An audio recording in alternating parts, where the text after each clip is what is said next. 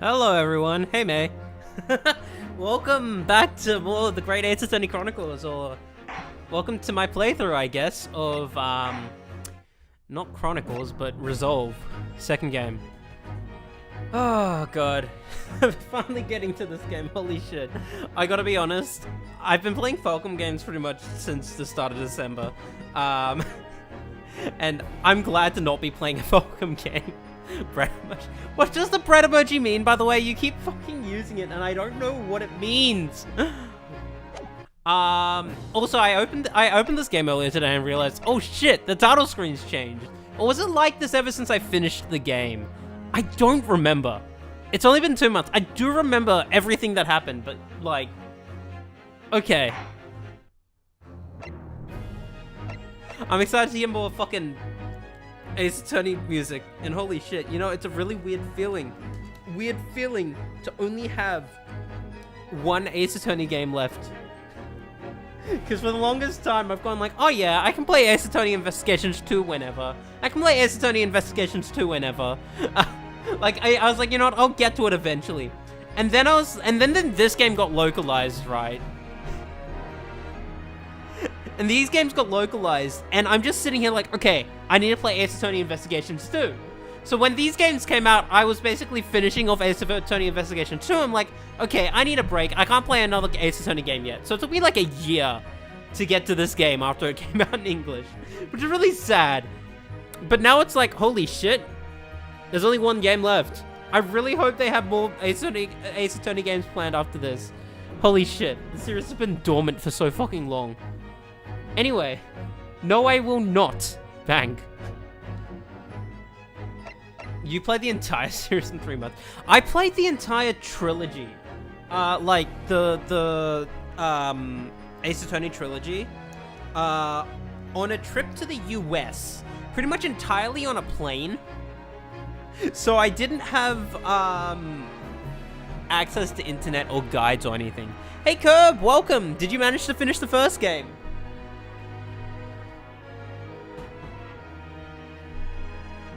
Welcome.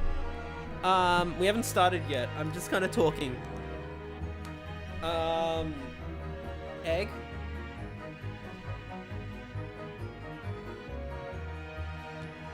What egg? I've been arranging an egg, or playing an egg, recently. At the final part of the messages left. Yeah! No, final parts tend to go on for a bit, yeah. You might not want to stay here for when I start then, because I get the feeling this may spoil the end of the game. But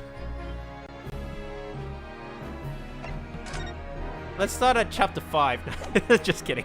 I love that you can do that though. Probably won't be around for you're still sick. Oh, sorry to hear that. Hope you get better soon, Curb. But yes. Let's start. I don't have much to say to, like, yeah. It starts off with a spoiler immediately. Okay, fucking leave right now, Curb. Right now. I just started. You joined and you saw egg. Yo, anime? Oh no, this is actually in engine. Never mind. Standing here in the bright sunshine, looking out over the vast ocean. I love my Japanese characters voiced with British like actors. Dream, but I do miss just like my favorite JRPG series.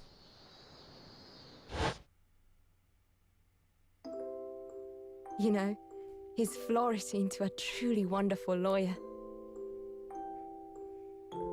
I've no doubt that at this very moment, he's fighting some noble cause in court.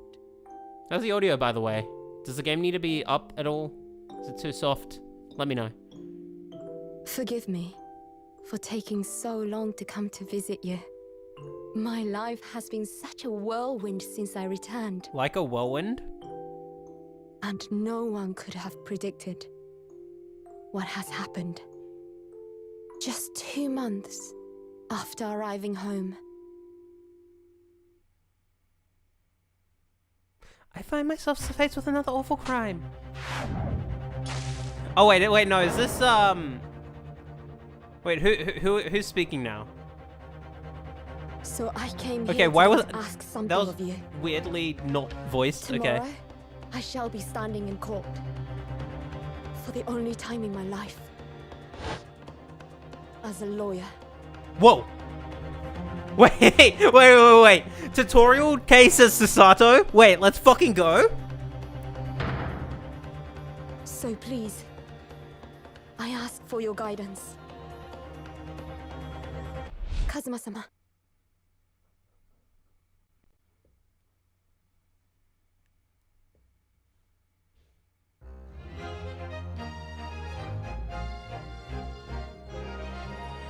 The Adventure of the Blossoming Attorney. God. I love the music. Holy shit. Tutorial case, I bet.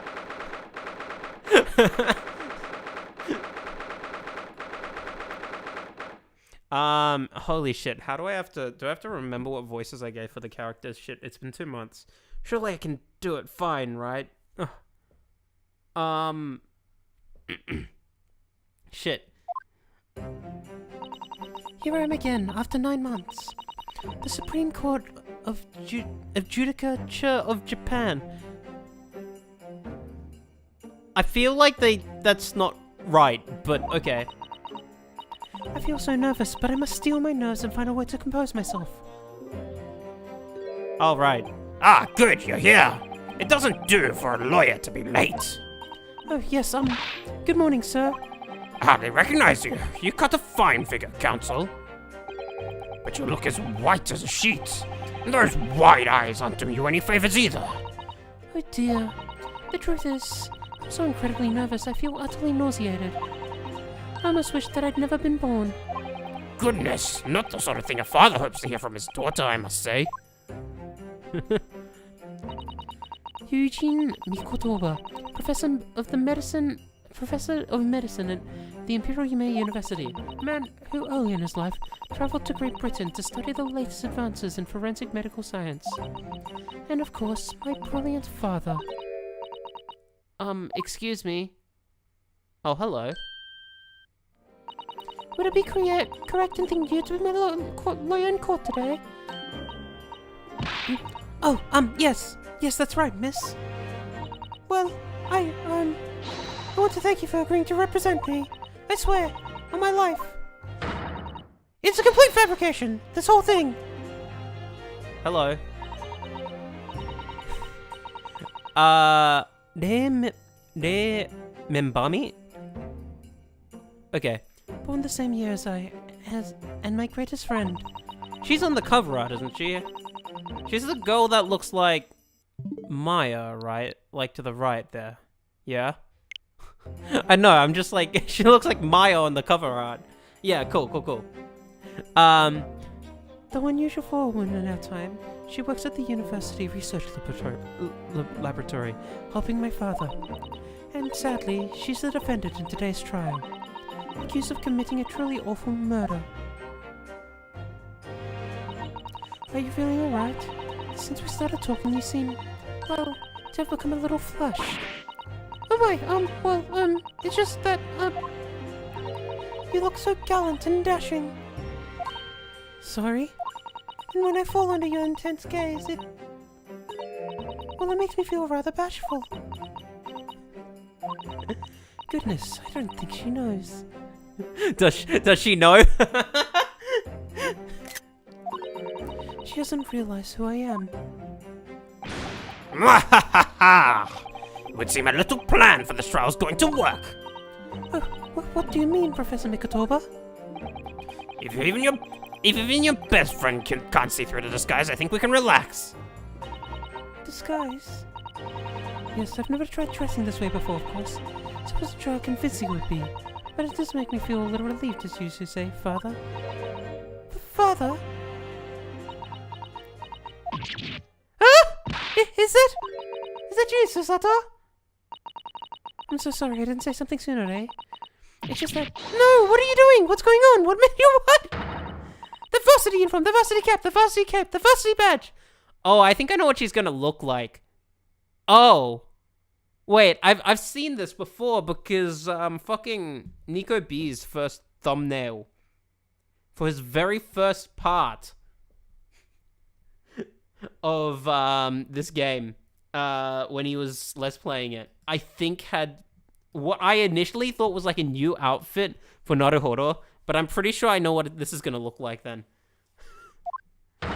Look at you! You look all the world just like a student of the Imperial Yume University! A male student! I'm so glad you think so. It means all my preparations have been worthwhile.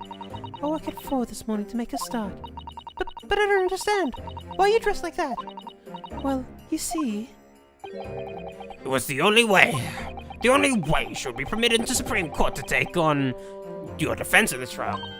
Rainbow flag emoji. Indeed. My defense.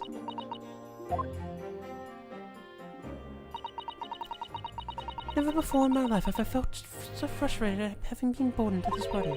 Caught in Japan about a woman, when I was allowed to set foot inside the courtroom, despite the fact that the laws of the land apply to all people, male and female alike. But woman are forbidden! Just for today, I'll be leaving my true self at the courtroom door, so that I can act as your lawyer. Oh, Susato, you go to such lengths for me? Of course, you're my greatest friend. I just worry that I shan't be the lawyer you deserve. Oh no, I have complete faith in you! Hey. It's so strange though. I mean, you're such an accomplished judicial assistant already, and yet just because you're a woman... What a wretched reason! I mean, why shouldn't you be allowed in court? You're so gallant and dashing! Ray, please don't look at me like that, with those flushed cheeks and dotting eyes. Oh, I'm sorry, it's just... You really do look so dashing. Yes, you mentioned that once or twice. You should be pleased. It means you look convincing as a man. I am pleased. I think it certainly helped bolster my confidence today. Hey, you're managing to put in a brave face in all this, but I can see through it. I've noticed how your shoulders are slumped, how you're trembling ever so slightly. Susato, you do believe me, don't you? I didn't do it. I couldn't have. I mean, murder. Of course. You have nothing to worry about. Your conscience is perfectly clean. Isn't that right? Yes. Yes, it is. Perfectly clean. I have absolutely no doubt in my mind about your innocence, which is why I'll stand by you until the bitter end of this trial. Whatever happens, I'll always be on your side. Because that's what it means to be a defense lawyer. That means so much to me, Susato. Defendant counsel! Court is about to begin! Proceed to the courtroom at once! he like stood up straight. And then suddenly just slumped down the moment he stopped talking. You should go in at once, Ray. If you're late, the judge won't hesitate to pronounce you guilty. Oh! Stand aside! I don't think I've ever seen her run so fast. Well, Susato, you certainly surprised your father. Going to such length to be admitted into the courtroom, with no prior experience of being a lawyer. There was simply no other way. That's all there is to it. But father, you haven't told her, have you? I mean, I'm right in assuming Day doesn't know how it came to this. Yes, quite right. Kept that information from her. Would only worry her if she found out that no other lawyer would agree to take her case. I didn't want to burden her with that. And is it true the reason why every other lawyer is refusing to take the case? Is it really because of who the victim was? We should be making a move now, too. As you know, law isn't my field. But I'll do what I can to support my student. Thank you, father. Of who the victim was? Don't be fucking Natsume Soseki. it can't be right. That would be funny, but I feel like it wouldn't really serve much of a purpose. I'm Susato Mikotoba, judicial assistant. 8 months ago, I accompanied a student of law on a study trip to Great Britain, but 2 months ago, due to unforeseen circumstances, I found myself back in Japan. Look at him! Yeah! Sorry. How many times have I wished that he were here, I wonder? Still, I have no choice now but to steel myself for the trial ahead. Wish me luck, Naruhodo-san. Silly boy. He's great. It took me one game. It took me one game to be won over. I like Naruhodo more than Phoenix Wright, and that's actually fucking impressive, you know? That's really impressive. Yeah, I've seen that outfit for Susato before. Wow. I thought that was a new outfit for fucking Naruhodo. No, it's Susato, okay. The court is now in session to hear the trial of Rei Mempami. The prosecution is fully ready to proceed, Your Excellency. Look at her, holy shit. Defense counsel, are you ready? Yes, Your Excellency, we are ready. Ready? Oh god, this feels this is great. Oh yes, counsel. According to your registration details, your name is Ryutaro Naruhodo. Ryutaro. Oh my god, I'm pressing X. You know why I'm pressing X? She does look like Morak. Holy shit. You're right. Fucking in Xenosaga DS, whenever there's like a term highlighted in orange, you can press X to open the glossary. And I'm like, okay, I need to press X to see if there's like a glossary explaining the joke here. No. This isn't Xenosaga DS, fuck. I hate being a Xeno fan.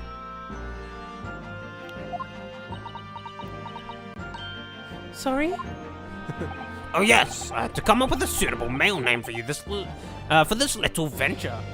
Did you catch the joke with Ray's name? What was it, Memtami?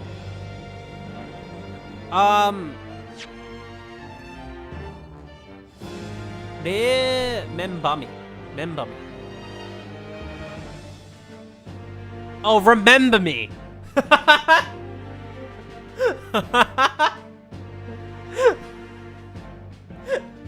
Oh god. What is this fucking Spirit of Justice naming schemes? I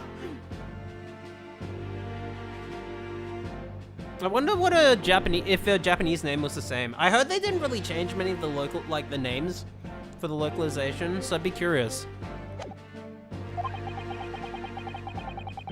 So I'm afraid to say I simply put down the first name that's brought to mind.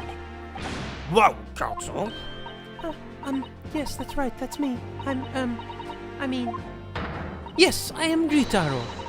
He who is vowed to uphold the pride of the great Naruhodo clan.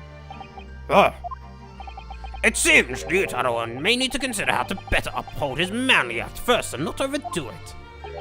And those wide eyes aren't doing you any favors either. Just relax and listen. Naruhodo? A fresh face in this courtroom, if I'm not mistaken. But the name Naruhodo, would that perchance be? Spirit of Justice. I like the names in Spirit of Justice, okay? I don't think they're great, but they're fun. They're fun. You may be thinking of Yunosuke Naruhodo, currently in Britain as part of a study program that is, his cousin! That's right. Ryutaro here has been studying the provinces, but was called to the capital for this trial. I assure you, in matters of law, his knowledge rivals that of any Tokyo's preeminent lawyers. Any of them? What a pitiful situation! I'll be your guide.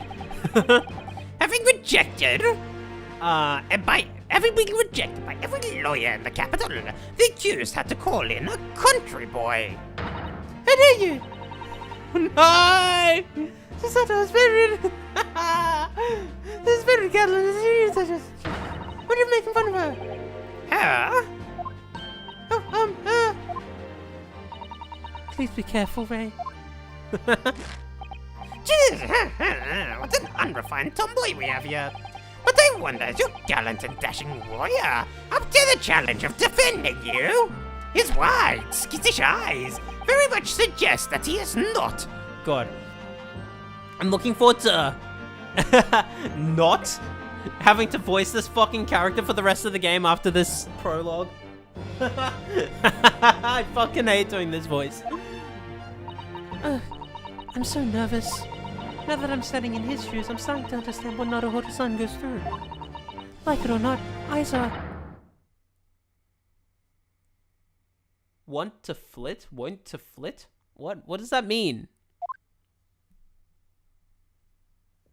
The case to be heard on this day is a matter of great significance to our national interests. In fact, it would be reasonable to assume that the outcome of this trial may very well affect the future of our empire. Just like the trial 9 months ago. And yet, for proceedings of such importance, we have this unknown yokel by the dock. Dear me! Perhaps it would be an appropriate moment to assess the defense, to determine whether you have taken the tutorial before or not. 9 months ago, when a certain other Naruhodo stood where you're standing now. This same judge tested him as well.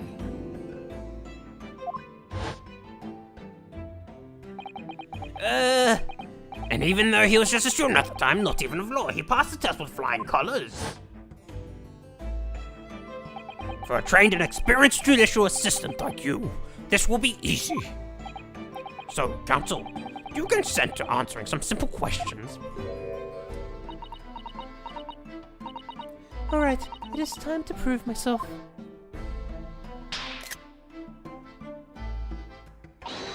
Yes, Your Excellency. But please make them simple. My favorite part of it. I love getting the tutorial. Very well, to start with, you will state the name of the victim. Oh, that is simple. Wouldn't forget that if I tried. What's the matter? Now that I'm standing in shoes, I'm starting to understand something else Naruhodo-san goes through. Like it or not, mine's want to blank. It's not surprising, really. It's your first time in this position, and that guy's. Even a bright spark like you is bound to flicker and falter under a little under the circumstances. Oh dear, this is a dismal failure. Don't fret. You only need to use the knowledge you've gained as a judicial assistant to overcome the problem. Of course, the court record. Yes. The answer will be amongst all the key information about the case in the court record. That's right, just use R to open the court record. What's an R? I don't know. It's just something that sprung into my hand. Into my hand? I meant head, but okay. Alright. Oh, the victim is the fucking foreign exchange student again? Okay. Not exchange, yeah, it was an exchange student. What's the name of the victim in this case? I'm just gonna do that. Yes! Yes! The name of the victim who lost her life in this case is Miss Giselle Brett. I'm assuming. I'm assuming victim was the kid. Yeah, okay, cool. Okay. Wait, hold on. How many? No, it's only been 2 months since the end of the first game. Gotcha. Cool. So the ages shouldn't change so much. Giselle Brett. A name that would never be forgotten in the courtrooms of our country, I'm sure. Correct. And being a member of our empire's judiciary, you will be well aware of the significance of that name. So, let me pose another simple question. As you know, Miss Brett was a visiting issue from the Empire of Great Britain. Why then is her name indelibly associated with the Empire's judicial history?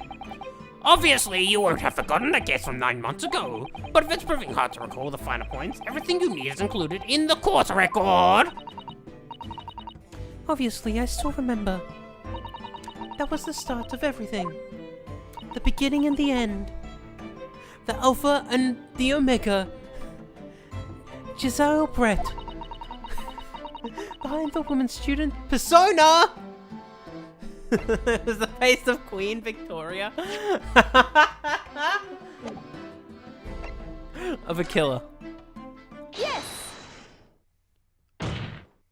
9 months ago, a visiting professor of medicine at the Imperial Yume University was killed. And the culprit was... Giselle Brett. Yes, she was a killer. At the time, our country had just signed a new treaty with the Great Empire of Great Britain, and it was in the midst of this delicate diplomatic situation that the incident occurred. An Englishman, Dr. John H. Wilson, was shot dead. I believe it's an associate of yours, Professor Migotorba. Yes, I was indebted to the man. He'd been my mentor since when I went to London to study forensic medicine. Indeed. It was I who invited him here to Japan as a visiting professor at the university. Naturally, the murder of an Englishman was a matter the government wished to resolve rapidly. Indeed it was, which is why a secret trial was conducted here at the Supreme Court.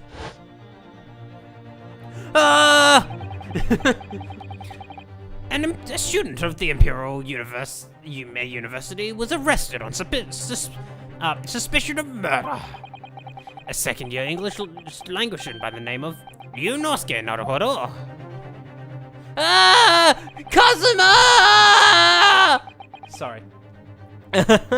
With the help of his best friend, a student lawyer, the accused conducted his own defense and exposed the despicable crime committed by Mr. Giselle Brett.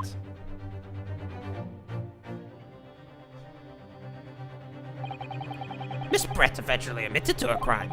However, when questioned about the motive that drove her to take Dr. Wilson's life, she gave no satisfactory answer before the trial reached its conclusion. Immediately after the trial, the British government brought its consular jurisdiction into play. We were unable to sentence Miss Brett according to our empire's laws. It was decided that she would be removed to Shanghai, China, instead. Why Shanghai? There's a British consular court there. Correct. I oversaw the negotiation personally. The date of her transfer to Shanghai was finally settled upon only last week. All that remained of our empire's obligation was to see the woman safely on board a steamship.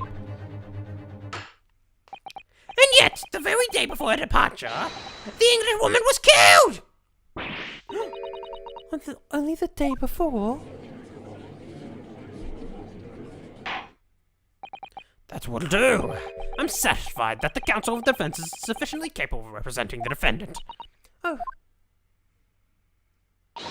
Thank you, Your Excellency. Over the first hurdle. Now, a summary of the incidents, if you please. Prosecutor Auchi. As it your wish, Your Excellency. The repugnant crime took place on the 11th of August in broad daylight.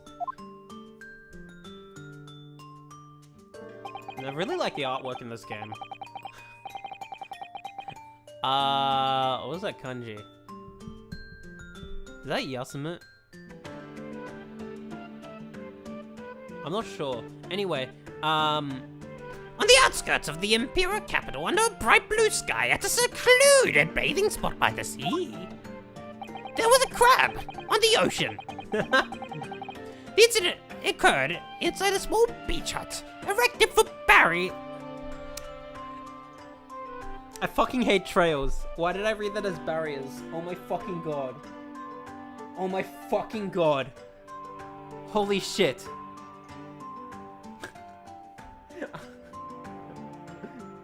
Erected for bathers to rest or change their clothes.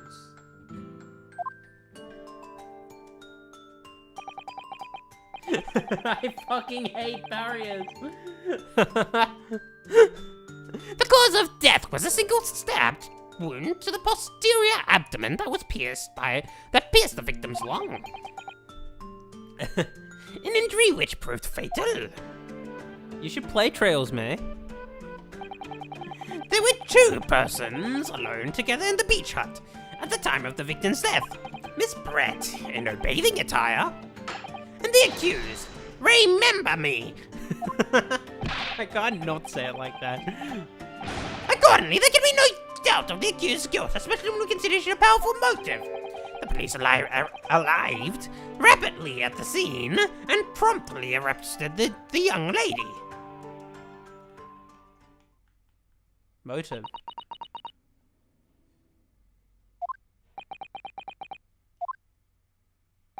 Wow. That extraordinary description of events leaves me somewhat lost for words, I must say.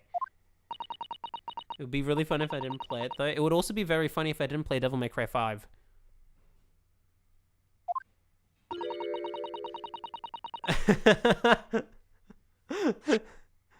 That's certainly true. The prosecutor's testament was full of words. That raised a lot of questions.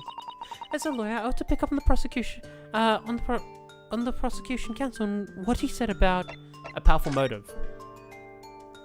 I haven't played 5. I've only played 1 and 3. I have 4 and 5 to play eventually. But I will play them. Don't worry. You're clearly exaggerating. Powerful motive is a blatant overstatement. The yokel boy loves using long words he doesn't fully understand. I beg your pardon. No matter, let us put this to the accused, shall we? Whoa. His hair just fucking clipped back into position there. Remember me, son. You're a research student in the Imperial Yume University, I believe. Yes, I am. I'm working with Professor Mikotoba in his laboratory at the moment. I can confirm that. The defendant is an excellent assistant with a strong sense of responsibility. Fascinating to hear. Now, another question. Prior to your work with Professor Mikotoba, whose research were you assisting then? Oh, I was studying under Dr. John H. Wilson. Dr. Wilson? The visiting English professor who was murdered by Miss Brett 9 months ago.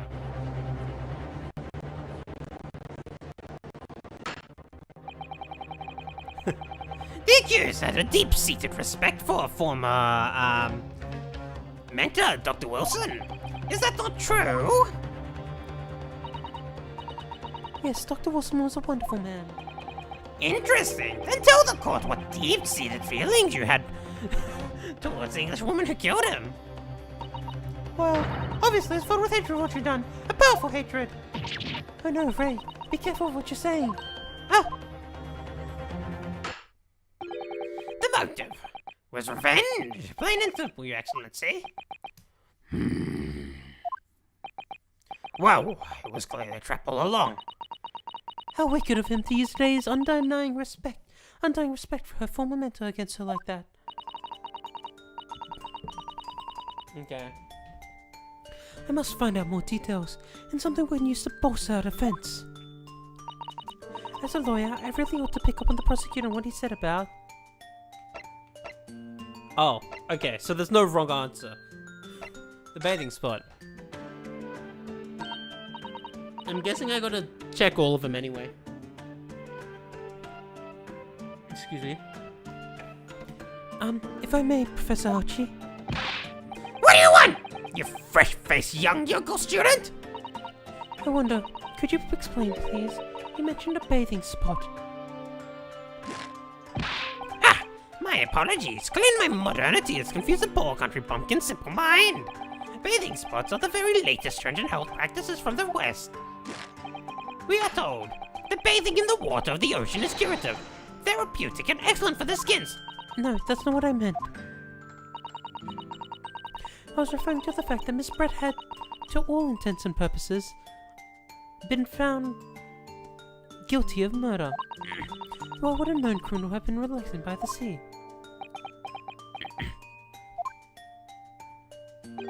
For old time's sake, I believe. Sorry? Miss Brett was to depart from Shanghai the following day.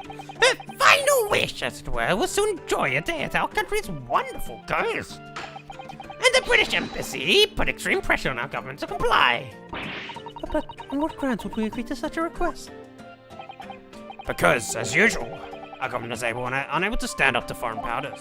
In matters of diplomacy, it seems we don't even have the courage to decline the whims of a known criminal. Don't look at me, Professor. It's the government who granted permission, not I! In any case, it was decided that, with a dedicated detective under security, nothing could go wrong. Fucking Hosonaga? But in fact, a murder took place. I said don't look at me! It was a young student girl who did it, not I! No one has proved that yet. I wouldn't provoke the man if you don't need to. At this stage, I need to gather more information, I think. Yeah, okay, I have to do all of them. Cool.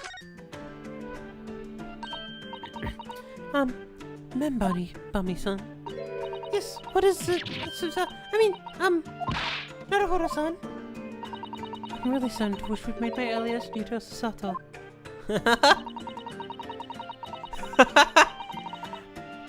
Please tell the court why exactly you were present at the bathing spot with the victim in the first place. And why you were alone with her. Oh, well, no, that's not true. I wasn't like that at all. There were other people present. The detective who was guarding Miss Brett for starters. I was just asked to accompany Miss Brett as a companion, that's all. But let us be clear. At the moment of her death, you were alone together with the victim in her heart. You and no one else. The truth is, there was only one reason why this young woman accompanied Miss Brett on her bathing sojourn. I didn't even read that. I don't even know what the word means, but okay. It was the accused's last chance to take the victim's life. No. Sumi. Is that Sumi? No, that's not Sumi. Butts, isn't it? Anyway. Because as we know, it was the following day would see Miss Brett extradited to the British authorities in Shanghai. And the accused would never have an opportunity to dispatch her again. Kindly refrain from conjecture, Counsel. I believe we have a clear picture of the incident now. Despite her guilt from being determined 9 months ago, Miss Brett managed to avoid incarceration instead of continuing her research work at the university. Obviously, over that period, she and Ray would have encountered each other on a number of occasions. Seeing the murder of the mentor for whom she had such great respect enjoying such undeserved liberty. Yes, even if it was only temporary until Miss Brett's extradition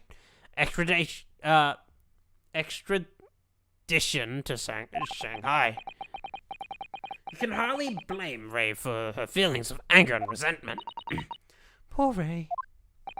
So, Your Excellency, if you be so kind as to pursue this exhibit, a photographic print that shows the scene of the crime immediately following the grim incident.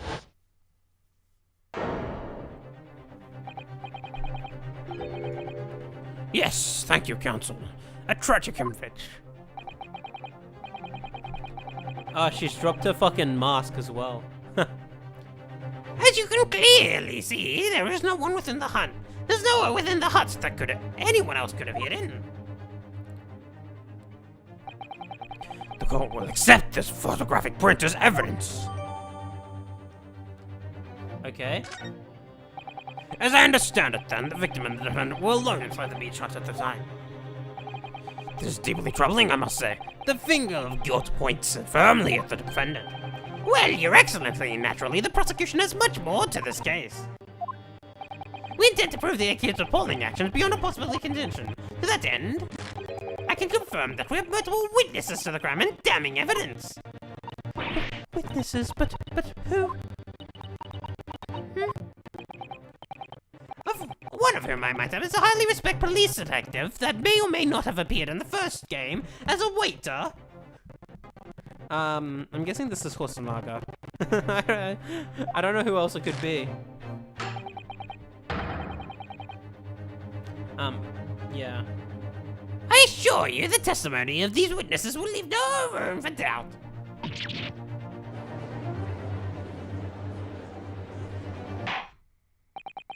Very well then, Counsel. Bring forth your witnesses.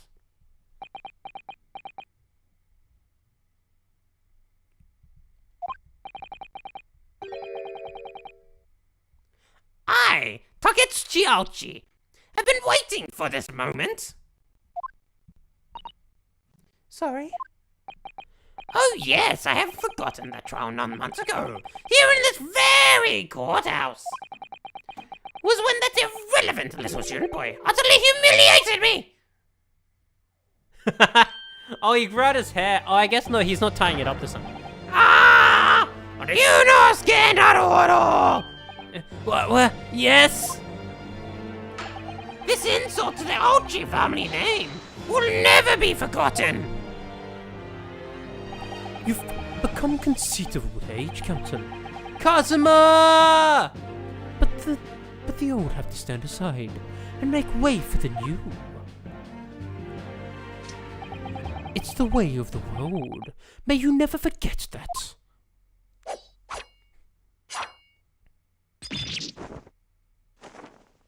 Ah.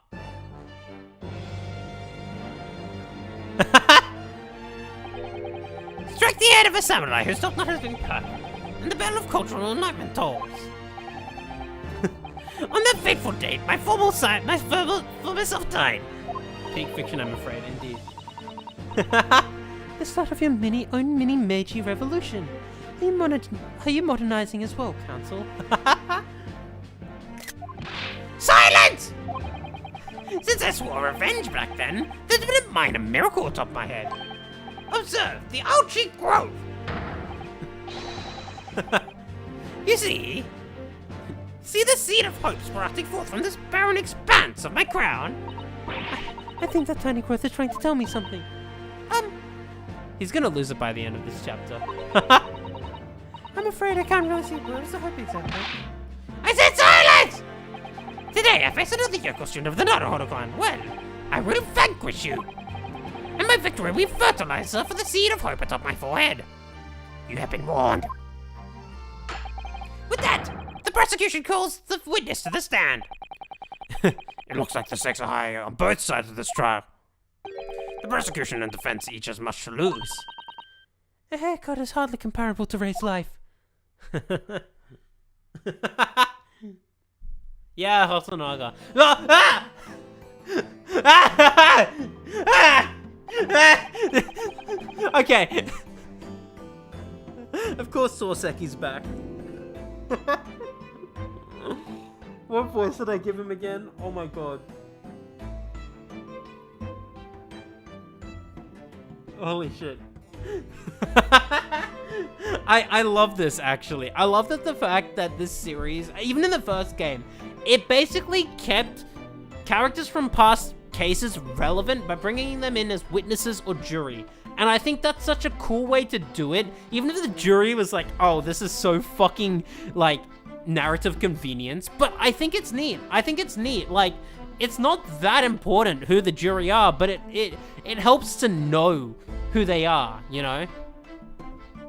And in this case, fucking Hosonaga. Soseki. Okay. What is it? Yeah, anyway. Chief Inspector Satoru Hosonaga, Imperial Police Bureau. I'm in disguise, obviously, so I can go undetected. Is that fucking Turtles on his head?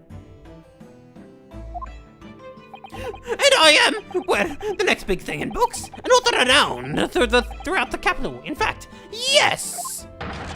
Soon to be sold out, the satirical I'm a Cat sensational success by Soseki Natsume. The during the last case of yeah, it was great. Who the fuck is that?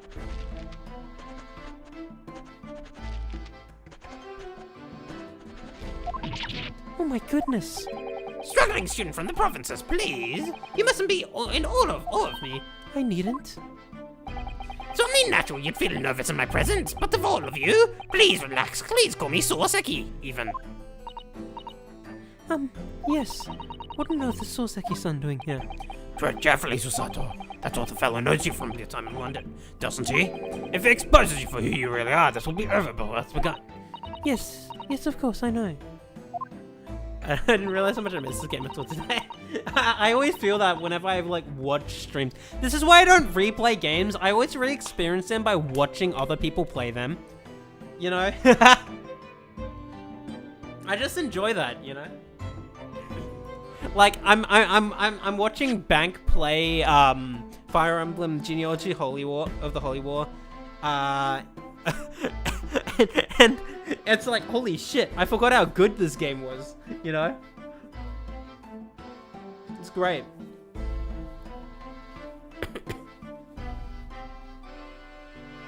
I presume Soseki-san would have forgotten about me. I could certainly never forget him. Although he does. Oh wait, Although he does... wrong voice.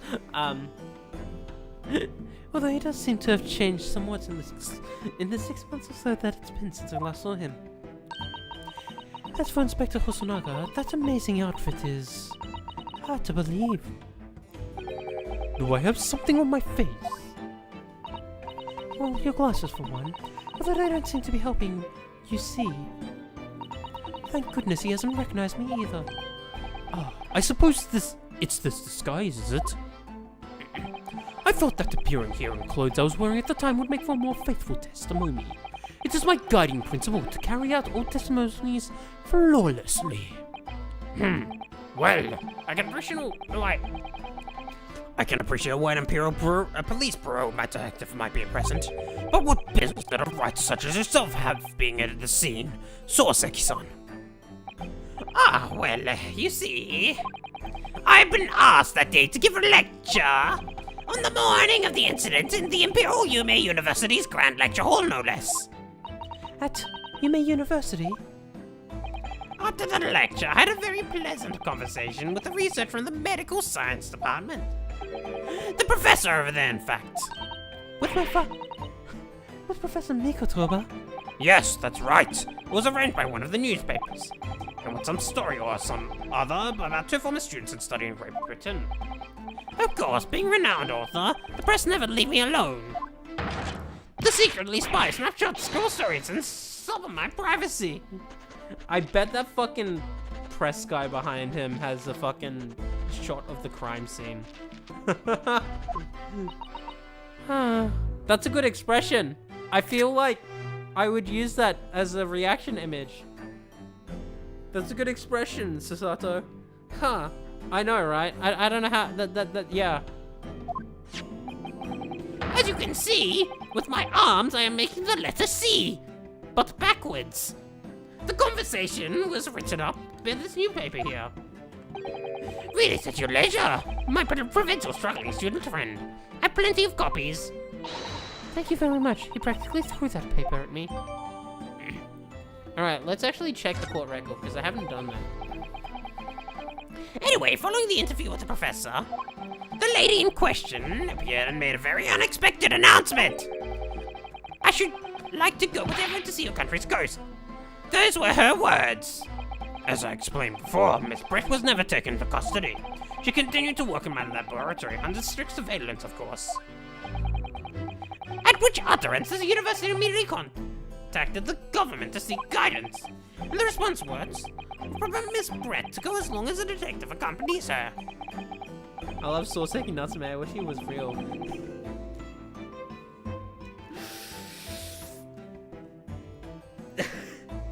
Does he know? Fucking mood. It's actually really funny. I was talking to, I think, Rourke, actually. And he was like, oh yeah, I didn't know who Natsume Soseki was until I played this game. And I'm like, ha! Okay. Sure. I got to study a bit of his,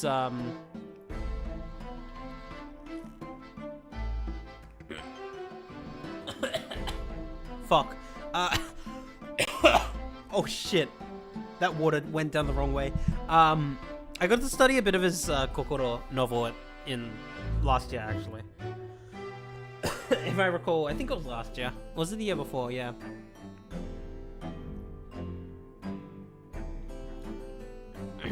So it was pretty funny seeing him in this game. Give me 1 sec to just like cough. Hold on. Holy shit, that water really fucking... I shouldn't have sipped that water like that. Holy shit. Excuse me. That detective I'm at liberty to divulge was me, Chief Inspector Satoru Hosonaga. Thereby, the entire party departed cordially for the seaside, it seems. It was extremely challenging to clear all other members of the public from the vicinity of the beach. That's me right now. You are coughing blood as usual. But fortunately, I'm at peak physical. Yes, sure. Bro's fighting for his life against water. Water? Water? I don't know how they say it. I can't do a fucking British accent. Anyway. But fortunately, I'm at peak physical fitness at the moment, so I was able to... Oh my god, the blood's fucking longer this time. I think. Mio is Welsh, yeah. God, you don't want to know how much I struggle to make a voice for Mio. Because I cannot fucking do accents. While I was playing Xenoblade 3 on stream. But anyway. Am I, Inspector, you? Well, you do have something on your face. No. Oh, how unsightly. I do apologize. Does that mean you went to the beach too, Father? Oh wait. Wrong place. Does that mean you went to the beach too, Father?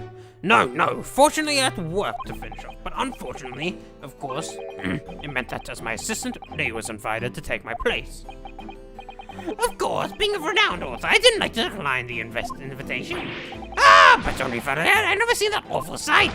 Relentlessly racked by remorse and regret. Regret. Very well. I must now ask you to present your formal testimony to the court. You will give the account of all that you have witnessed on your impromptu excursion to the coast.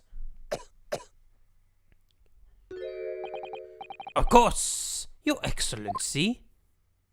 Relentlessly racked by remorse and regret, I can't say the word fucking regret when I roll my R's. Anyway. I can't do it. Holy shit. Anyway. On the day of the incident, I was ordered on special surveillance assignment in this disguise. I just managed to catch that crab. I don't know why I'm starting to roll my R's with Soseki, but anyway. When I suddenly heard a cat got the water from behind me. I don't even know what that means. I ran into the beach hut at once, where I found the pair in question. Yes, that young girl was astride the English woman, dagger in hand, as she swiped wildly. I saw blood on the blade. It proved to me that she'd been stabbed by the victim multiple times. Indeed, it does appear from this terrible testimony that both witnesses here present saw it, the very moment of this heinous crime. What? Now, if you recall, I promised evidence as well. What phrase did I use again? Ah, yes, that was it. Damning evidence. What you have there, Consul? What have you there, Consul? A so-called fountain pen, is it? Correct, Your Excellency. I found it at the scene whilst examining the body.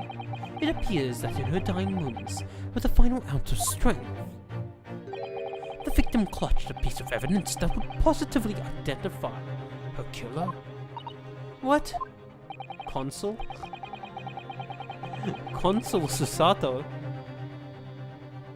Your Excellency, if you'd cast your eyes over the photographic print of the crime scene once more.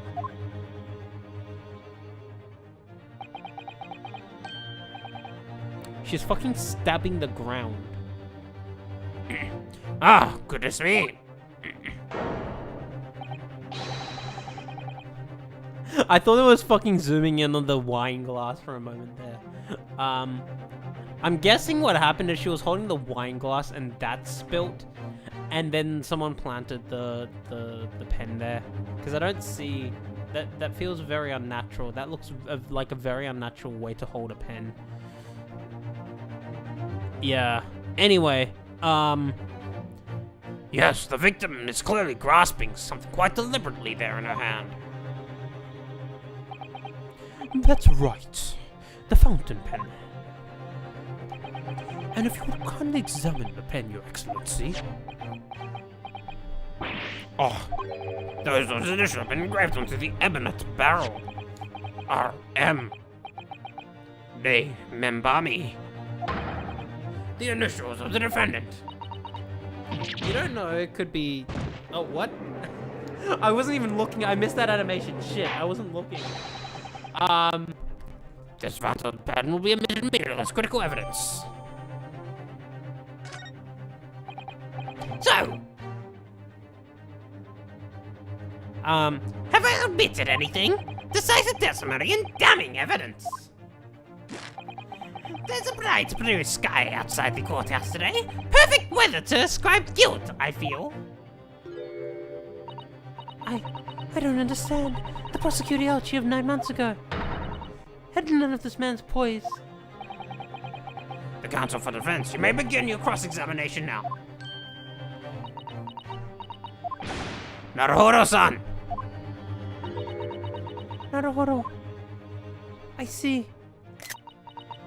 That means... Oh, yes, me! Is there another Naruhodo in my courtroom? Actually, there isn't even a single Naruhodo in your courtroom. Cousin Ryutaro, pull yourself together, please. Alright, I've seen this countless times as a judicial assistant. Find inconsistency with the witness testimony. Prove that they're lying somehow. That's all there is to it. That's how a real lawyer would handle cross-examination. See, that's what I do, or whatever. Let's go. Alright. What's in the court record? Victim dissolved around 2 p.m. Single deep stab wound from behind, piercing a lung. Death would have occurred within minutes. Okay. Extreme meiosis, pupil constriction was observed in the victim both eyes. Okay. Not that we get to see her face.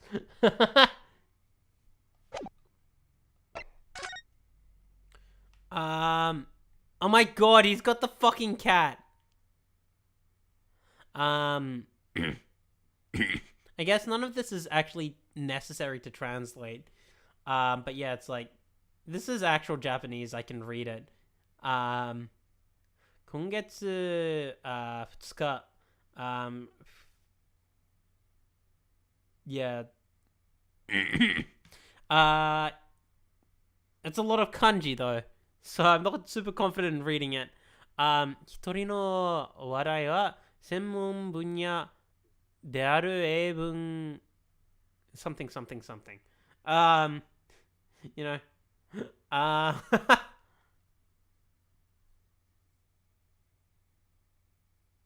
Oh, they were using katakana for the newspapers back then. That makes sense. Sorry, I'm just seeing Japanese and I've immediately gone into, okay, I need to be able to read all this kanji. Come on. You can do this. Anyway, I'll read this another time. Of course he's doing the fucking pose as well. Japanese text in a Japanese game currently in a Japanese setting. You know, it's funny because the fan translation for the first game actually did translate all the images, if I recall correctly. Which is one thing I think the fan translation does have somewhat over the official translation, but at the same time, it doesn't like add that much. You know, like, versus subtitles. And having subtitles makes it more accurate to, like, the original context. So I can see both ways, you know. RM. RM could be any fucking body. Ryunosuke...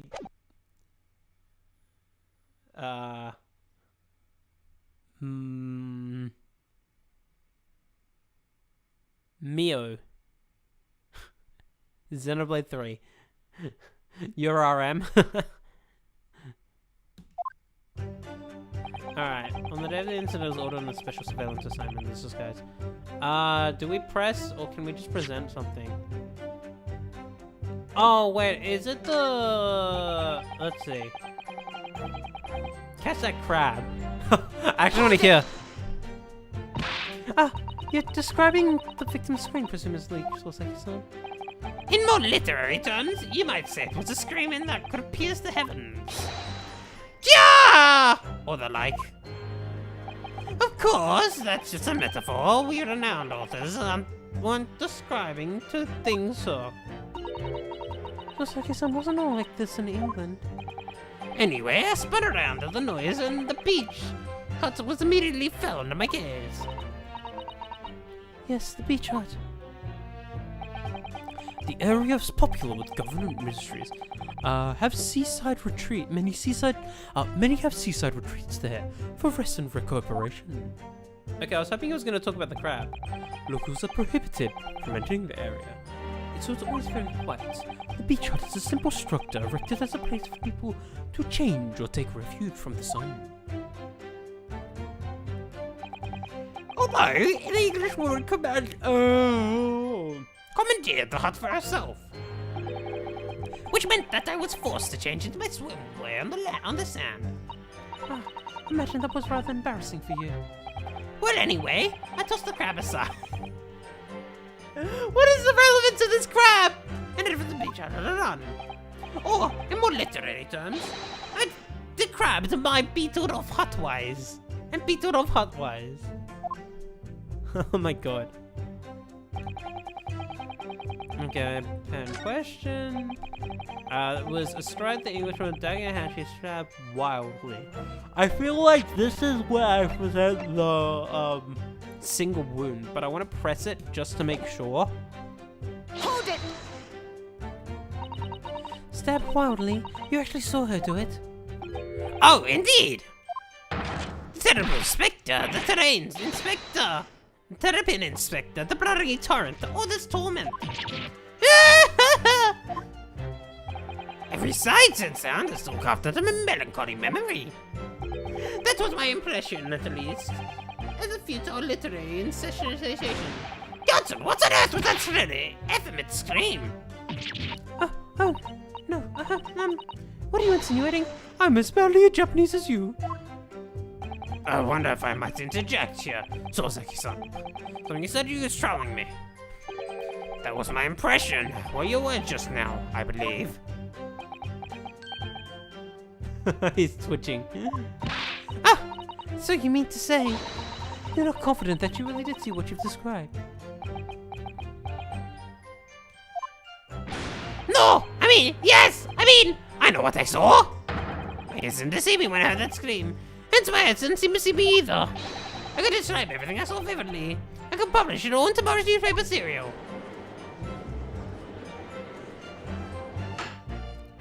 It sounds as though the next installment of I Am a Cat may take a mark of a turn. I think this is a fool's errand. The more we pressure author friend on what he saw, the more entrenched he's going to become. Oh dear, how awkward. Alright. You know what? I actually haven't saved yet.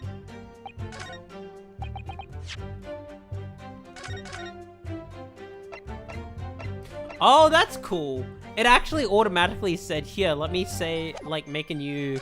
Like, it automatically directed me to save file 2. Cool. I appreciate that. Not that it matters, it's a fucking visual novel. Anyway, I'm pretty sure I am presenting... Yes! Yeah. No, okay, the music didn't cut out. Never fucking mind. 2 brain cells. Moment. Okay.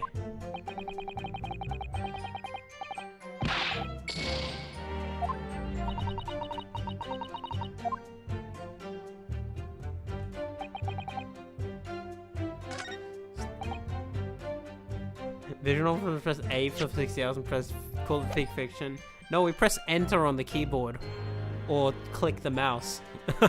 Visual novel fans don't play visual novels on console too often. Anyway.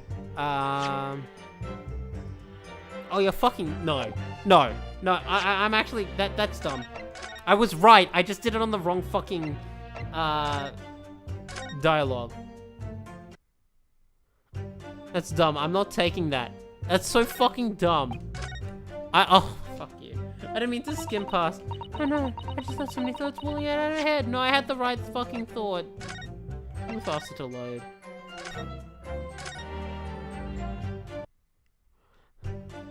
Let me fucking present the I presented the right evidence on the wrong fucking thing. I hate it. I have the right thought process, but it's in the wrong fucking area. Yes, let's go. I missed the fucking screenshot. Wait, hang on. I need a thumbnail for today. I need to change the thumbnail. One moment. I was right. I was just wrong. Fine. You want me to take that fucking L? Sure. I'll take the L. That's fine. I'm happy to do that.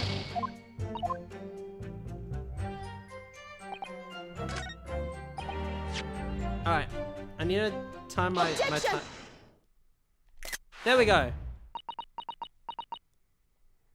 I can record videos, but it's not, yeah, it's on Switch. It's not as, it's not as high quality if I do it that way compared to, like, just screenshotting. But anyway. With that accusatory's cry that just welled up from deep inside me, I think I finally understand.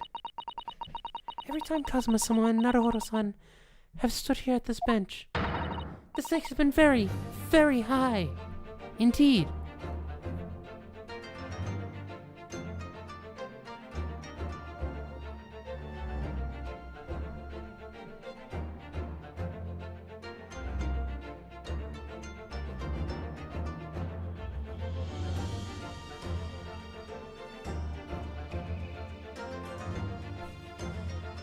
This is gonna be consistent, mate, by the way. I usually, whenever there's like a new song, I just like sit here and listen for a bit.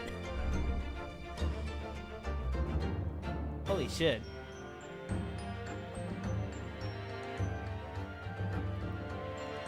This is a vision novel. I can go at my own pace, bitch.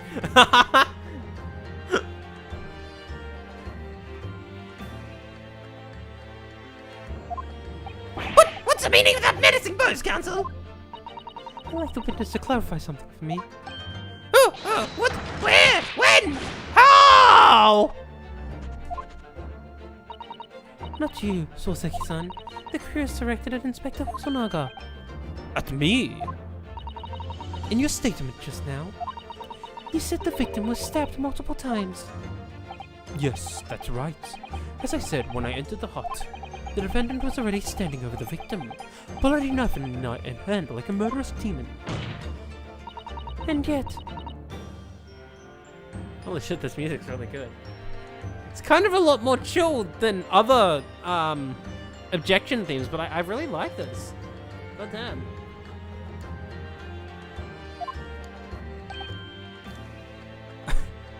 What? Get to the point, please, Counsel. In the post-mortem report, it clearly states the victim was stabbed one time only. Ah! In other words, Inspector Hosanaga's testimony is clearly flawed.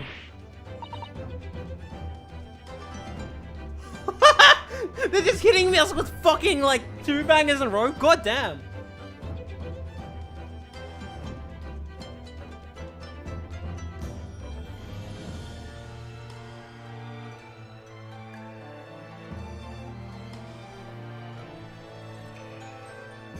I love the instrumentation here.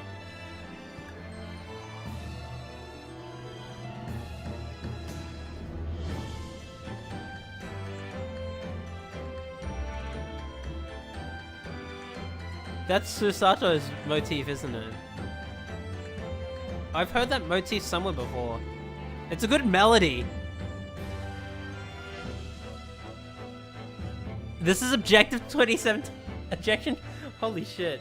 Oh my god, that's so fucking weird. What the fuck? Sorry, I'm just like... There's a fucking year of objection themes I haven't heard. Oh my god.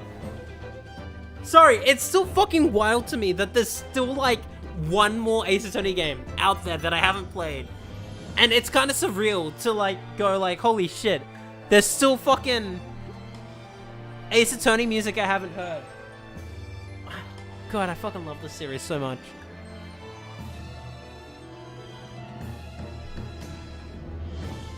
God, that feels so weird.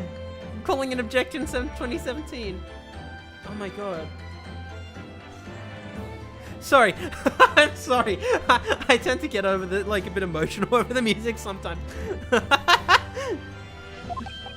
Mimi! I don't even remember what voice they gave Soseki last time. I'm kind of like mixing Soseki's and Aochi's voices at the moment, but whatever. You claim to have seen. Sorry. You claim to have seen Menbani-san, Menbani-san in the throes of stabbing the victim. Yes, I did. Wildly! But both you and the inspector confirmed the same point. Did he just meme? Xenoblade 2 fans when me. There was already blood on the knife that you saw the defendant was holding. Yes, and? It's quite simple. You know the murder weapon was used to stab the victim only once. Therefore, there's no way there could have been blood on the knife if that single stabbing hadn't already occurred.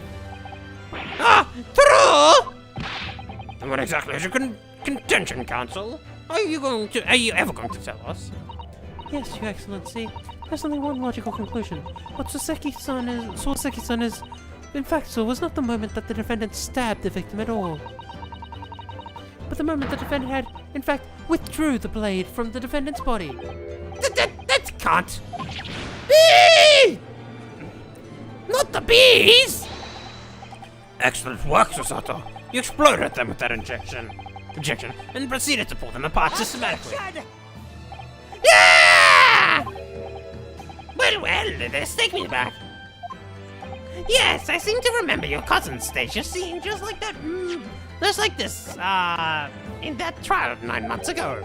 A half-witted child! With half-baked objection, attempting to steal the show. You're right, there were certain similarities. Except the so-called half-witted child managed to outwit the prosecution, who was only half a head of hair. Slander! Man is quite adequately dressed. In any case, all this talk of stabbing and withdrawing in multiple wounds, it makes not a jot of difference. What? Why not? Engage your brain, young man! Fire Emblem, engage your brain! When the accused first plunged a deadly weapon into the victim, that was the fatal blow. And it was at that moment, just as she had withdrawn the blade ready for an next strike, that the witness saw. The knife was already tainted with blood, because the accused had already stabbed the victim. Ah, All you have successfully shown with your little display is that the mustached author has brought to moments of extravagance.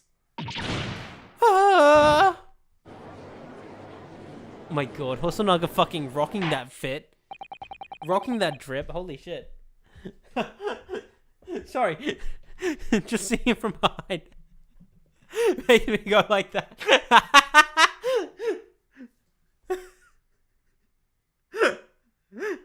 I probably could have phrased that better, but...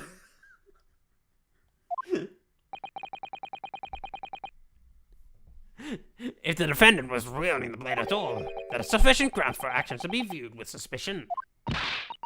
but if she's withdrawing the blade. We're back where we started! Sorry? Consider this, young Yoko boy. If the student girl is innocent as you claim, then why would she have pulled the blade from the victim? With a demon cold-blooded composure too? The prosecution demands explanation, and it better be good. I don't know why I couldn't say that word today. But why did Ray pull out the knife? Ah, yes, going for the jugular. What does father mean by that? Let the court hear your answer then, counsel. The truth is, I don't really know. I'd have to come up with a plausible reason here. We don't have a case. The reason why the defendant pulled the knife blade out of the victim body was solely so she could... Stab her again. Hide the knife. Gee, I wonder what the fucking answer is. According to the postmortem report, the victim's death was not instant. That's correct. It's thought that she would have remained conscious for a short while after sustaining the injury. Indeed, giving her time to take hold of this piece of evidence that clearly indicates a killer. The point is, being medical research assistant, Membari-san was compelled to act when faced with the wounded victim. Instinctively, she pulled the blade out in an attempt to save Miss Brett's life.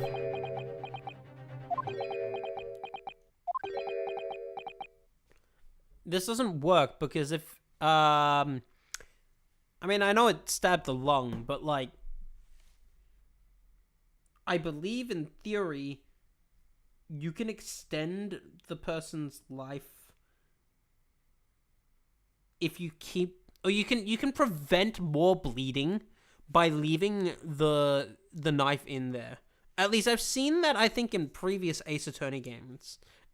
Or was it, I can't remember which piece of fiction did that. I don't know how accurate that is to real world medicine, medical science and shit, but like, it sounds right. So I feel like you wouldn't pull out the knife if in that case, but I could be wrong.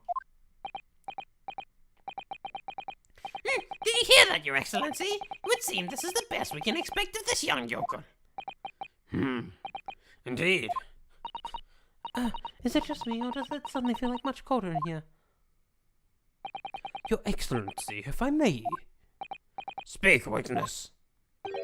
Would like another opportunity to testify in respect to the slipshod assertion just put forward by the yokel defense counsel, I mean. Slipshod? An excellent idea, Inspector. A young yokel hopeful has a modicum of knowledge when it comes to the law, it seems. But in metal medicine, he appears to not possess one iota of common sense. Very well, Inspector. I'll permit your request. You will testify again before the court on the subject of the defense counsel's assertion. God, the fucking... I'm gonna call it Turters on his head. Yes, sir, I shall do so flawlessly.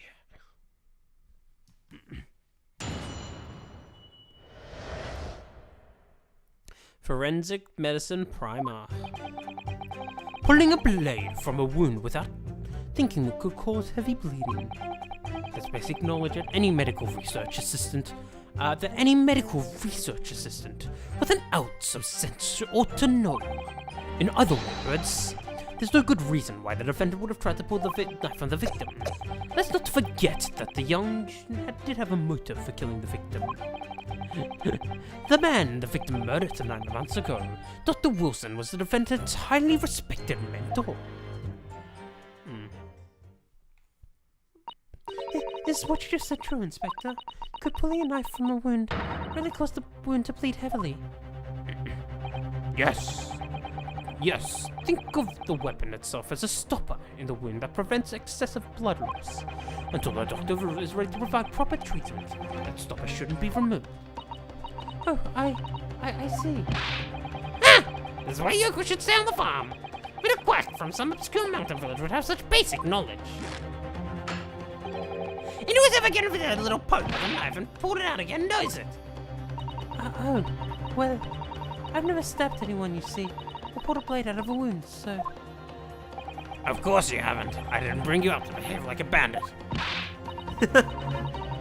Father, is it true what they're telling me? Yes, it's basic medical knowledge for medics. Ray would have been well aware of it. She would to claim ignorance of such fundamentals that would prove fatal in many ways. But then, why would Ray would have done it? Could she have pulled that knife in full knowledge that would be fatal for Miss Brett? I don't know. Ray never once mentioned anything about the knife to me. It seemed almost impossible to believe, but could my friend actually have? Susato, believe in the you that believes in, you know. Yes. Pull yourself together. We mustn't lose sight of why we're here. Ah. Counsel, it's time for your cross-examination. Oh, yes, Your Excellency. However, I must warn you that if your cross-examination fails to identify any issues with this established fact, I will be moving to my adjudication immediately afterwards. I understand. Believing in your clients and fighting for the cause until the bitter end. I knew it would be hard, but I had no idea it would be this hard. All right. Pulling a blade from a... I'm guessing I'm gonna have to press, so from a wound without thinking could cause bleeding. That's basic knowledge that any medical student has now to know. In other words, there's no good reason why the defendant would have tried to pull the...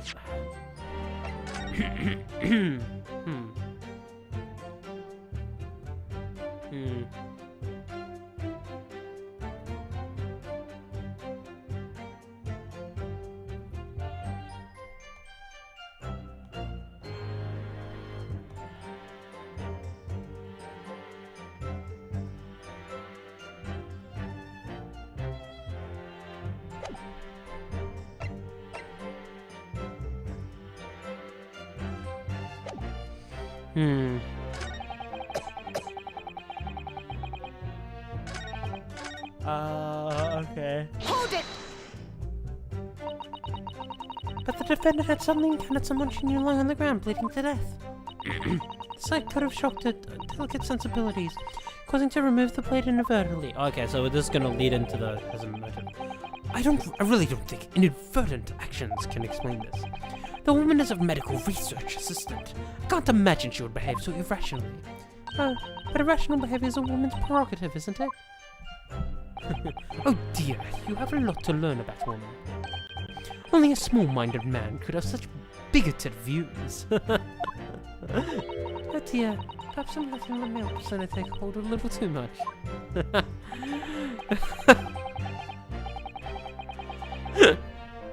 Yeah. Yeah. Well, I have managed to convey the basics now. Okay.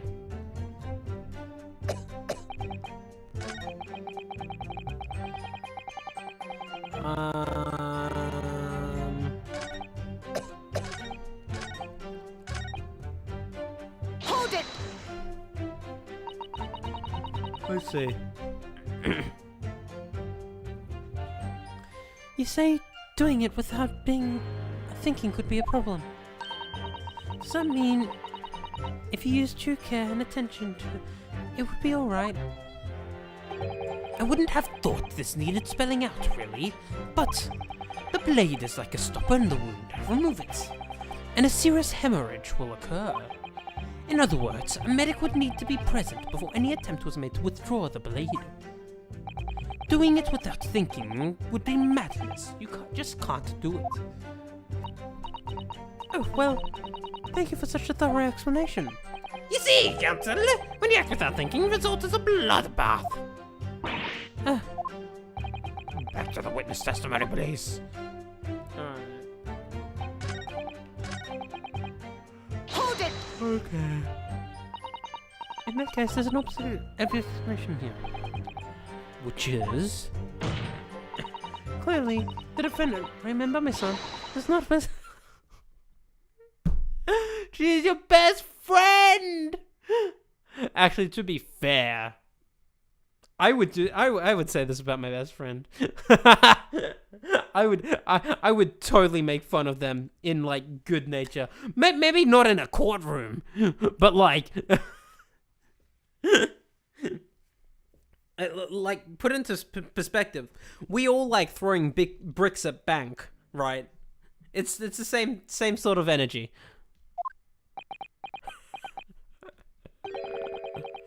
What do you think about that, Professor Mikotoba? I'm not sure that should be labeling your best friend as lacking in common sense. Well, I thought it would be better than labeling her as a murderer. I don't know. Young people today, if that's friendship, I don't understand it. Holy shit. That's a threatening animation. Jesus fucking Christ. Careful, Counsel. A lack of common sense can be a very dangerous thing. Oh dear, that recoiled on me rather badly. That's life, I'm afraid. A lesson everyone must learn. Hopefully you can see now that this is a really basic medical knowledge. Being an often involved in medical research, Membani-san would have certainly been aware of it. Okay.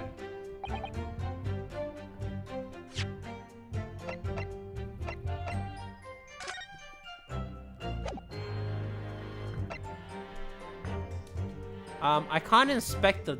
I was pressing A to inspect this, but yeah, I can't.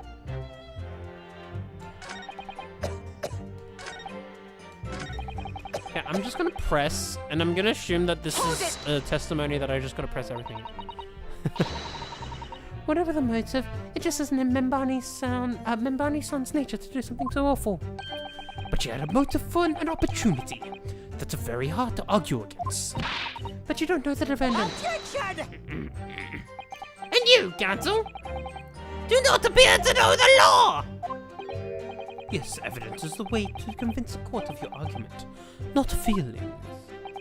With this fledgling defender, I would always say that I pity the accused. So do I.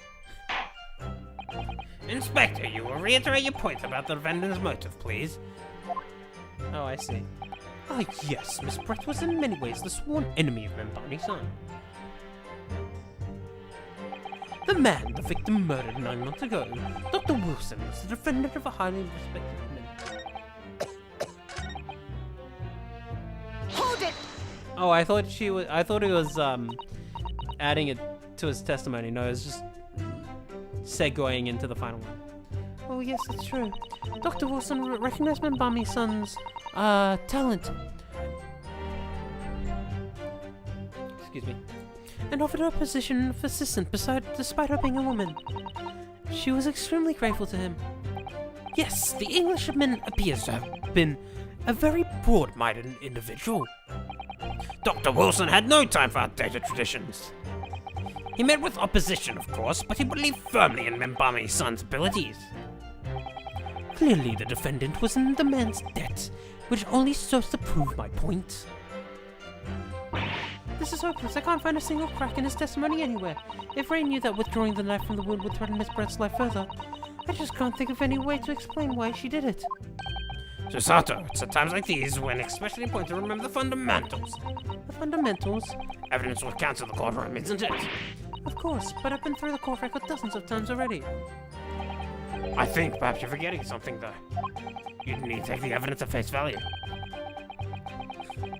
Ah, so I had to get to the end, and then it let me actually examine. I remember this being an issue in the first case of the previous game, actually, where it's like, oh, you need to do everything that you wouldn't do. That's right, I was like, can I press A to examine the pen? No. Ah, I realize this is your first time playing the role of Leia in the courtroom. So if you need reminding of the rudiments, you need only ask. I'll do my very best to help. Examine the evidence in the court record. It's an idea, certainly. What should I do? I know what to do. Come to think of it, Cousin of someone NARUHODO were always turning evidence over and over in their hands. Yes, I need to examine things in greater detail with A. Ah, by the look in your eyes. This is coming back to you. Go through the court record again, have a look at everything. You may just find a clue. Yes, I'll do it straight away. There we go.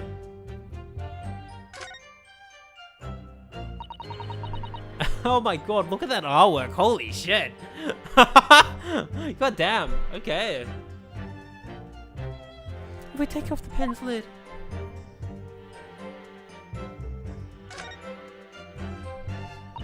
Now let's unscrew the barrel, shall we? That art really makes it look like more. This must be the little reservoir that holds the ink. Yes, you fill it by drawing ink from a bottle through the lip. Is something wrong, Father? Just that there doesn't actually be any ink in there, that's all. Oh yes, you're right. It's pretty much empty. What could be on the verge of running out, I suppose?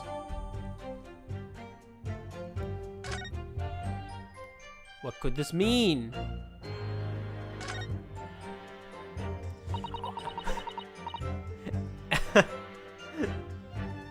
I spy a lucky emblem! I'm just trying to think, what were the fucking voice lines I had in Kingdom 3? Kingdom 3? Yes, that's the name of the game now.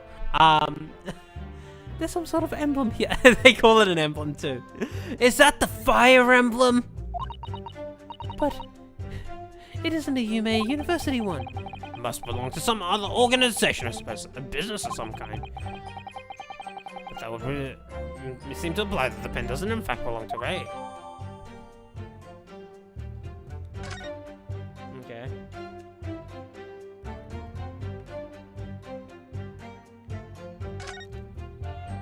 Rhineford Manufacturer.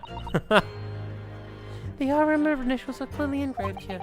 And the fact is that Miss Brett was clinging to this pen in her dying moments is very clearly a message too. To identify her killer, you mean? I don't think there can be any doubt that this is a key piece of evidence in this case. Interesting. Ah, here we go. We're probably gonna get details on what the business is if I look at this.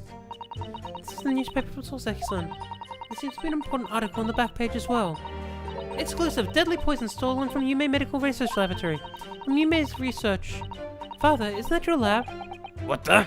Let me see that. The poison's been stolen? This morning's paper... Is this morning's paper that Soseki-san gave us? Are you saying you didn't know? As embarrassing that is for the head of the laboratory, I didn't. I've not heard such thing. Where on earth could the reporter have gleaned this information? Come to think of it... There was no article mentioning this during an our paper this morning, was there? It's a highly toxic poison. We've been working in the strictest confidence. Wait. Not confidence, confidentiality, I guess? I put Ray in charge of the project. Ray! I see. She was managing it? If that's written here is true, it means that she tried to hide the theft from me. And moreover, the details were leaked somehow. I don't believe it. We need to read this article very carefully.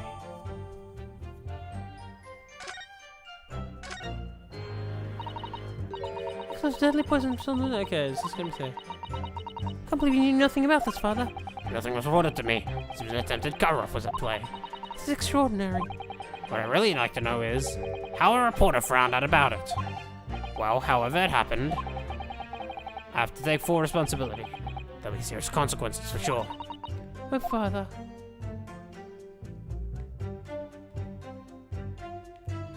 Okay. I love not having a good way of...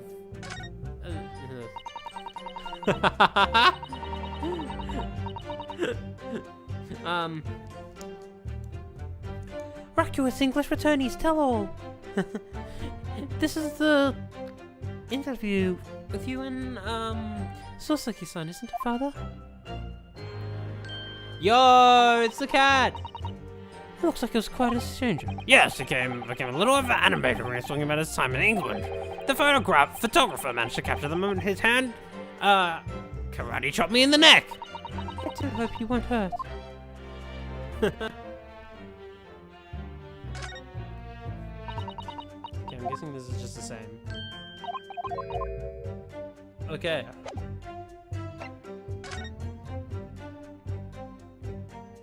I cannot investigate this.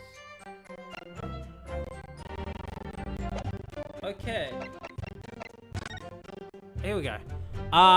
Exclusive deadly poison stolen from Yume Medical Research Laboratory. Following a lecture at Yume by Soseki Natsume on the 11th of August, it's come to light that a very disturbing incident took place. A deadly poison being secretly developed at the university's forensic science laboratory was stolen. Deadly in tiny quantities. Even the smallest amount entering the body, either via the mouth or via a wound from a poison-laced blade, would prove fatal in minutes. The current methods cannot detect the newly developed chemical. The university would have to be consulted. Onset of symptoms occurs in why is this poison being developed? Onset of symptoms occurs in minutes, starting with impaired breathing and ending in acute contraction of the pupils prior to death. Such symptoms would be suggestive of this toxin. It's apparently an entire new synthesis of alkaloids, and rumored to have been commissioned by the military.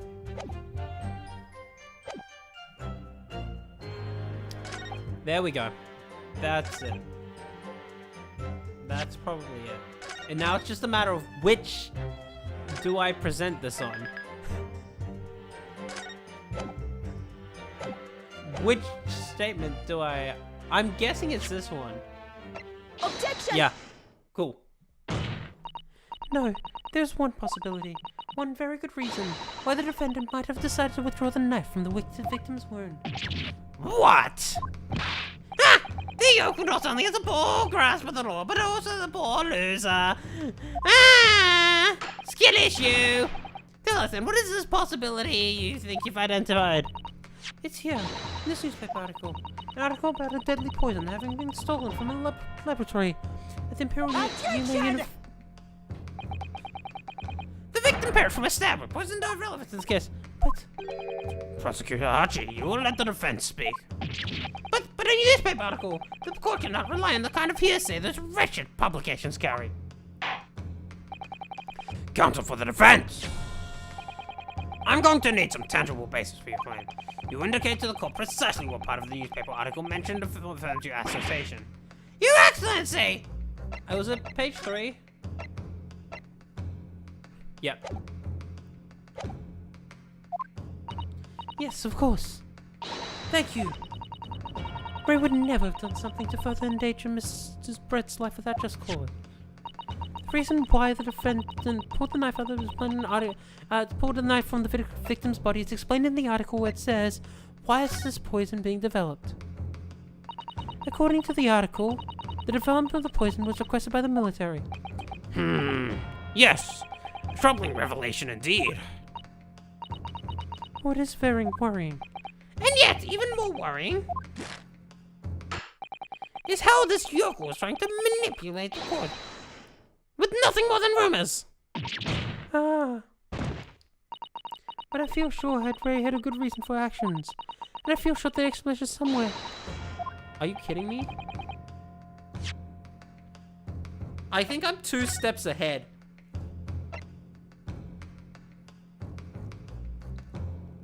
I think I'm 2 steps ahead of the game. Because I'm like, okay, I can see it says contractions of the pimp fucking pupils. What? Oh, I couldn't say that word today. And it reflects what was here. Pupil constriction, yeah. So I'm glad they didn't penalize me for that.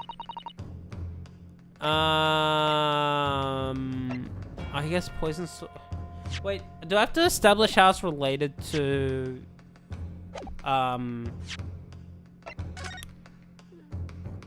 day first?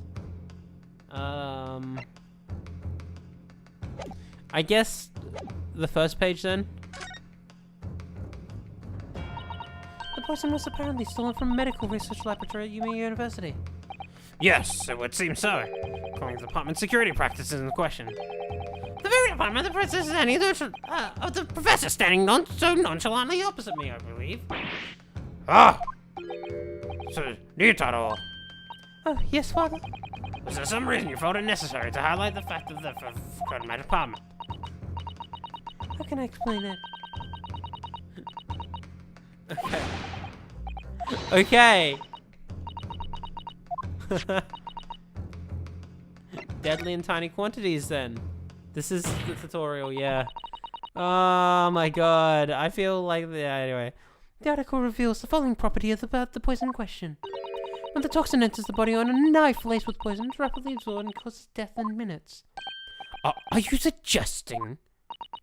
If the knife used to attach Miss Brett was laced with this very poison, it would explain why the defendant, and by me, son, would have withdrawn the blade as soon as possible.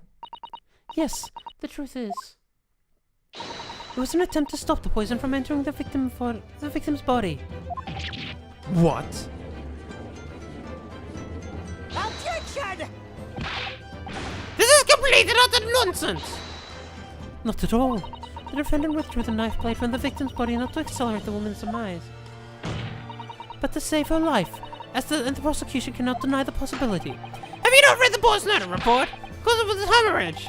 The word poison appears nowhere in the document. Well, that book was by acting quickly to remove the blade. It very long has the poison from taking hold.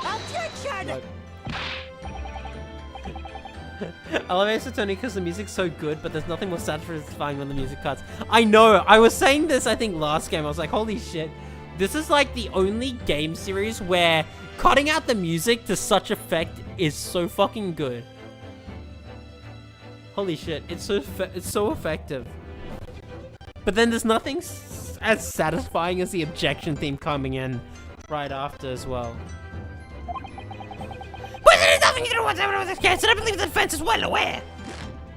Look at my butt, sir! On my fucking van!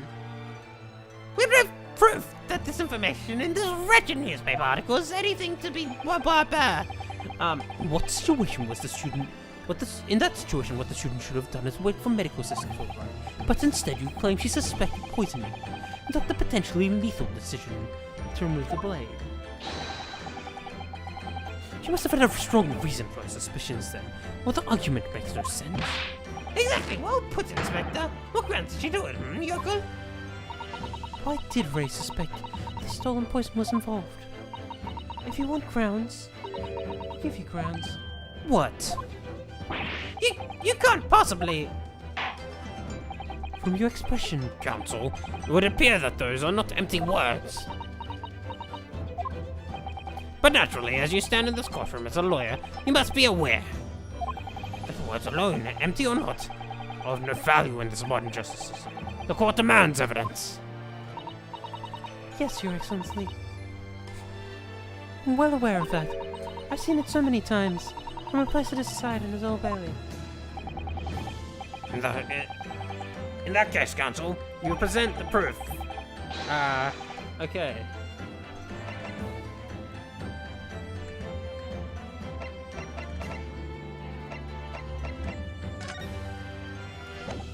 Okay, I'm going to guess it's the post-mortem report saying, pupil constriction. If not, if it's not this, it's the other one. And this is the problem. And by the other one, okay, so my full process is I need to show that the pupil constriction mentioned in page 3 of this is related to the pupil constriction in the post-mortem report. Problem is, which one do they expect me to present? Take that! I would ask the court to refer to the notes section of the post-mortem report, which reads, extreme meiosis, pupil constriction, was observed in the victim. Oh! Clearly, being a yokel with no knowledge of forensic science, I have no idea, so please do tell me. Presumably, the fact that this condition of the victim was noted in the post-mortem report means that it's an unusual symptom of there. Well... Under normal circumstances, the pupils dilate when someone dies. It was extreme constriction instead. That's most certainly unusual, yes. What are you doing, you local detective? In the newspaper article, there's the following information about the stolen poison. Onset of symptoms occurs in minutes, and with acute contraction of the pupils prior to death. What? The defendant, upon seeing the victim stand in the black, happened to notice that the pupil's misbreath size had constricted severely. Yes, as a medical research assistant, she would have suspected poison immediately, without doubt.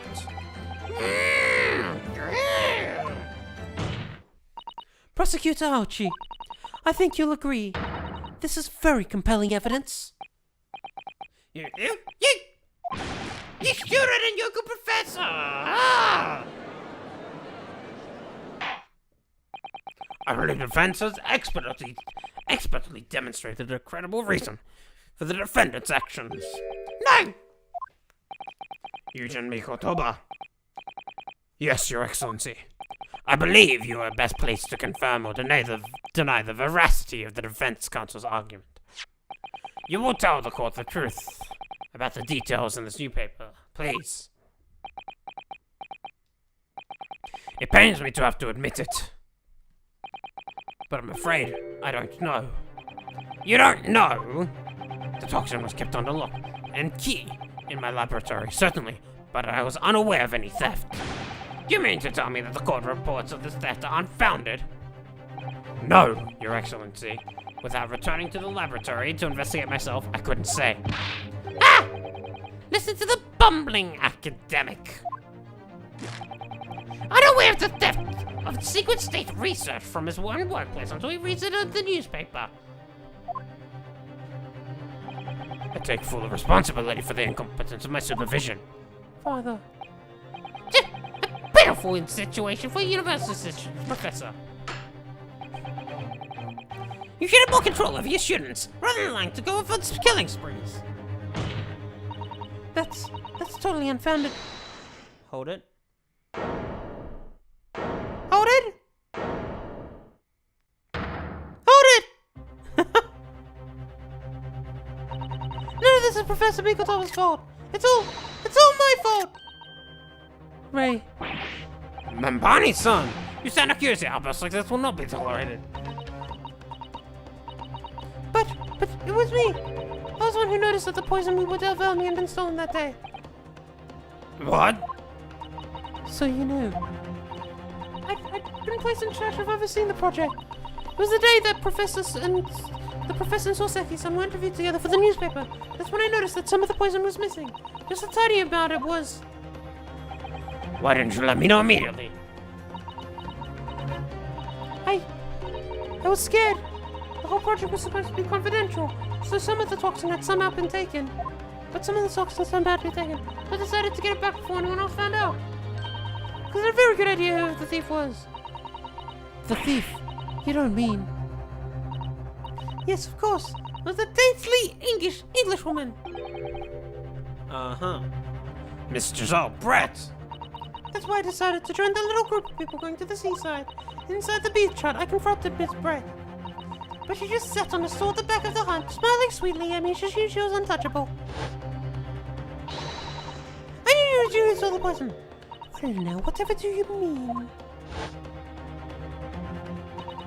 And then, she suddenly got to her feet, before falling to her knees in front of me and then collapsing on the floor. That's when I saw the knife in her back. Couldn't understand what had just happened. And then, a moment later, I was seized with fear. The pupils of eyes had shrunk to tiny pinpoints. I don't believe it! In other words, you realized that the victim was suffering the effects of the stolen poison. My mind started racing. I hadn't seen anything past Miss Brett's lips. What had I been with her? Which only left one possible way for the poison to enter her body. On the blade on her back. And that train of thought is what spurred you to withdraw the blade. Yes. If the amount of it had been entered her bloodstream and was small enough, she might still have a chance. That's what I'd hoped. Really, I'm sorry for staying silent all this time.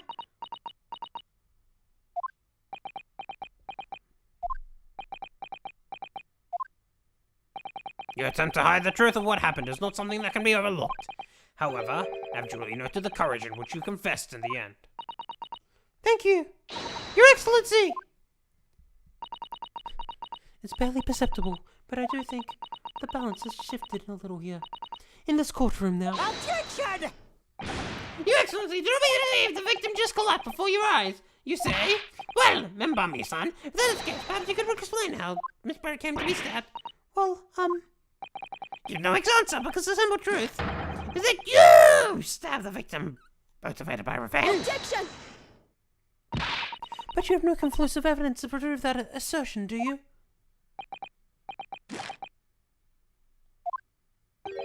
Oh, I have evidence, and it is very much conclusive. What's the prosecution counsel up to? It was brief, but he hesitated for a moment there. I'm not sure of it. You will produce the aforementioned evidence at once, Professor Archie. Perhaps some praises to you, young yokel student. What? At a imagine there will be no need for me to submit this evidence. But you brought this on yourself. Oh my god, she's wearing the fucking same ass clothes as Hosonaga. We've never seen her face like that before. That's interesting.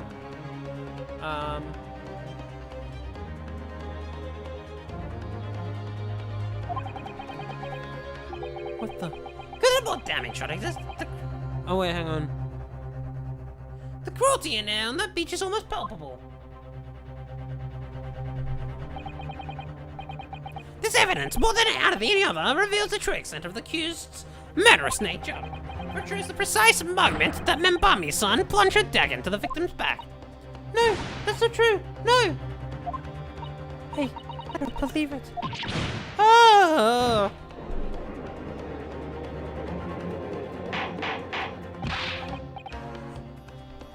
Ora! Ora! Counsel for the defense, was it you who was responsible for that shield screen that just appeared in my courtroom?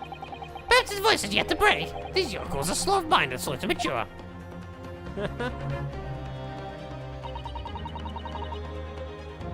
I'll show you who's slow to mature.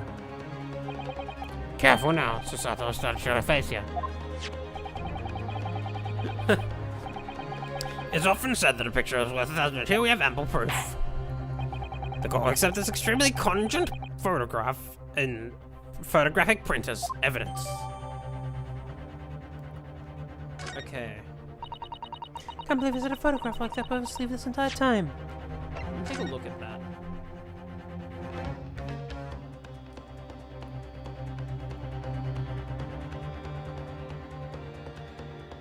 He hesitated, so what is the damning evidence here?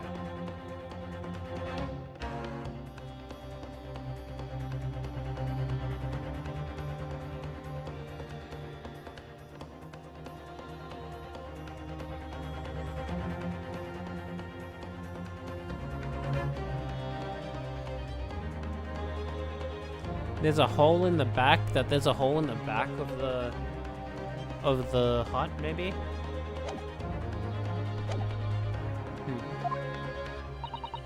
Such a stark image. I'm genuinely lost for words. Wait a minute. I don't understand. How did you? I mean, who took that photograph? Ray. That's over, but she has something to find attention. Oh, Objection! that's an absurd thing to say. It's crucially important. Whoever took this photographic print was a witness to Mrs. Brett's death. The court must be allowed to hear this person's testimony. Ah! Yeah. I will uphold the defense's demand. I will reveal that as responsible for taking this photograph at once. Well, I'm afraid I can't do that. Pardon? You see, this print arrived at the Imperial Police Bureau headquarters by express post yesterday, but there was nothing to indicate the sender's name or address. Provenance of the print is unknown. Goodness. Are we to understand then, counsel, that informed knowledge of the fact that this photograph has the murkiest of origins, you nevertheless believe it to fit for submission as evidence in the Supreme Court? When you first produced that print before, I noticed that you hesitated for a brief moment, because you knew that it wasn't completely reliable evidence, didn't you? Silence! You yokel student blabbering professor! What matters is, the blatant truth of this print is so eloquently expresses. The defendant already admitted to pulling the blade from the wound. Clearly, this isn't the moment that the knife was plunged into the victim's back, but... The moment it was withdrawn? So where's this court with your ramblings? Indeed. Without knowledge of who produced this print, we have no means of verifying the claim. In the same chapter, without doubt, the most compelling evidence presented to the court. If the defense is unable to shed any further light on the matter, I believe the conclusion is clear. Oh no! Susato, this is the time for you to fight. Time to fight? Xenoblade Chronicles? If what you've established so far is true, then there can be no doubt. This photograph shows the moment that Ray withdrew the blade from the victim. Yes, we just need to prove that somehow. You've plenty of time to review your defeat on the slow train back to the provinces. And to rue the day you came up against Taketsuchi in a court of law.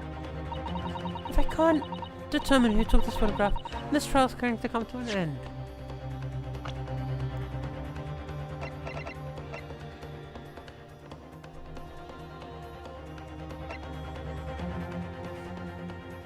God, his fucking outfit.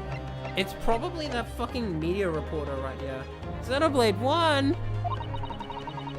There's strictly someone way of looking at the topic. Your Excellency, the burning question is who took that photograph, and the truth is... I'm gonna save because I don't know how to expect me to present this evidence. I have the answer.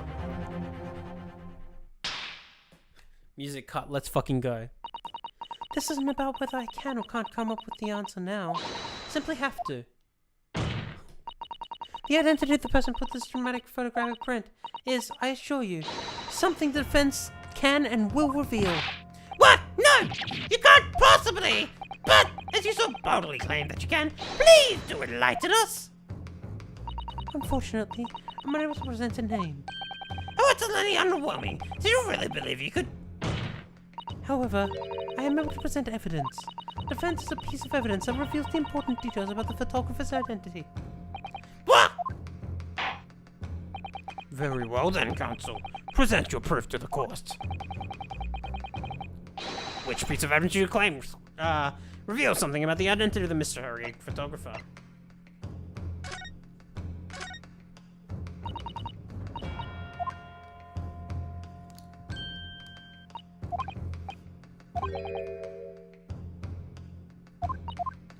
I'm guessing this?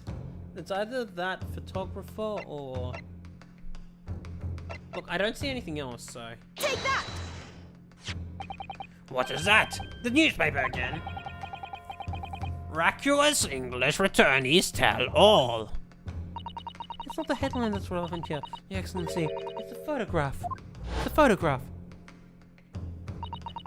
If you look at it closely, you'll notice that there are some white lines on the right-hand side. Oh! I didn't even notice that! Oh yeah, the other photograph did have a cracked lens. Oh, yeah, okay.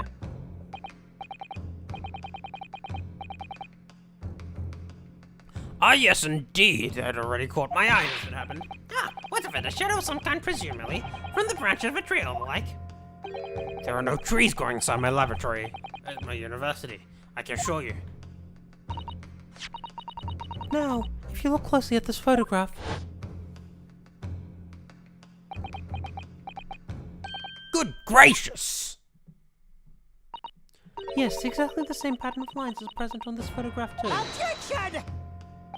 Well, that tells us nothing! God. That's so... Oh god, that's actually really cool sound design. They looped the start of this without the extra, like, strings, and then as as more of the sort of details come to light, they bring in the strings. I think they did this in the first game, but I'm really noticing it here because it did briefly cut to silence before swapping to this track. Oh, that's cool. That's really cool. There wouldn't be any trees growing inside a hut at the beach, Council. What's quite remarkable about it is that the two patterns are absolutely identical. How could such an extraordinary similarity have been transpired? The curious matching pattern that appears on both photographic prints is a result of the photographer's technique. a camera defect. Obviously, it must be due to a problem with the camera used to take the photographs. With the photographic device? Yes, we can confidently say that the camera's lens must be scratched or cracked. And then that scratched lens causes unwanted lines to appear on every print taken with the device. In short, The two photographs under consideration here were taken with the same camera.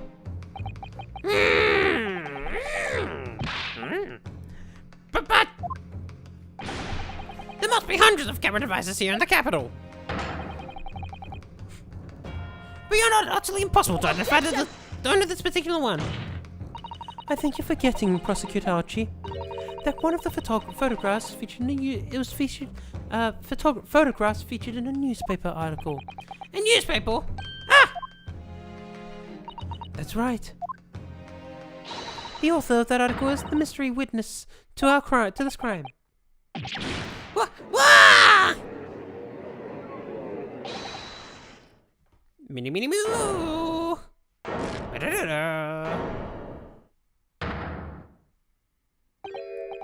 I see you're called a reckless English attorney. What are you yelling about? You've already testified. It's many memo. I tell you, it's many memo. More. Soseki-san, what was that? Did you say many memo?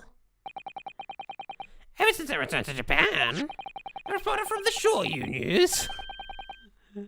The Shoryu News? What fucking name is that? Has been hounding me. Reporter by the name of Naiten Many Memo. Yes, hounding for you from dawn till dusk. Like, written many memos? Okay. I read that and I was like, Righto?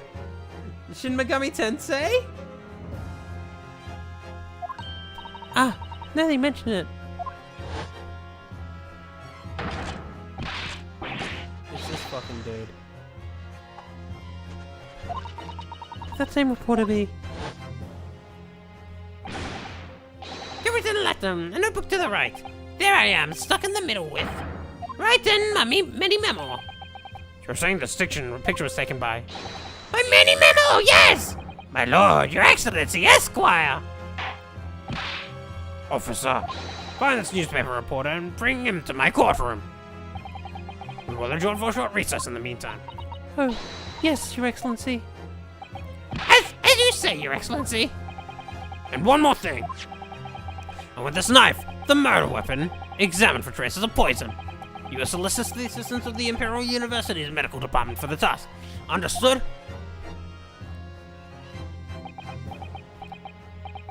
Meh! Oh my god! He actually fucking said it!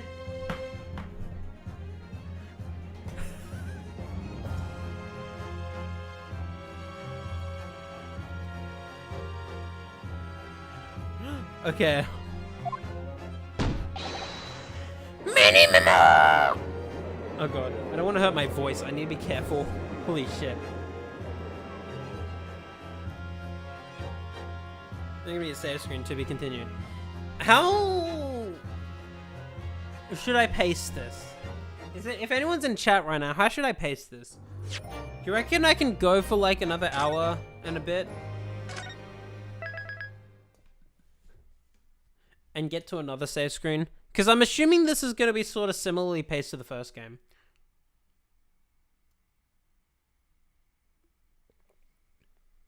Another hour's good? Yeah. Sounds good. Though I could technically go for 2 hours. I don't expect to finish this case, given how long the first case of the previous game was. So I expect to get like halfway through. I got this same screen at the exact same time as you. Oh, let's fucking go, Curb. We're fucking... How are you enjoying fucking Soseki being back? I know you love him. I don't even remember what voice I gave him, so I've been fucking it up, but... You zoomed, yes. Yeah, I've been going slow with the voice lines and all that. I'm so sorry, Susato. I should have told you about the toxin. Ray. You have a strong sense of responsibility, I know. That's why you decided to shoulder the burden alone. I'm so happy.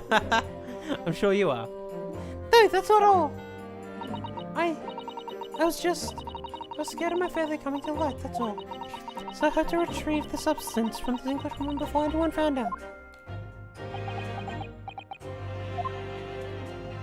Before the trial started, do you remember what you said, Susato? That you had no doubt in your mind about my innocence, that you'd stand by me to the last. I remember. And yet I didn't deserve your trust in me. I hid important details from you, Susato. I completely betrayed your faith in me. Hit me, Susato! I deserve it! No, in fact, throw me to the floor! Do a Susato takedown! That's so good for me as well! Drive me through the city streets! I'm no better, you know. Oh? Even though in my heart, I knew that you pulled the blade knife from Miss Barrett's back, there was just a brief moment when, in my mind, I doubted you. Susato! I'm sorry. After I stood here and promised that you'd stand by you and always be on your side, I betrayed your faith in me too. And as such, I failed you as a lawyer. Oh no!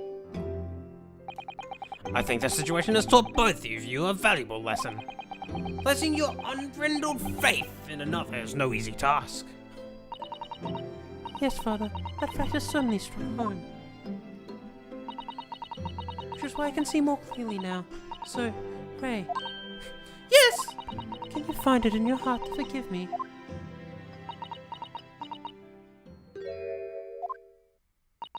Oh, Susato. You know you'll always be a gallant, dashing lawyer in my eyes now. Oh, Ray.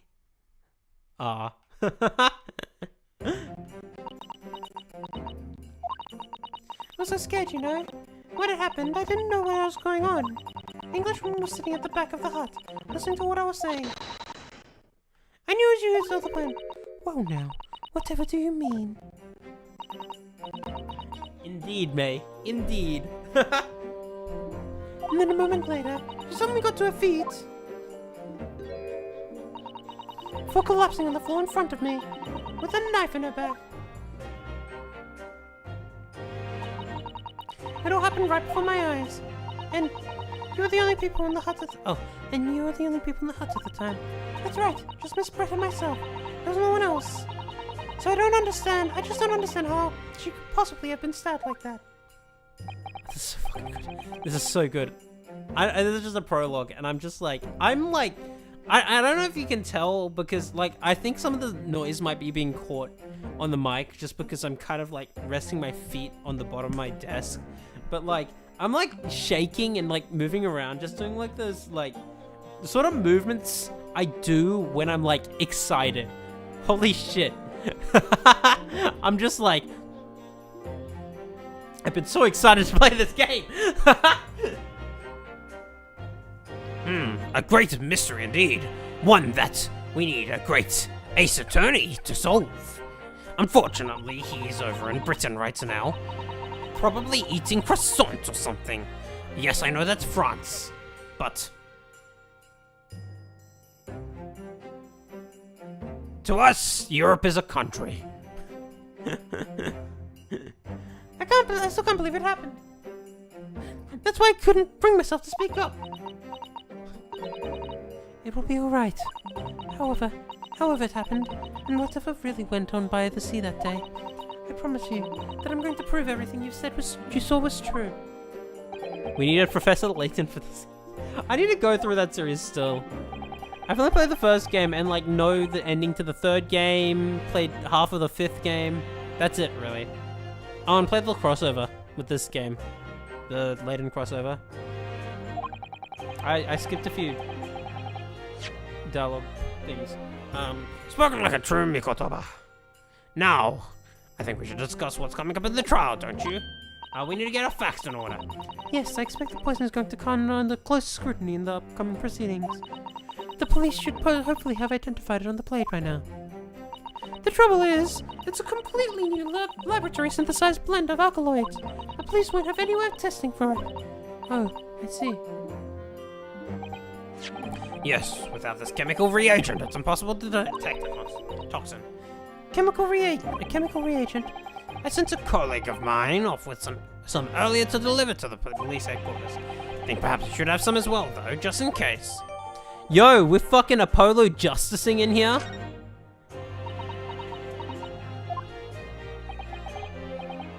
What's the matter, Susato? You're suddenly very quiet. In this newspaper article, exclusive, deadly poison stolen from Yume Medical Research Laboratory. I'm wondering how the information got out, given that it was a government secret. It was all the Englishwoman's doing. What? It was when the professor and Soseki-san were being interviewed at the laboratory. That so-called English lady swaned in, with any compunction, said to Mr. Mikotova, Professor Mikotova, "Oh, Professor, surely your guest would love to hear about your work on that substance there." It put me in a very awkward position, to be frank. But Soseki-san's curiosity had been piqued. So the little trust was given a cursory introduction. So then, Soseki-san knew about the poison. Yes, and it's highly likely that the reporter who was writing up the story about us would have all caught a glimpse of the toxin too. This memo-san. By the way, did that reporter join you when you went to the beach? Oh, no, I don't remember the reporter being there. Indeed, he shouldn't have been. I very much doubt anyone would have wanted him there. Oh? A known criminal had been given commission by the authority to bathe in the seaside. Soseki-san pointed out that inviting a reporter might be problematic, so the man was sent back to his office. Yet he obviously didn't go back. He secretly followed the party to the beach and took this very candid photograph. And then presumably he posted it anonymously to the police. Ah! Yes, that must be what happened. Counsel! We just heard that a new witness is now ready to testify. The trials are about to resume. Please proceed to the courtroom at once. It's time to steel ourselves once again, then. Defense attorney, Yutaro Naruhodo. Yes? Ray's put her faith in me now and told everything, so I can't let her down. I have to prove that what she's telling us the court here is true. I have to prove what really happened that day.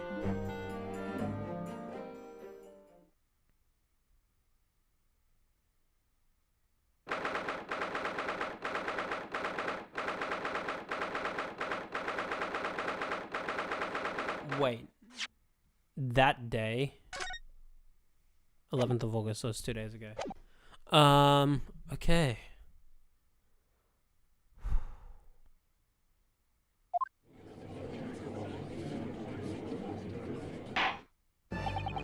I hereby call this court to order as we reconvene to continue the trial of Ray Membami.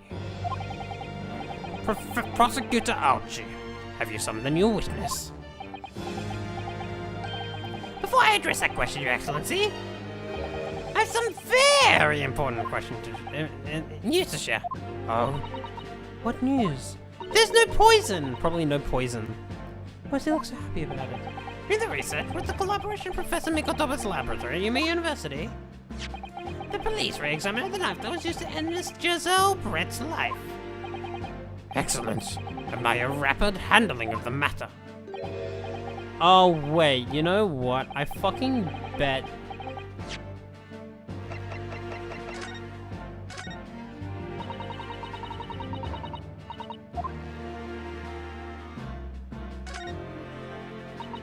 Label appears to be written in a foreign language that I don't know.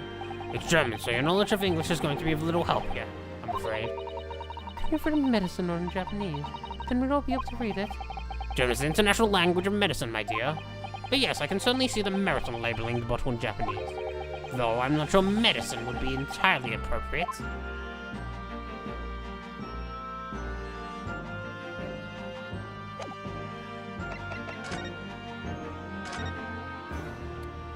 I get the feeling that this pen has the poison.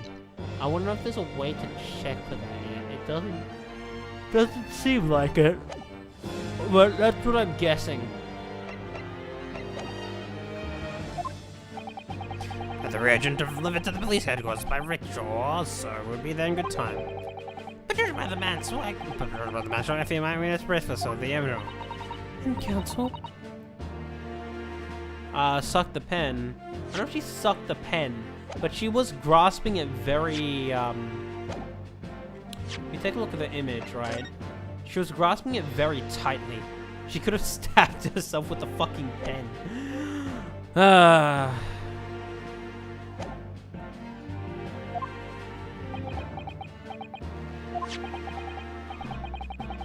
What a way to go. This dagger, which was so cruelly used, sent out to the victim. And no trace of poison any longer inside his blood. What? Are you sure about that? I would stake the reputation of the police on it. Armed with the reagent, the test is extremely simple. They couldn't have made a mistake.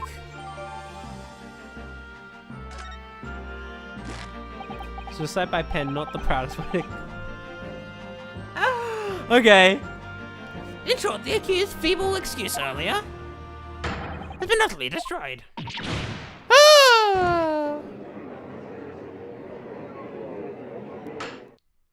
Now, the prosecution is ready to call the new witness. Oh, the newspaper reporter who managed to capture a photograph at the crucial moment. Good. Very well, officer. Bring in the witness.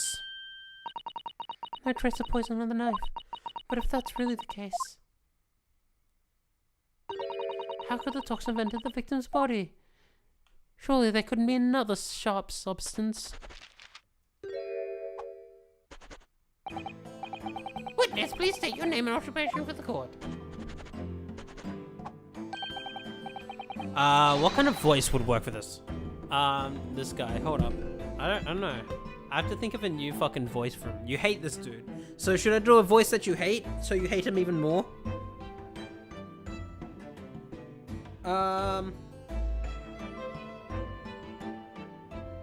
Just doing an annoying voice. What's an annoying voice? Hold on. Let me just think. Let me think about this.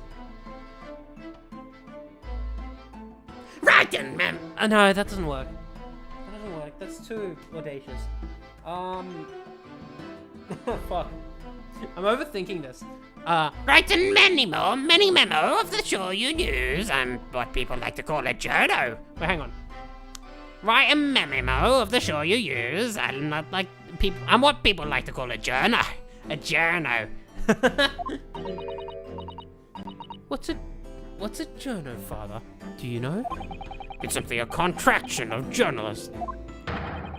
I'm there where the news breaks, putting pen to paper to get those scoops, so they're in print by the next morning. They don't call me the hero of the Herald, for nothing. The nice guy of the news. Yeah, I'm like a journal. It's an Australian term which you wouldn't understand. That's why I was like, Jano. Oh, so, if it's you who took this photograph, was it? Well, what do we have here? I'm sorry. Oh, brace yourselves, people. Why am I giving him suddenly an accent? Many memos centers a scoop in the offing. Female student up to foul play, defended by curiously handsome young lawyer in Supreme Court. The reason we'll lap this up will sit above the fold. It's 72 point in a 5-leg format in the morning edition. Huh? Right then, let's start with your name. Oh, it's Ditaro Naruhodo. Next, what made you want to become a lawyer? Well, This man's breathing infuriates me. want to reform out of the country's legal system, I suppose. You just have become very ambitious, I see. I just want to toss my summer street for a while. By the way, my name is Taketsuchi Aochi. That's Taketsuchi Aochi.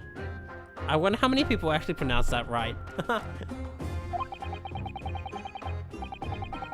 The so-called dark horse of the Supreme Court. My objection strike fear into every defense lawyer's heart.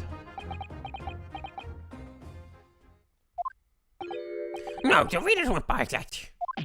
What? Witness. Yes. What this court demands to know is whether or not you were responsible for the taking of this picture.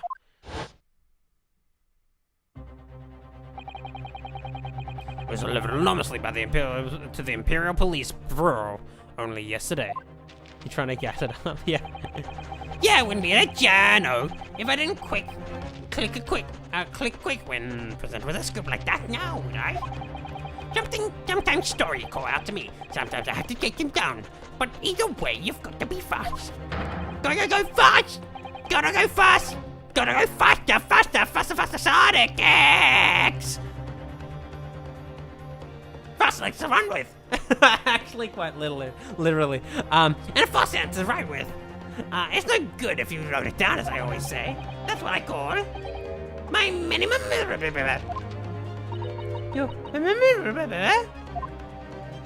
Ah, yes, I remember your face. We met that day when you were interviewing myself and Suaseki-san. Yes, right, that was me. Mini memo again. But you said you were supposed to be going back to the shorty news officers after our meeting. But the scoop is, I didn't. Because that English woman wanted to beat my journalistic trick. Miss Brett's words. A criminal will let her do what she pleases just because she happens to be a British citizen. It's horse dung. This country judiciary is rotten to the core. The Supreme Court's rulings are what the paper they were on. The police are just imperial pawns. Slay your tongue, young man. There are complex political issues at play. Well, anyway, I quickly jotted down those words and she said in my pad. Are you ready? I'll read it out. It's all here. Right here goes. I should like to go with everyone to see your country's coast. A sales criminal just going on some junker. The people need to know about this. That's why I decided to sneak off again. To get the woman's story so I can hammer her in the press. Do you mean to say that you did indeed witness it firsthand? The grim scene portrayed in this photograph. Oh yes! I saw it have around John or eyes. From start to finish, the viewfinder of my trusty camera. Thank you. Many Memo-san. Hold on. You will now give a formal testimony before the court. You will state exactly what it is that you witnessed on the of the events surrounding Miss Brett's death. Alright. Here's the fucking armband. Holy fucking shit. You may chat with me, you shaggy old great skins. There were plenty of gaps I could see inside Wooler for it. The English woman was sitting on a stool when the student girl came in and started arguing with her. Seconds later, the girl pulled out a knife, throwing her English woman to the floor, and she stabbed her in the back. My smoldering journo spirit burst into flame quick as I flashed out with my camera and ready to click. Pulled apart the rough weave of one of the screams and poked the lens through for a perfect shot. Red screens, you say? Right! You can see them clearly enough in that great shot I snapped. The hot walls were just screens made coarsely of woven reeds. Yes, it allows the breeze to pass through and bring some relief from the summer heat. And it was a breeze for me to poke my camera through and see the whole thing hotting up. Ignore for the time being the appalling invasion of privacy involved. Did you witness everything that happened from the moment the defendant entered the hut? Oh yes, I saw it! I saw the whole thing from start to finish! And you said that you'd stopped the photograph through a gap in one of the screens. Luckily for me, they were pretty shrubbily woven. Pulled up the reeds apart and thrust the lens of my camera through the gap. Would get away with it? Or would I be seen? It was a gap of a lifetime. A tenacity of purpose that's considered admirable for an editor journalist, I suppose. Run a risk one day, run a script the next. That's the memory in a nutshell. At last, it would appear we have a genuine witness to this wicked crime. The evidence and testimony extremely compelling. I believe we may be close to a verdict. No! Wonderful news, Your Excellency, wonderful! Nevertheless, it cannot be denied that this testimony begs one very large question. What question? Exclusive news, starting photograph, and the makings of an exceptional story for the reporter. Why then, was the story never published? Oh, that's right.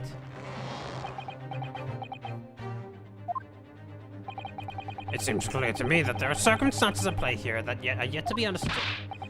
More pathetic excuses. Very well then, Counsel. Proceed with your cross-examination. Yes, Your Excellency. There's more to this reporter than meets the eye. He's keeping something about this case very close to his chest. All right. Let's examine.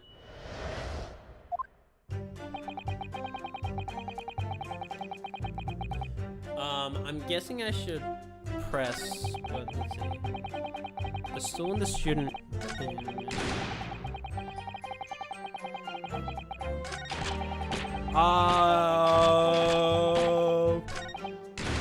Stabbed her in the back. That's a contradiction that I don't know how to point out. If she was sitting on a stool and he kind of stabbed her in the back from that position and fallen over like that, but anyway. You swear before this court that you actually saw the precise moment the stabbing took place. Precise moment. Didn't see just that. I saw the whole hellish scene play out. From start to finish. I have a simple plan with a beach pot. Okay, this is how. How could you explain the court exactly what you witnessed? Right you are. It's all here in my memo pad.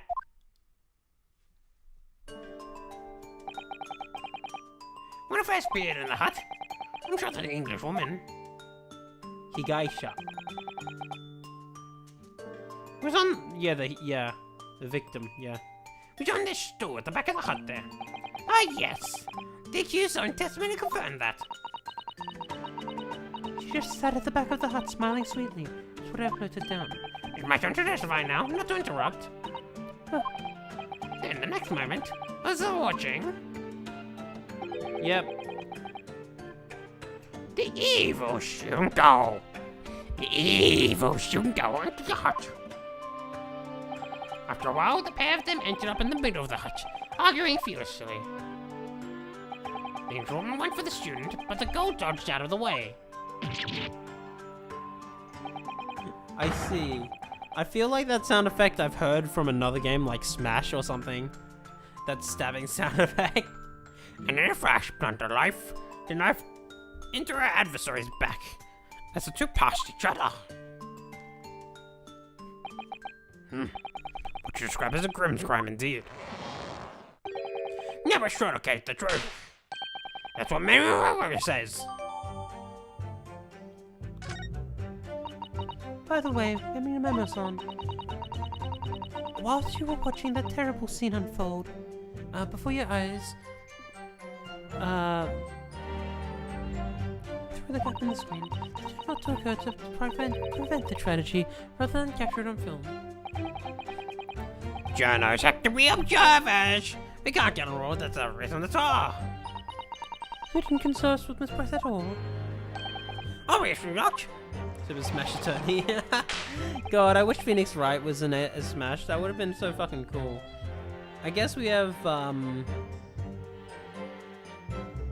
vs. Capcom, but like still. And that's something to be proud of, is it? Your Excellency, if I may. Yes, Professor. I think the witness's last expertly praised statement. I wish more Capcom fans were in Smash outside of Street Fighter. Hey, there's Mega Man.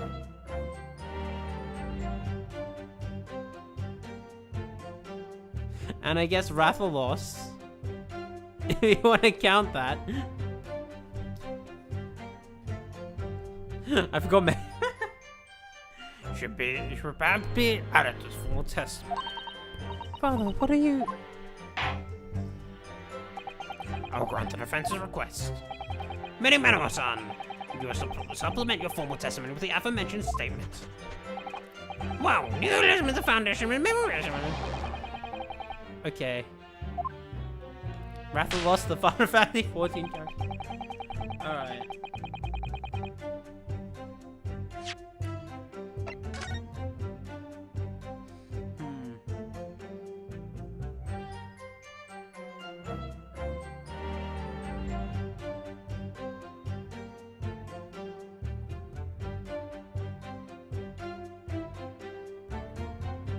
He has his own trial? Like, court trial?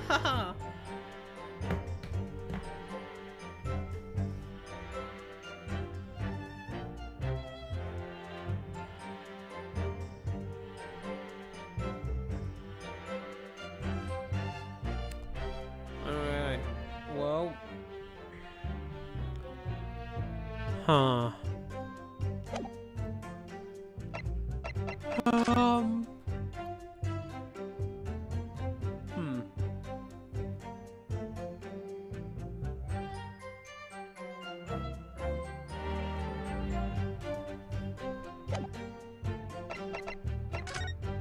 where was that shot taken?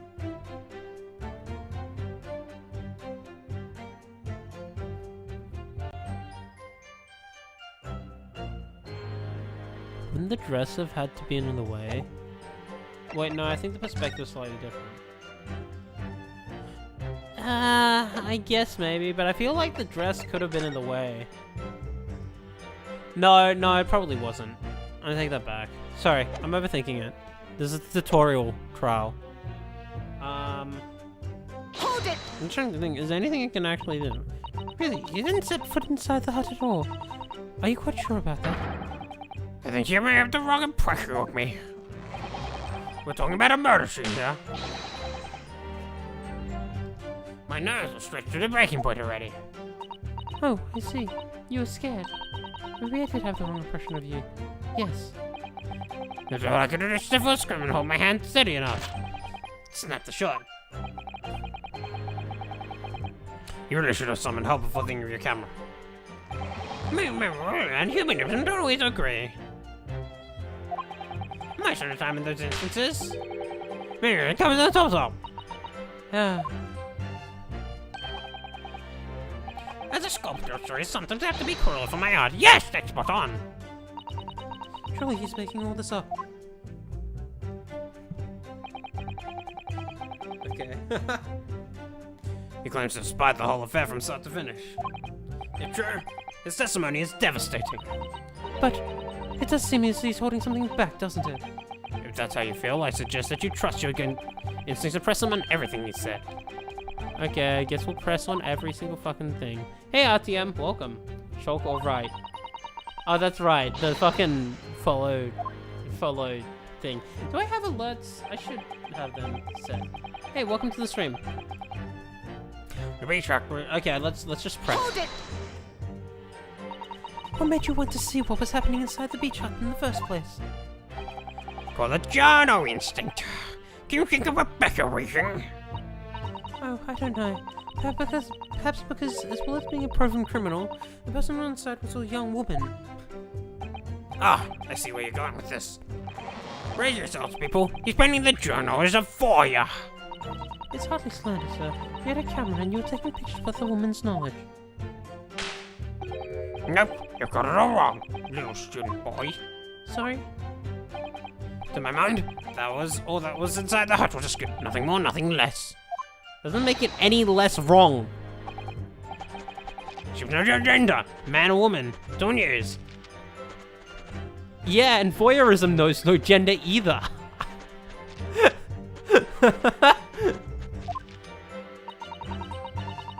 God, I can see why you hate this guy. Holy shit. If only the court was indiscriminate. Right, so if that's all buttoned up, can we move on? Tell the court then, witness. What sight befell your eyes when you looked inside the hut? Oh, shut the finger, get my journal instinct, dickwat. When I pulled back the reeds, I could see it all as clear as day. So annoying about this stuff, yeah. Hold it! So you actually saw Membami-san entering the hut? Yep, and she was raging when looking at my journal, spirit. And the argument you mentioned, what was that about exactly? You going? That kind of thing. Talking about the poison, I suppose. The Shingo walked right up to the English woman and started laying into her. I mean, If she'd laid into her anymore, there would have been eggs. Eggs? Eggs? I'd like to offer my apology to Soseki. New year, new egg. Man should be an author. His descriptive tales are waste on journalism. But this show's ranting fell on deaf ears. Like a Japanese person listening to English for the first time. Really ought to work on his similes first, though, to be honest. Unfortunate that MD is not here.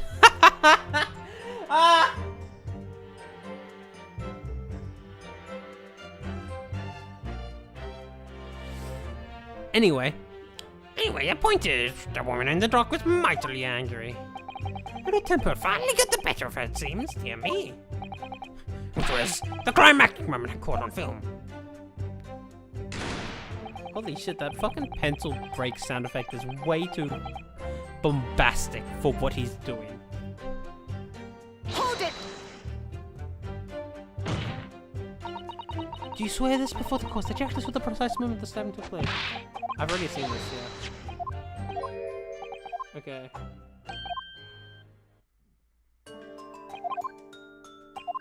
There's no fucking skip cutscene button.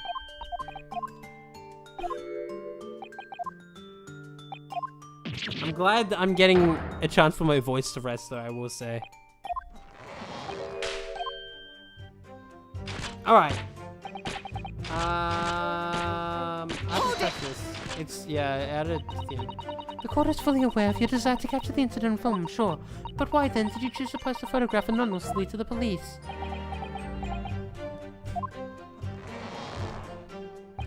I'm afraid I don't understand a word that's coming out your mouth. Speak English, damn it! Asking why a journalist, you... As a journalist, decided not to make a story out of the incident. You could be a sculptor who makes art out of the sordid private details of other people's lives. I never discuss my own personal life on principle. I mean, that's basic minimalism. That's not something to boast about. No doubt you're burning desire to see the truth exposed, and justice was what motivated you. Change my burning desire to see something or other exposed. Must be a good reason why he didn't think to write an article about what he saw, though. By your own admission, you were outside the hut. How then did you manage to take the photograph? Ah yes, that. I'm glad you asked. What about the rough weave on the screen? Okay. Hold it! Where, though? But the two women inside didn't notice. Ah, obviously not. If they had, where would I be right now? In jail, that's where. Which you'd think would make you reflect on what you were doing. No, a journo's job. It's to select the little snippets of life unobtrusively as possible. Leave nothing but footprints. Take nothing but photos. Yes, that's spot on. Did you just make that up? Footprints, though. The point is, the witness risked life and limb to obtain this photograph. The whole truth. There's nothing more to be said.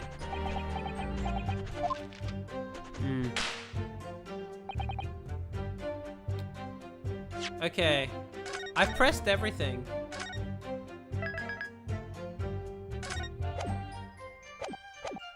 Hold it! I'm pretty certain. So, that must mean I present something.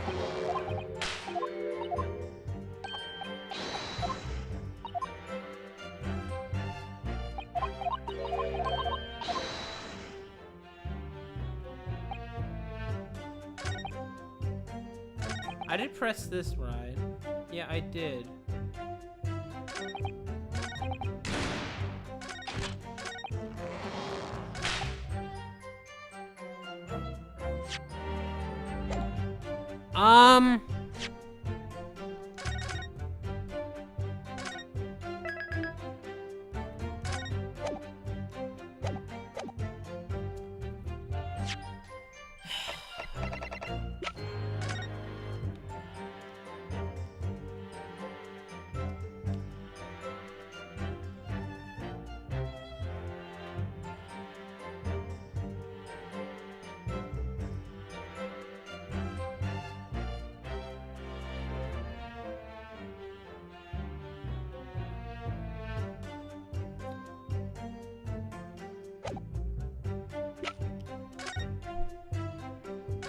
Examine.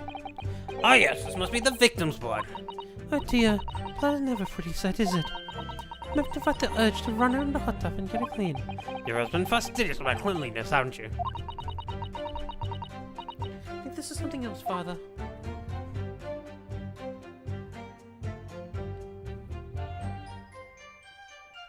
I kind of feel like the knife doesn't have that much bearing on the case. Nothing else I can investigate, so...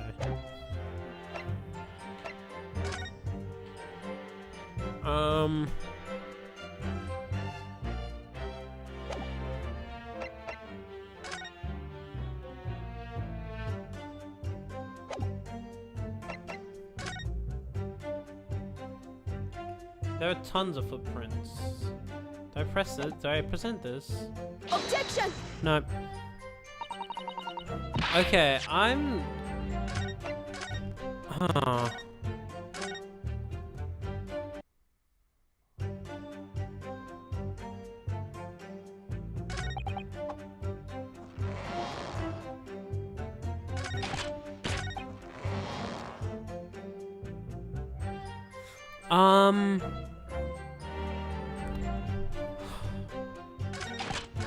Oh shit. I'm actually kind of stuck. What am I looking at here? Have I pressed everything? Surely I've pressed everything right. It has to be this statement, because it was this. Found a way through the section, yeah. It has to be this section.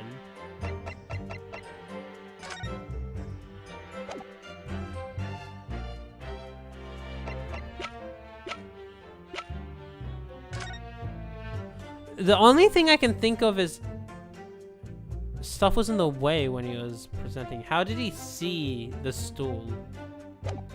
Honestly.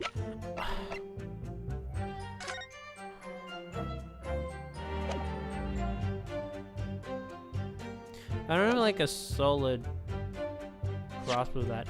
I'm just gonna take a quick break. I really need to go to the toilet if that's alright. So I'll ponder over it in a moment.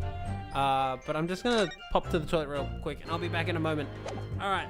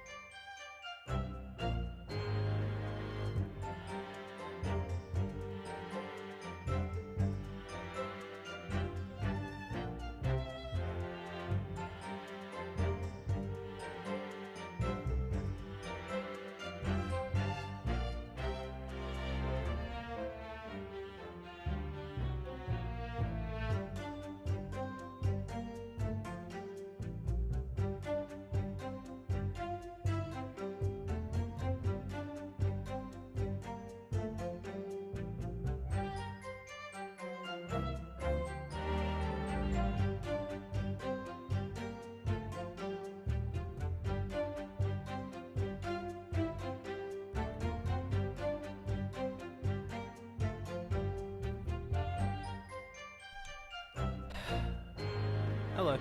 That's better. Ace Attorney in the toilet. Ah, I didn't come up with anything. I couldn't think of anything. I didn't realize. I can't think. What do I do here? Okay. Like, he added this testimony. That's the thing. So, my instinct is, okay, I need to present something on this testimony. But what would I do for that?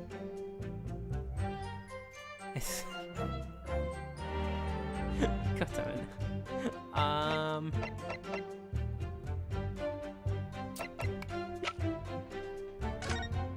Do I just present this? Objection! No.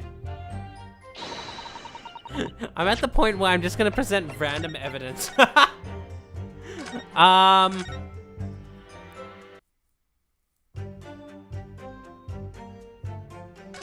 I'm sure I pressed everything, right? Present the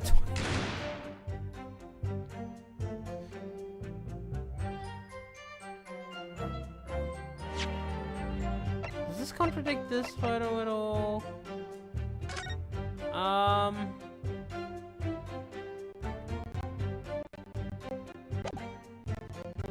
Objection! No.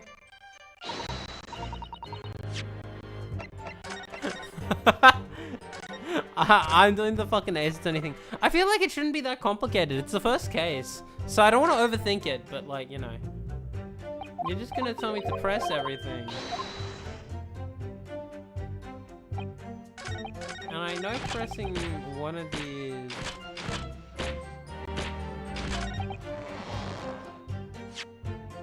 The only thing I can think of is like... Ace Attorney 4 first case. I guess true. See, so in the first game, when I asked chat for hints, all I asked was which statement. Because the worst thing is like having an idea of what to present, but not like knowing which statement they want you to present it on, right?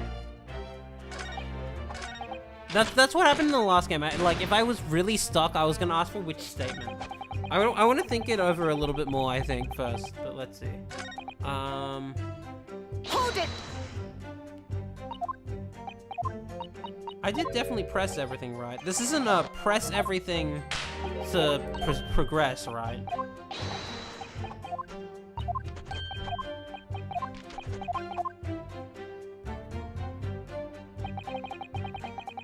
Englishwoman was sitting on a stool when she...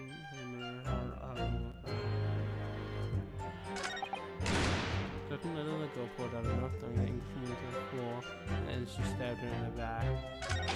The smoldering journalist spirit burst into flames.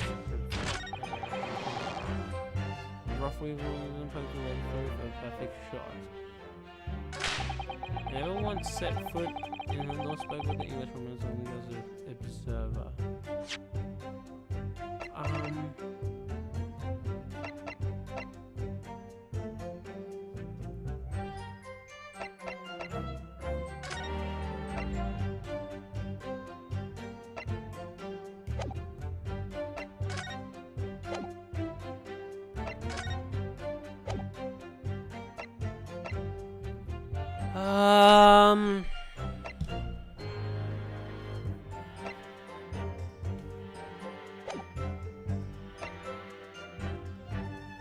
Wait.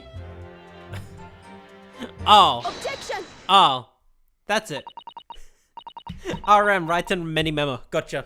Okay. There we go. There we go. Mini memo, son. Okay, I got it. Okay, I got it. Let's go. Oh. You know? That wasn't too bad. That wasn't, like, overly complicated. I just had to, like, look at it at a different angle. Okay, no, that worked. Okay. I like that. Okay. Many members, son. Until now, I had a firm belief that newspaper... Okay. The newspapers in the business of uncovering and publishing the truth. You spoke on there! The press doesn't lie. which is why I'm proud to wear the emblem of the show you use on my arm. In a way, that's more many memoriam. I got a cat in my room now. Oh, neat. That's how a good 96% of ASIC. Yes, that's true. I think the only case I can think of off the top of my head is the one Spirit of Justice case. The only case that doesn't do that, doesn't solve the murder, is the one Spirit of Justice case where it's actually a civil trial, and it starts with a. Is it a dispute over money or was it a theft? I don't remember. Might have been a theft. Yeah, 6'5" as well, I guess. Yeah. Egg. Yes, egg. Sadly, though, it seems that journalists who write for those papers don't always share the same passion for the truth. What are you suggesting with those recriminatory words, Counsel? Manny Memo-san, do you all recognize this fountain pen? Oh! This pen was found at the scene of Miss Brett's death. In fact, the murder victim was gripping it in her hand as she died. What are you? If you look at the barrel of the pen, you'll notice that its owner's initials are engraved there. R.M. Yes, thank you for bringing that up, Counsel. The initials of the accused, they remember me. Is it a coincidence, I wonder? That your initials are also R.M.? No! Right then, Manny Memo, R.M. That's all wrong. Can't you see? We can cancel that remembrance as being a pencil user. And yet, as the corporal will clearly be able to see, on your right hand, there's a very obvious blue ink stain. It would appear that you must have rather carelessly left it somewhere recently. Your favorite fountain pen, that is. Horsey Horstrong? Manny Memo-san, is that not the case before she died? You met with Giselle Brett in that beach hut? Yeah, 6'5" was really good in retrospect. But don't listen to some absurd nonsense. It's nothing but another excuse. Exactly. Sure, you just will stand behind me all the way. I deny everything. There must be as many people in the initials RM as the stars in the night sky. The defense is neither the time nor the inclination to count every star in the sky. Hmm? And there's no need anyway, because this pen has more to tell. Yes, there's another clue. A clue that undeniably proves who its owner really is. There's a lucky emblem on the back of it. I love this music, holy fucking shit. The clue on this fountain pen that clearly reveals its owner's identity is...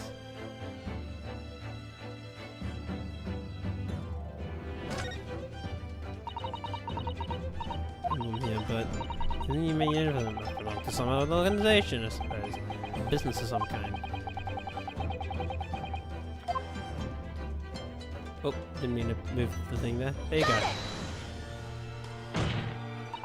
As well as the initials, there's also an emblem on this fountain pen. Fire emblem. An emblem that you will of course recognize, Manny Memo-san. It's fucking Mickey Mouse! Goodness me! It's the emblem of Mickey Mouse! Oh! In other words, is the owner of this pen is an employee of the Shoryun News, whose initials are RM. Suddenly the stars in the night sky don't seem so numerous, do they?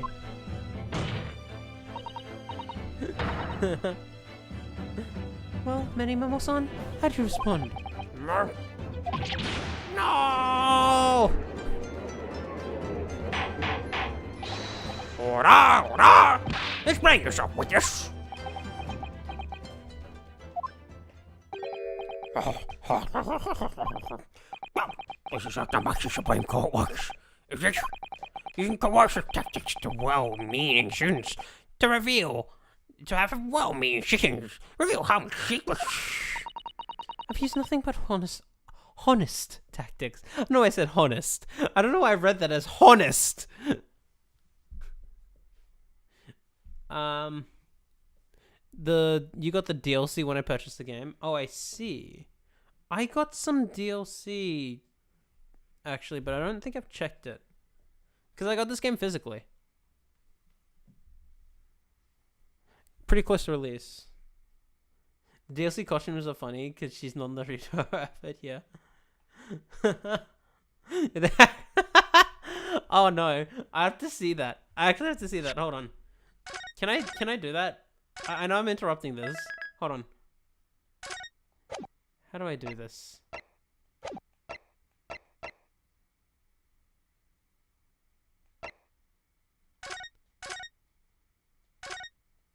One sec. I know I'm kind of like getting distracted here. But yeah. Special contents. I think I've also seen a screenshot of Sholmes' costume. Taylor, right? Yeah, here we go. Iris's homemade dress. Iris's homemade suit. Yes, I saw this! I saw this one! Only for use in the second game. I see.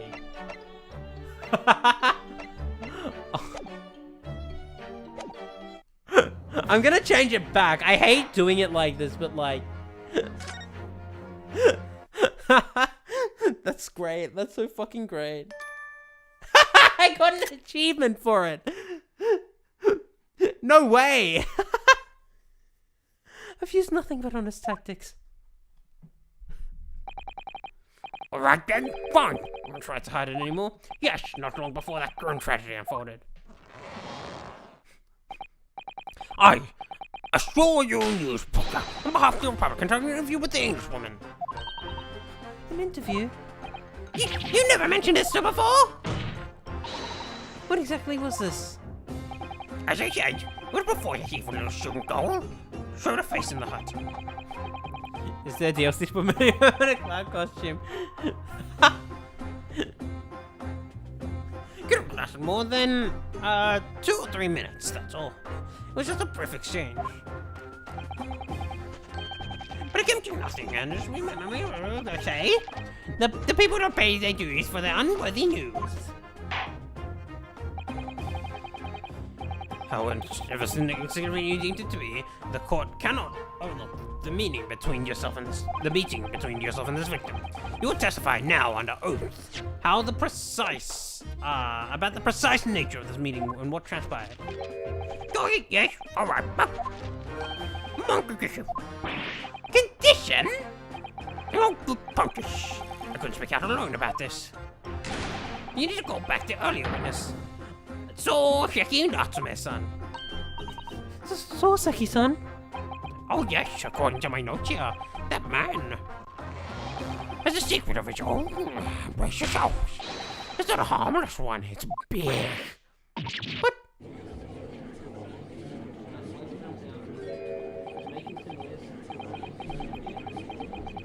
You wanna go out? Hold on. Cat's moving.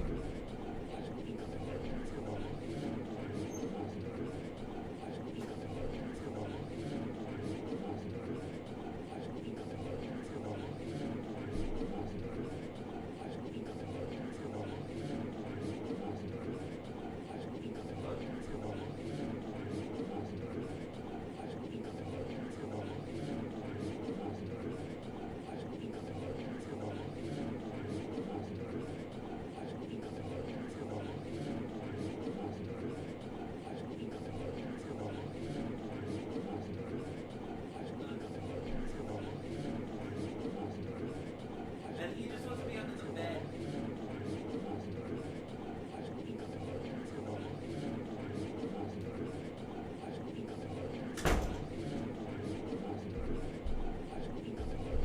Alright. This audience is that not really familiar? Maybe because it's from an Ace Attorney game. I was gonna say, so recently I got a air conditioner for my room and installed my room, which is nice, but I don't think my cat likes it. Whenever he sleeps on my bed normally. And ever since I got the aircon, he always just jumps down and goes underneath the bed instead.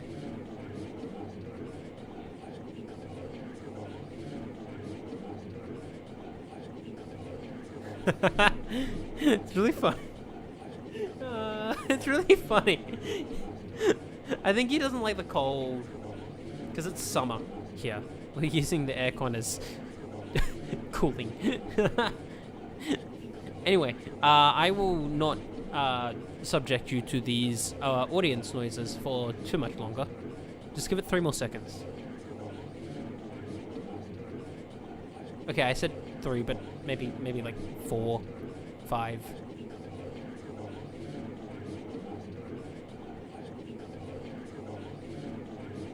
All right, that's enough. Very well. I will grant the witness in this request. Witness's request in this instance. So trying to get used to summer after being in negative 25 degrees Celsius. That's right. How you doing? You said you were sick, but like, how you finding Australia again? After being in Canada. Officer Rock summoned the early witness back to the stand. Soseki-san is hiding something. I'm gonna change out of this costume. I'm gonna change out of this costume. I think it's funny, but I'm going to change out of it. Wait, I can save on when I exit the title. It's gonna ask me to anyway. I miss Canada, that's a nice way of putting it. Yeah, I don't like the heat, personally. I'm so thankful for the aircon in my room now. It's just like, it is incredibly just...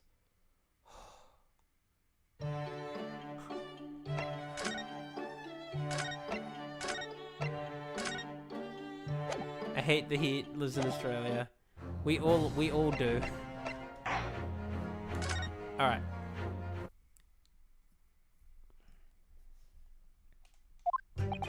I can get Sean for an interview, but she declined, so I left the hut without making a fuss. Then, watching secretly from outside, I saw the woman being stabbed on the other witnesses, and the other witnesses come running. The detective realized that the victim still had a pulse, and he ran to fetch help. That's when... Huh. This writer man, he asked him a very significant question.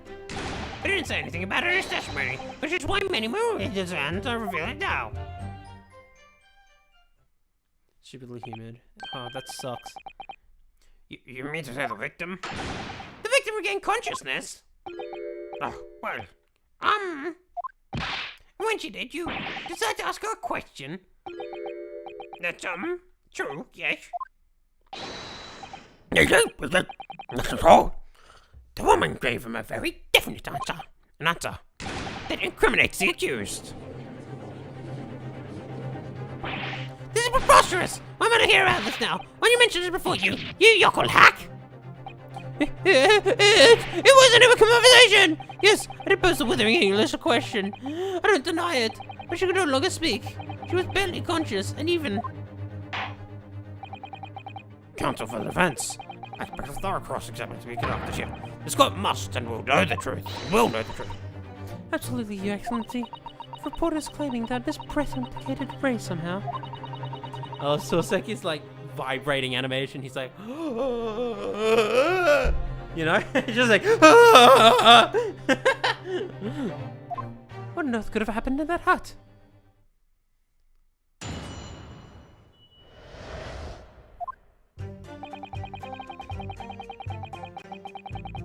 Probably terrified, yeah. You asked for an interview, you say? Well, of course I did. I wanted to ask her about the incident she was involved in at the end of last year. About the case in which Dr. John H. Wilson lost his life. That's not the way I phrased it. Many memories was like talking. Why did you murder Dr. Wilson? Is how I put it to her. Yes, that sort of talking's as straight as a ruler. Ask her a question if you're asking from a menu as if you're asking from a menu in a restaurant, I say. It's the best way. A veteran at the paper told me that. And how did Miss Brett answer? Was that veteran fucking Niall Dorothy from Trails in the Sky? What a simple phrase. Mistress of my charm. Well, that's all me. So what's right down there? Really? Something about that doesn't quite seem to fit together. Never promise you're watching in advance, so I say. It's the best way. A veteran of the paper told me that. Emergency. Okay. Hold it! Hold it!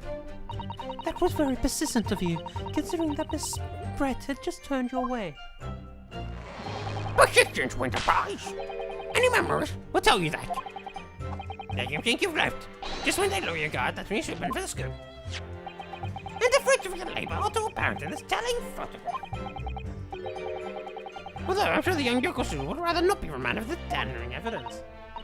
Actually, thanks for this photograph that we managed to identify this witness. Now you find me, I'll tell you whatever you want to know. Got nothing to hide. I'm sure. Please don't get ahead, witness. The court is eager to hear what you have to say. Try to stop me! I feel like the more I speak in this guy's voice, it just gets more and more unintelligible. I think that's okay though. Hold it! And Soseki-san remained behind in the hut. That's right. Yep. Also French here. What's a blaring with? Shaking all over. From head to toe. I start twitching. I'm bulging. He's doing the fucking... What did you expect? You don't know. Terrifying troubles that taunted me while traveling aboard. Back behind beautiful bars. They were coming for each other. That's all I could think. I felt as though I was gasping for air. Poor Soseki-san. These experiences in London have scarred him deeply. As the water attempted to close around me, I quietly recited a prayer to Amida Buddha. Eternal emptiness, eternity. Then it's coming from eternity. No sutras are going to resign my courtroom, please. And now, come to the crucial part. That's what happened. This one just right man here asked a woman a very significant question. What was the question? Why put that in the fucking testimony? I shouldn't have to press for this shit. Well, no, you should hear that from the horse's mouth, I think. Don't you, Mr. Waterman? Ah! You ugly hack! What did you say to her? What did you say to the English woman? Well, in truth, I've been catching crabs at the water's edge and building castles in the sand, you see. Well, the seaside is a place to be at leisure, I suppose. Even for a grown man. But then all of a sudden, from that little beach hut, I got a young girl's pathetic, panic-stricken cries for help pierce the air. Ray! I ran up to the beach to see what was happening. I found the defendant leaning over the collapsed building. As soon as Inspector Watson saw Miss Brett on the ground, he sprinted off to get help. And then, just a moment later, I heard a fake moan from the dead English woman. I nearly jumped out of my skin. But what did you ask her, Soseki-san? I asked her, who did this to you? Don't protract any longer. Out of the room is run. She didn't. She said nothing in response. But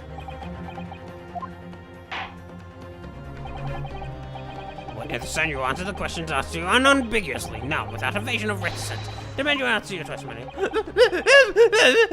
I will.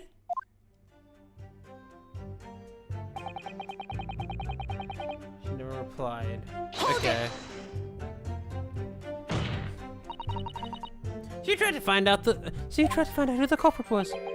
He who asks questions a fool for a minute, he who does not remains a fool forever. Having laid a criminal twice during my time in rape prison, I was quick up to make up my mind. Better to be a fool for a minute than remain a fool in prison forever. However, you've indicated the victim failed to respond, is that correct? I know why the English woman said nothing. She was ignoring me because of my stupid mustache, because I'm Japanese. But dear, Soseki-san has really developed a dislike for the English, it seems.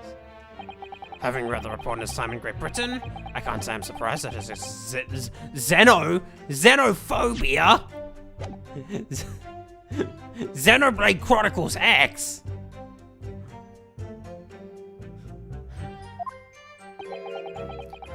But the Englishwoman just enjoyed you all. You see, Mr. Writer Man. I almost read this Mr. Right.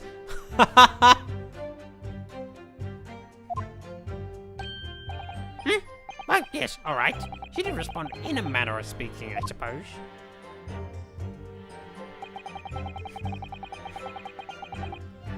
She did a trembling finger and pointed in the direction of the defendant. Hold it! Miss Brett pointed a finger at the defendant. Soseki-san, is that really true?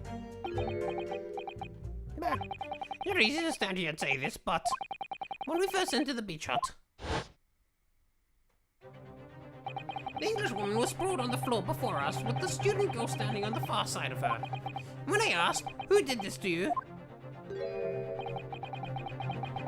The Englishwoman summoned her last extra strength to point a trembling finger at the back of the hut. Which was in the direction of the student girl who stands accused today. I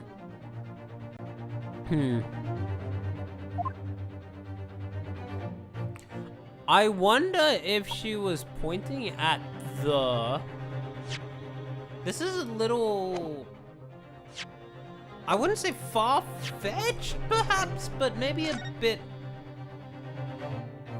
more than I bargained for. Like, how do I put it?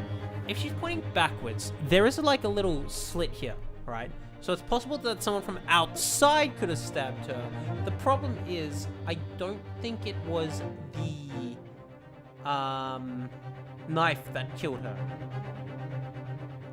The other thing that went through my mind, if she's pointing backwards, someone could be hiding in the fucking dress. I doubt it, but like, you know. Anyway, those are the two things I have. Soseki-san, why not did you neglect to mention this in your original testimony? Hey, fiddlesticks, I say! This is not a British court of law. You will respond in Japanese. Yes, of course, the Englishwoman did point her finger back towards the back of the hut, but I was trembling, and she was trembling, and everything was a blur. And think about it, I feel as though perhaps she was pointing in a slightly different direction. Actually, no, not slightly, in a very different direction to the student girl was standing. Some at the back of the hut, where nobody was standing at all.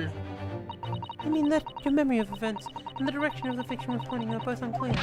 Yes, that's it, unclear. I'm very, very unclear. Objection!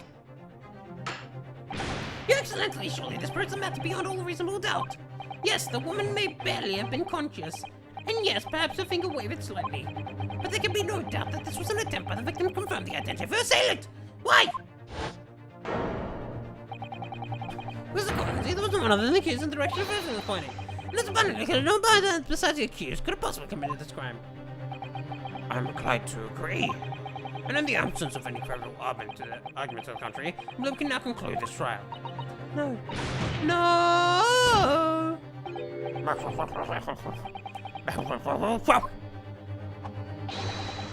The shitty arrow overlaps the image, yeah. Dashing Rose House Dash, 92 points across all page. We'll do an actual edition. This is seriously blow, subtitle. Which way able to identify the true culprit, substantiate a claim with that, and substantiate a claim with evidence, the judge will give his ruling, and the trial will be over. But that's impossible, Father. We don't even know how the crime was committed yet. Impossible though the task may seem. We have no choice. We must think back over everything we've learned thus far. Somewhere in all those details, I'm confident we'll find the clue we need.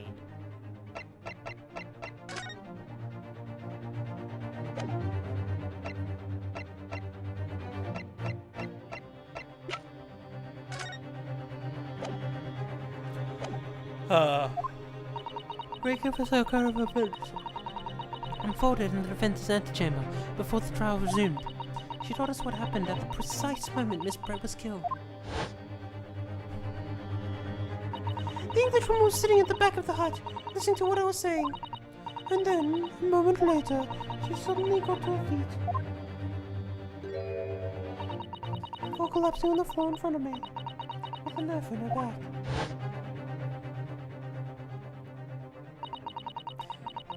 How could Miss Brett have been stabbed in the back, in the beach with those empty bottles of her right? So when all the information was gathered so far, there must be an answer to that question.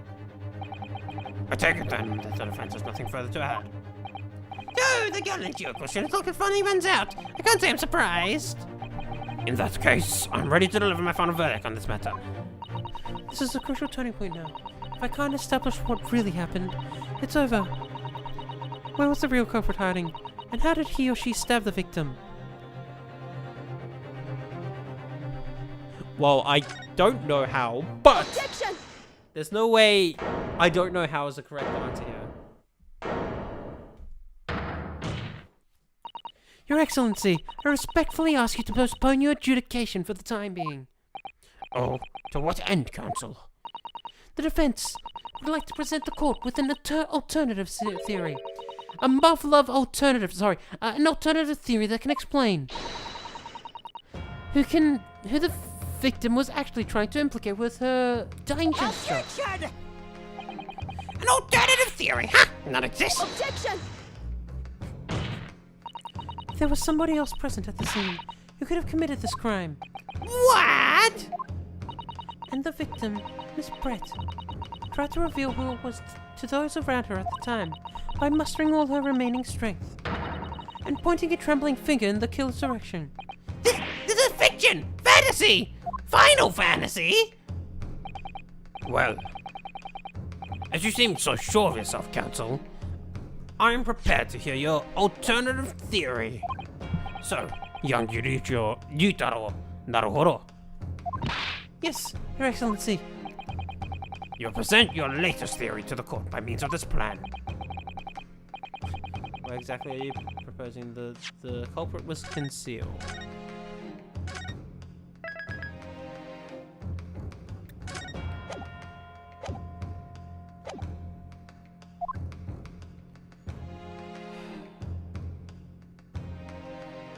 Take that!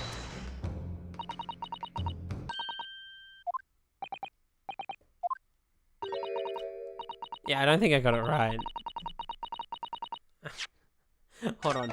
I want to test both theories I have. I went for the stupid one first.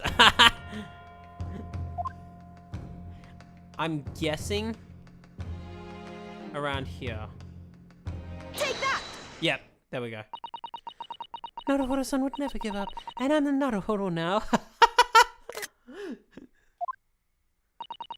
The true culprit who fatally stabbed Miss Brett is concealed in this location here. Are you mad, counsel? You're suggesting that the culprit was outside the hut? What? Ora, ora! Ora. But you're lawyer Naruhodo-san Esquire. That makes no sense at all. You've just pointed out the exact spot where I was hiding to get my scoops now. But I'm sure it was some individual nothing about. I can't swear to that. Obviously, if the culprit had been outside the hut, there's no way that he or she could have stabbed the victim who was inside the hut. Actually, Prosecutor Archie, there is a way. Oh! And, in point of fact, the defense can provide evidence that strongly suggesting that precisely the way Miss Brett was killed. You're bluffing. You're bluffing. You could. Prevent such as clearly too fantastical for the court to comprehend. You need to give us more guidance, counsel. What piece of evidence corroborates your theory that the victim was stabbed from outside the hut? Take that! The original photographic print of the crime scene. Yes, it's clearly visible in this print. The trace of the fatal thrust that was delivered from the outside of the beach hut. Objection! Do you take us for fools? There's no hint of any such thing. I'm not sure everyone present would agree. Someone, at least, appears to have noticed what it is that I'm referring to. Counsel, once again, I must call on you to be explicit for the court. Where on this photograph is the trace of the stabbing, which you claim took place from the outside of the hut? Take that! Look closely here. In the screen at the back of the hut, you can see the effects of a blade having been forced through the reeds. No, I can't. I can't see any such thing. It's true that the hut in question had 4 walls that you'd expect. However, by parting the reeds A knife blade could easily penetrate them. This is extraordinary! Yes. The true culprit actually stabbed the victim from outside the beach hut. And everyone present at the scene, there's only one person who could have done that. One person who was directly outside the hut when Miss Brett was killed. Right then, Mino-san. I fucking fucked your name up, but it could have only been you. Objection!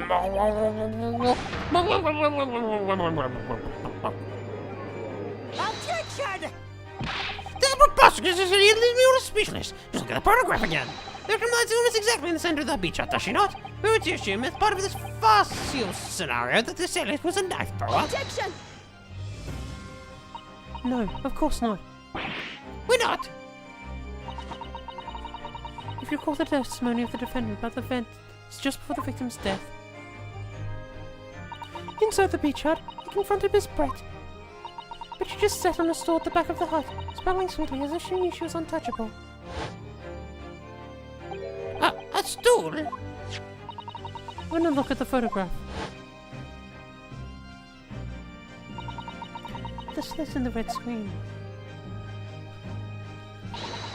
Align perfectly with the back of a person who was sitting on that stool. My word! So, in fact, the victim was... Killed while sitting on that stool. By a stab wound to her back delivered through the read screen. Ah! Having been attacked, Miss Brett rose to her feet instinctively. But then, unable to speak, she collapsed on the floor in the middle of the hut. Before the defendant, then Mino-san's false eyes. And that, Your Excellency, is the truth of what happened on the beach day. I'm not sure I really think this guy did it, but... By your silence, Mino-san. Mino-san. I take you don't deny the charge. This is absurd! Is that it? That can't be it. There has to be more to this. That will do. It would appear that we have a tacit admission of guilt from the wizard. Accordingly, this court has successfully established the truth of this matter, which means that the defendant, Bami-san, is innocent of the crime. Oh, thank goodness. Finally made him cave. I must say, I've never been more proud. No, this can't be! The Arctic clan can't! What's my growth? What am I growth of hope? It wasn't all aberration. I can't accept this, I won't! I see no reason for the continuance of this trial. I will therefore move to conclude proceedings by delivering my final verdict and... Yeah. Hold it. Hold it!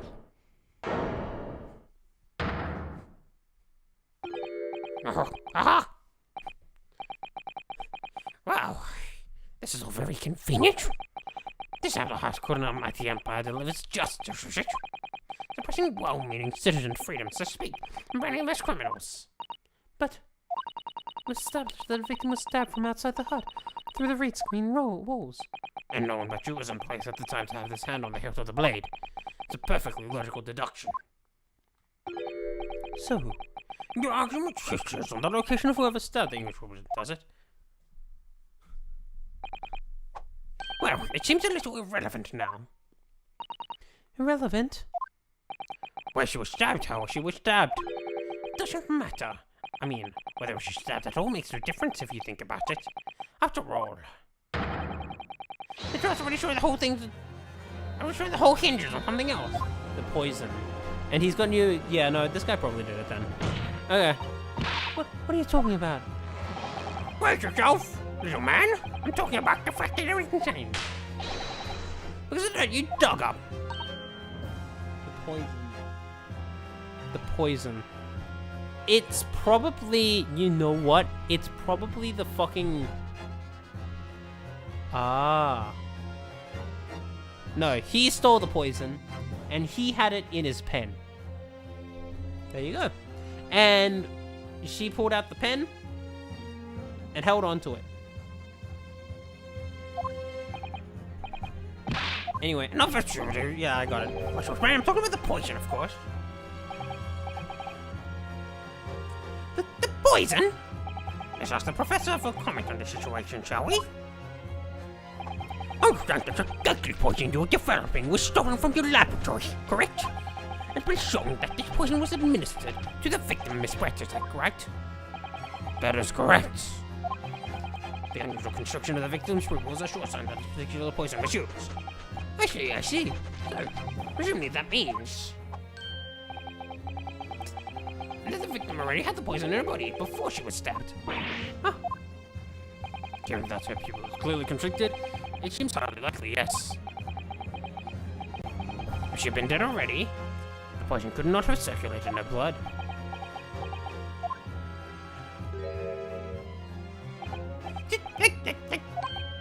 How refreshing to hear the argument of a metropolitan mind. Precisely, it matters not a jot who stabbed whom in back, and whose back with those whose blade. Because, quite simply, the Englishwoman's life was taken not by the knife, but by the poison. But that can be explained by the poison being on the blade, as I already... Objection! Forgotten already, have we, Yokel?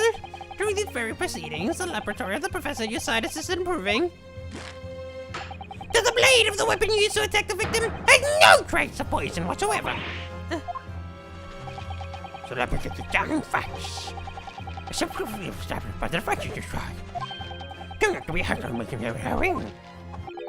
It's about what? Well...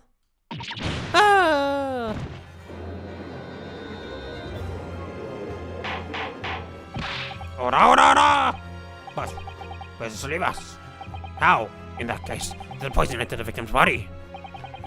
There's an undeniably obvious answer to that. The lady is most likely imbibed it. I mean, she drank it.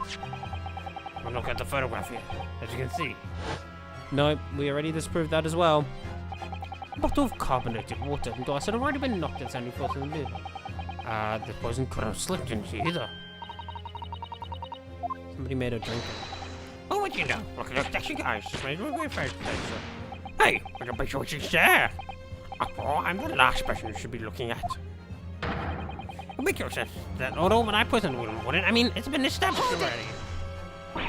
Established? What are you talking about? Don't tell me you've forgotten. It's a little hard to believe, given that the person who established it was you. Me? What on earth does it mean? Oh, let me get you the white eyes. It's prime press photo, this is. We assume this trial is not destined to end yet, after all. I call on the witness to give further testimony. It's great. Okay. You claim it to be impossible that you are the one responsible for administering the poison to the victim. Explain the court. Okay, cool. I'm a Jardo, and a man who never tried to run or hide from anything my might. I'm not about to sign out, because that memorism. For a brief moment, I thought I'd illuminated the truth. A light illuminating the truth. In the darkness, like a flash of the blade. Flash of light reflected off of the blade. Someone's back in Syria again. Just where's this trial going to take us? Witness testimony. Completed. Oh yes, accepting this woman. And it's that fact that proves I'm innocent. Why would I bother so long to report her? When I heard that she'd go, and the pompous English murderer, I got my gosh. Courts were going to punish Brett for what she did. Someone else would have to see justice done. God. So, you admitted then that everything happened as I described? That you were the one who stabbed Miss Brett in the back through the screen? You can blame this miserable country of ours. I come from that powers to the place of throwing powers and let murderers walk free. What kind of future can a country like that have? That's why I did it! I did what a pathetic leaders didn't have the guts to do. Stopping in the middle of the charming lady's back. Found a blade of sweet justice in right there.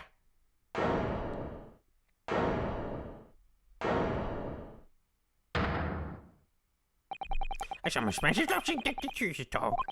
I feel really, really awful about giving false information in my testimony before, but as it turns out,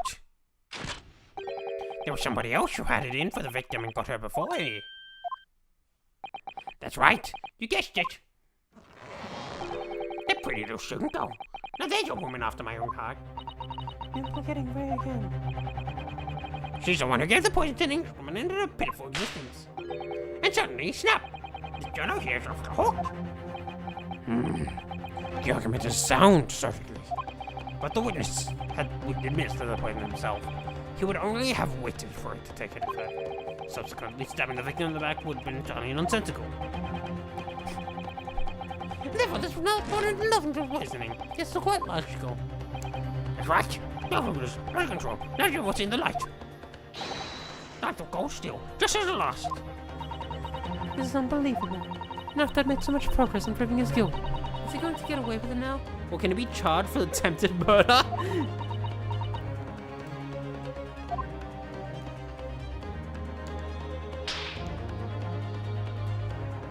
Think of Kazuo-sama and Naruhodo-san. They've never stopped looking a way forward until the judge's final gavel. Very well done, counsel. Proceed with the letter charge and we'll be a final cross-examination of the trials. Oh, so we are going to finish this trial today. Cool. Yes, Your Excellency. Alright. I got time. It's only 10:30.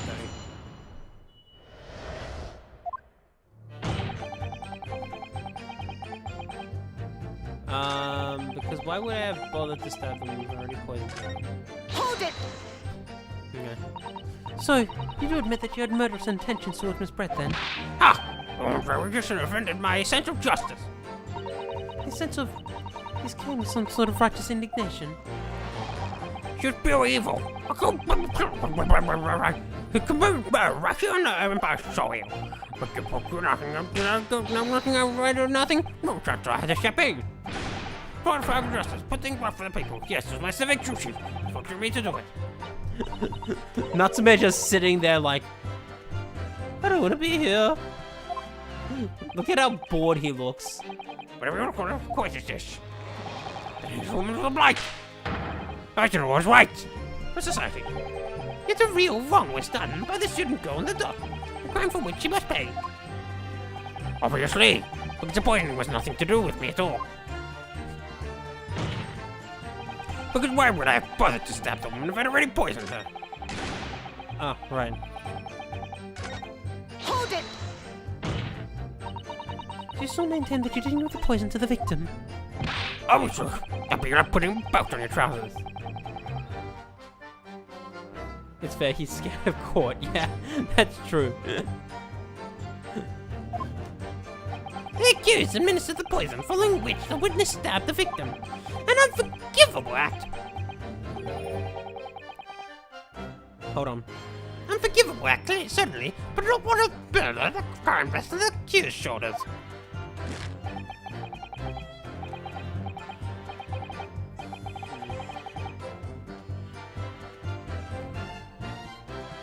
I might have done something to my voice just now. Hold up.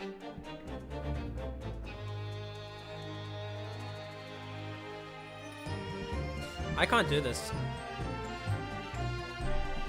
Get this fucking prosecutor off my screen. Holy shit.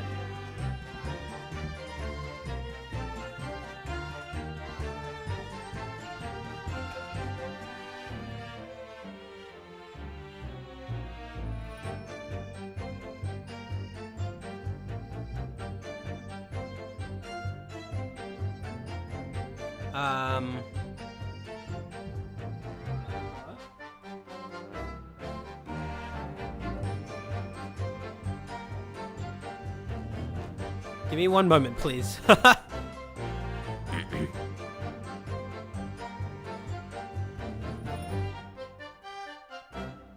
Okay, I think it's fine. I think we're back to normal. Okay. Who knows, you may even learn something here today. 2 consecutive attempts on her life in the space of minutes. Quite a day for the victim. Something coming. That's how the robots. They're all working. That's not how the kind of law... That's not the kind of law this court upholds. You will reiterate why your competitors are the victim then, witness. When I heard the full girl, Okay. Hold it! What exactly were they arguing about? about what happened in the restaurant 9 months ago. That's what. Did you go laying into the English woman for killing her beloved mentor, Dr. Wilson? Yes, Dr. John H. Wilson, a professor of medicine.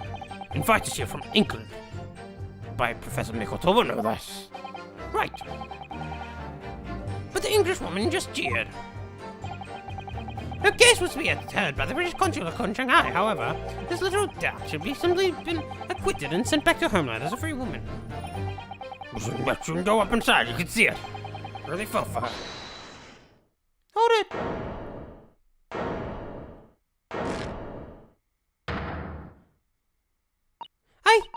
I can't. I'd say I need to listen to this tribe. Ray. Young girl, you stand accused here. You can't just blurt out whenever you feel like it. No, you can't. Sorry, but I'm not point at your punch here. Please keep quiet and listen. But this awful man is making all of this up. Susato, please, you have to make them listen. Return to the dock at once, member me son. We are in the middle of a cross-examination. Your Excellency, please, I implore you. That journalist is clearly not a trustworthy witness. Exactly. He's a filthy, rotten, black-hearted, bigoted, dirty, grape-peeping Tom. Whoa, take it easy there. Please, I really think the court should hear what the defendant has to say. Your Excellency, I see no need whatsoever to defend the accused's remarks. I will grant the request of defense. But, Your Excellency! This is likely to be the final cross-examination of these proceedings. As such, I believe it would be ill-advised to stifle the defendant's obvious concerns. So, whilst recognizing this country's regular protocol, I hereby call upon the defendant to speak. Oh! Thank you very much, Your Excellency! It was nothing to do with Dr. Wilson. We were discussing the stolen poison. Hold it! The stolen poison that killed the victim, you mean? I suspected of being the one to steal it. I mean, just think about how she killed Dr. Wilson. That's true. Additionally, Miss Brett certainly had knowledge of the new poison. Surely it wouldn't be no easy task to steal a highly secret token to be developed for the government. Indeed, all visitors to the laboratory are thoroughly searched when they leave. Even if a thief managed to avoid being seen by myself or colleague, getting the poison would be very difficult. That's true. Pestered the Professor Mikotomo to show me the poison when I visited the laboratory. But as I left, I was searched from top to tail. Miss Brett bluntly revealed the existence of the toxin we'd been developing, you see. And since Soseki-san expressed such an interest in it, I felt unable to refuse. Obviously, I gave nothing away other than the fact that it was an extremely potent substance. I'm very ashamed of myself, it's just that I've had a particularly terrible experience with a deadly poison. Want to look at my own enemy in the eye, surely you can understand that. To find if my suspicions were true, I confronted Miss Brett about the poison. I told her that if there were to be an incident involving it somehow, it wouldn't just be the university. The military would be dragged into it. The whole government even. It'd be a complete disaster. And how did Miss Brett respond to your concerns? Miss Coulter's beautiful little girl and said she didn't know the first thing about it. In English, actually. Ah, yes. Mini-Memo-san. Mini-Memo-san. One small question for you, if you don't mind. I don't mind, Kakushan, Bridgie. Clearly, you were outside the beach hut listening in whilst the defendant and Miss Brett were conversing. Presumably, then, it was you who wrote this article about what you'd heard. Exclusive deadly poison stolen from UMA Medical Research Laboratory. The source published in this morning's edition of Shoyu News. The details are too accurate for to be written by anyone else. Sorry, don't know what you're talking about. Yes, look at this! The entire article! It's almost what I said to Miss Brett, word for word! Whoa, Mini-Memo-san? Mini-Memo-san? This is in a free country. I don't know that's fine. Arthur's clearly right about this. The reporter did write that article, and he based it on what he overheard from the outside hut. Okay. So that's what that was about. You're trying to cover up the fact that you were listening in. That's why you came up with that stinking story about me arguing with her. The stories never stink. Look, whatever you say, little girl, doesn't alter the facts. Your Excellency, there's something I want to say. I've got to go on record. Very well. You may amend your formal testimony. The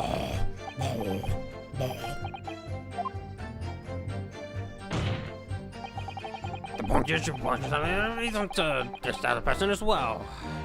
Hold it!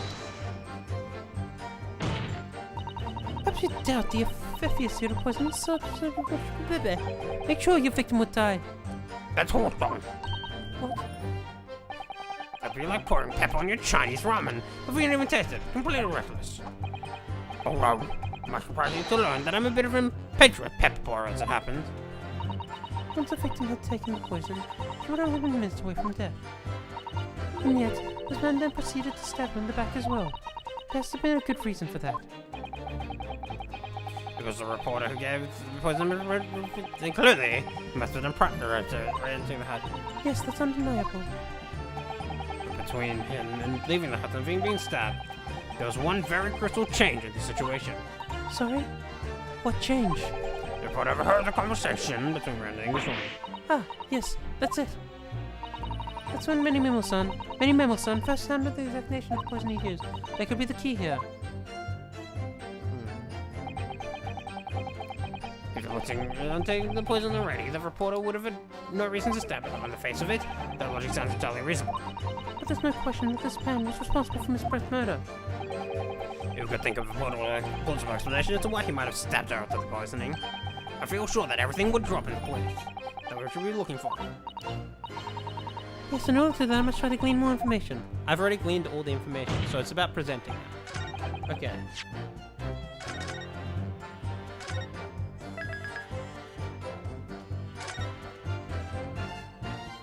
Okay. What do I have?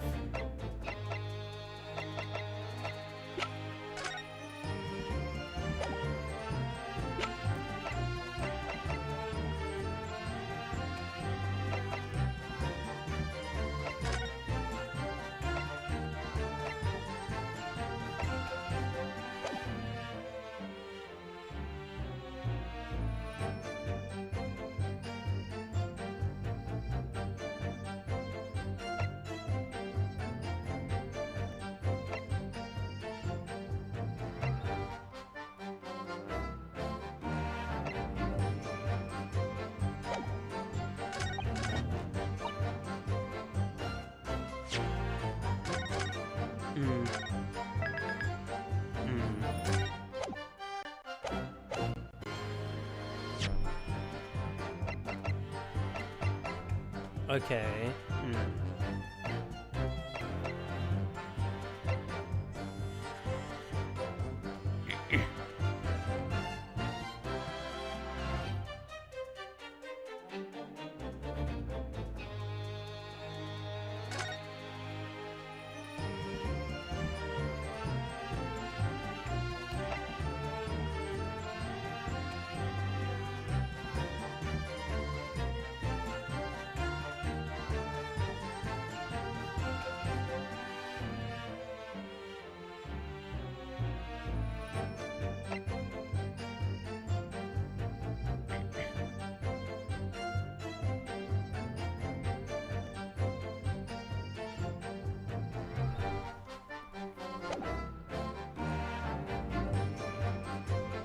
Objection!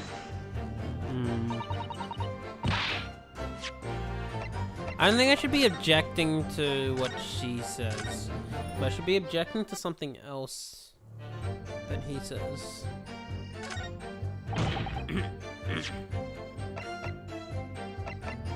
Objection! Okay, yeah. I was one off, yeah, there you go. Well, I can think of one reason. What? But before I explain, I'd like you to confirm something for the court. Did you glean all the information from this newspaper article, what you overheard outside the hut? Of course he did. There can be no question of that. After all, we were all in the laboratory together. We were all told there was a terrible toxin. All we were told, right? It was a terrible toxin. And there's one more fact to consider. According to the witness, Membami-san's verbal attack against the victim began as soon as she entered the hut. In other words, it would have been impossible for her to slip the poison into Miss Brett's drink. Objection! Where are you going with this, counsel? Maybe Mimmelson has made it quite clear that he observed every single thing that happened in the beach hut. And that if the defendant somehow found an opportunity, this man would have seen it. Ah! Which means that Miss Brett couldn't have imbibed the poison while the defendant was present. In fact, it must have been administered to her before Membami-san entered the hut. Yes, very articulately put. When I walked into the hut, I immediately started to press Miss Brett about the poison. Isn't attorney investigation pressing? At which point, Mammy Mimmelson overheard some worrying information. Worrying information? What worrying information? Information which he subsequently included in his newspaper article, namely, that the poison was being developed in strict secrecy and that couldn't be readily obtained. Absolutely. In fact, it's quite an understatement. And the possible place it could come from is my lab. And furthermore, anyone afflicted by the poison would exhibit telltale signs in death. The extreme constriction of the pupils. Yes, it's quite stark when you see it. There are other poisons that show similar symptoms, but not among new substances that are undetectable. In other words, it would be clear that the victim's life had been ended by the use of this particular poison. Which would reduce the numbers of suspects to only a handful of people. Ugh. Everyone in my laboratory is aware of the unique properties the toxin have been developing. None of them would be foolish enough to attempt to use it for some nefarious deed. And Barmy-san is being no exception. Therefore, we can conclude that whoever administered this unique poison to this victim was a layperson unaware of its telltale properties.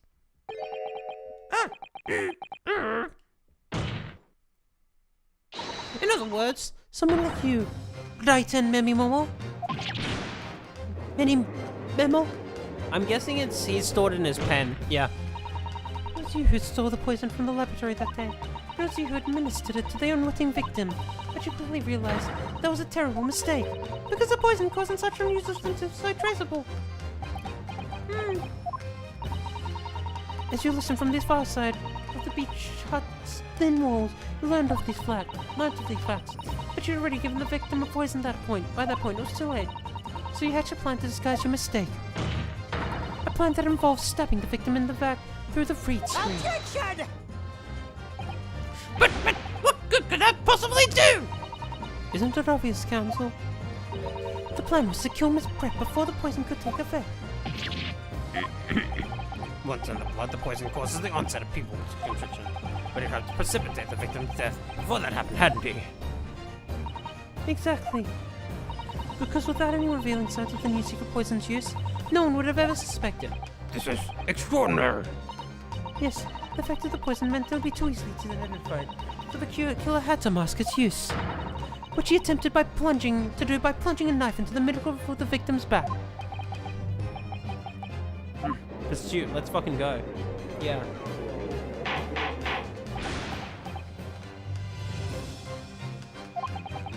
The argument is sound. The court should satisfy the warranted consideration. This must have a counter argument with it which is put forward. This positioning really grew me on one of. Oh, I see. I mean, isn't this the same from the first game? I get maybe a bit different. Maybe it's a rearrangement.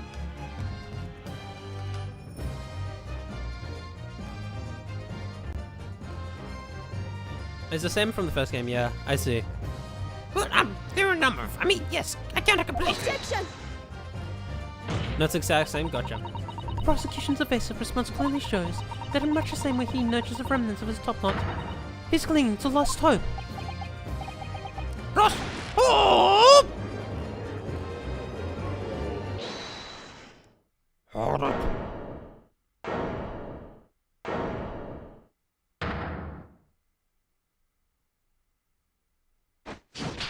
Holy shit.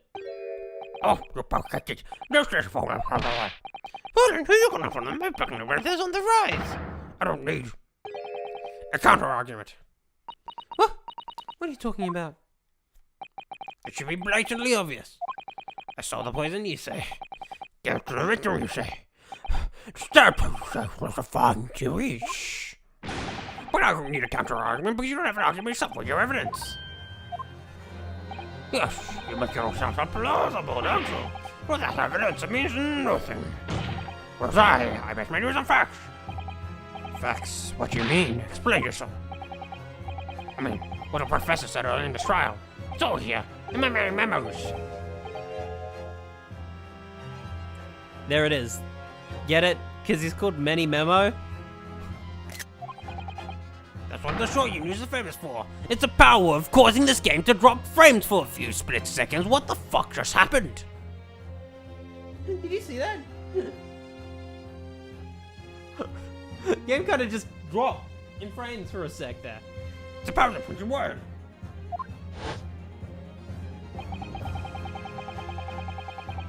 But surely it would be no easy to steal from the government. Yeah. Indeed. Or visitors from the... Yeah, okay, cool. I've read this before.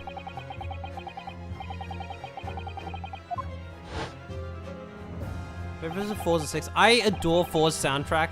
I'm so biased towards Forza's soundtrack. It's so fucking good.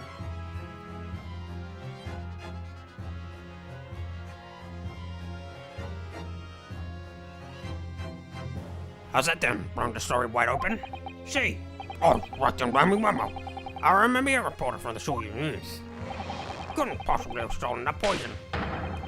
From the professor's laboratory. He also... Is he built? Are those muscles? Oh!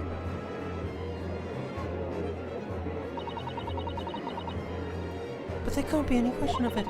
He must have stolen the poison that day. He stole it and used it to kill.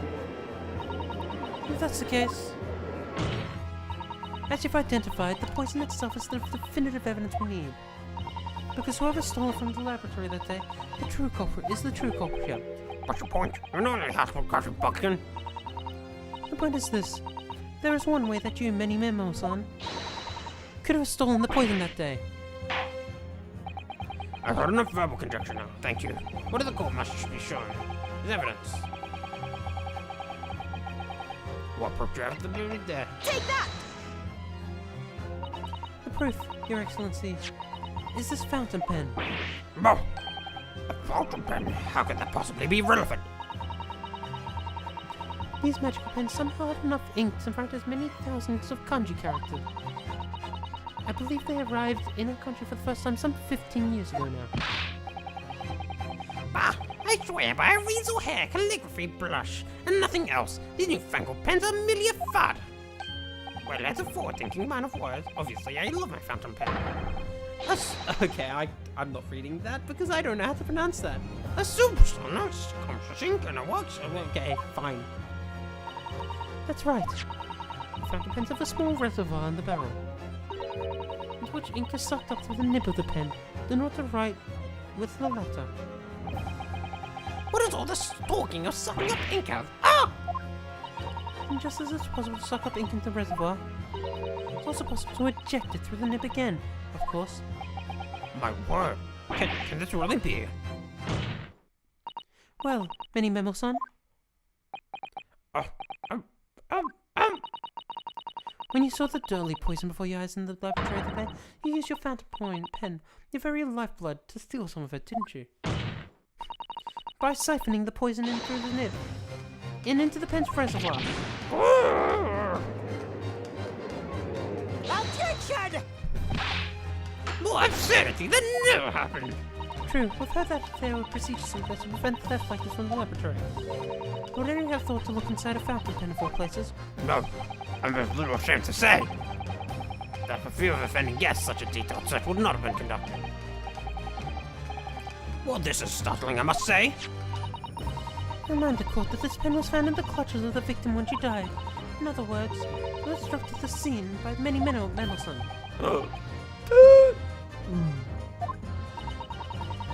The crucial question is, when exactly was the pen dropped? Are you suggesting? The natural conclusion is that in your haste act while the victim was distracted for a moment, you dropped the pen after you emptied the poison into a glass. Could there be there could be a number of explanations. For example, the witness could have been using his pen to write down details of a conversation with the victim. Was shocked by one of the outrageous answers, and forced to put his hand. No, that can't be. If it was, how'd you explain why the pen was devoid of ink? What? As you can see for yourself, you examined the evidence, there would appear to be no ink present in the reservoir. One newspaper reporter goes to interview with nothing as pen. No, the pen was dropped after the poison that filled the reservoir had been emptied into the victim's glass. Witness, what do you have to say in your defense?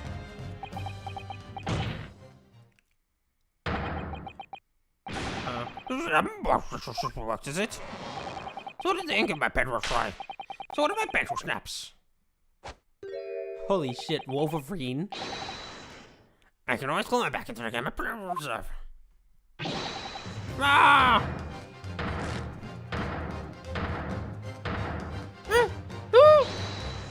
Whoa. The cream was put poison into my pen. This was speculation, nothing more. Maybe you thought I could bring a fun and fun for a took again. Looks as though he is going to take on one one-sided play to finish this matter. As I said, the situation is pretty simple. It rests upon whether or not the witness did or did indeed steal the poison in the day in question. And therefore, it all depends on whether or not the defense can prove what he did with evidence. Objection! Yeah, evidence exists, don't worry. I know what to do. Any memo, son, is how modern justice system works. What? In the courtroom, evidence is everything. Something you would do well to remember.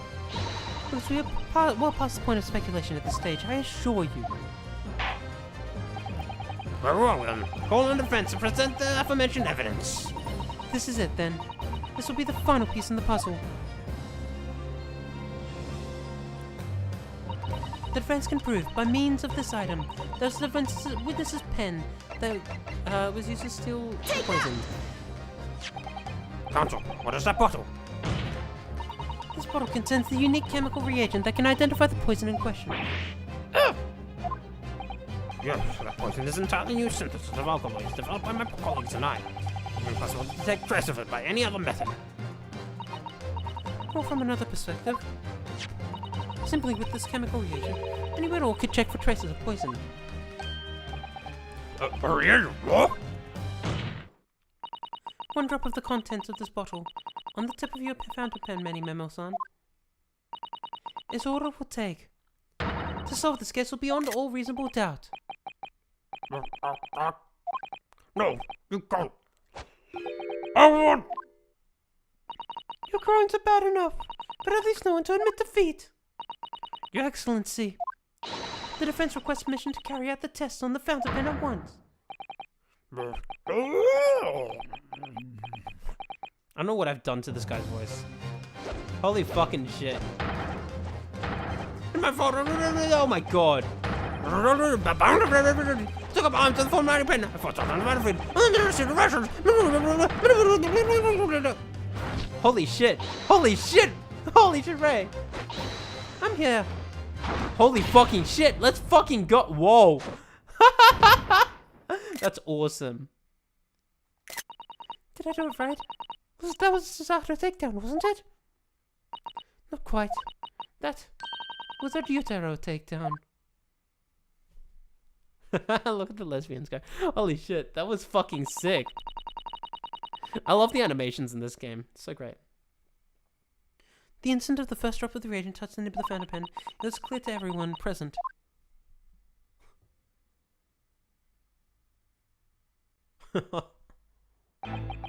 My throat from the love, the poison. It all got hold of me. I decided to do it on a whim. I put myself a real thing down the sink at the bottom, washing the reservoir out carefully. You went for an opportunity to suck up some poison, didn't you? Into your fountain pen. Yes, that's right. Answer me one thing, Manny Memo-san. Why did you steal it? For what purpose?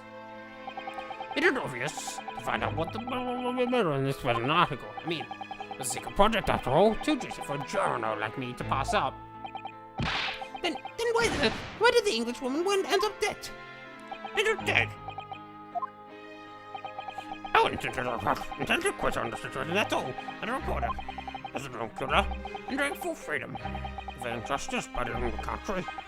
I told her what I thought about it. And she lost her faith. Oh, what's this of ice and tone? Purporting to have practiced journalism. No, you must learn the difference between reporting and listening at doors, you ignorant plebeian. What did you call me? This country, with its pretensions to a justice system, to a free press, it's really very depressing.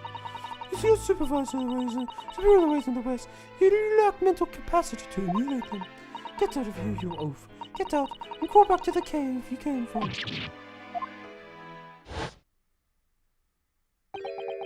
Just remembered. The vegetarian poison had to every time. What a terrible tale. In my head, I knew I should just get out of there as quickly as possible. But I couldn't. I couldn't remorse at all.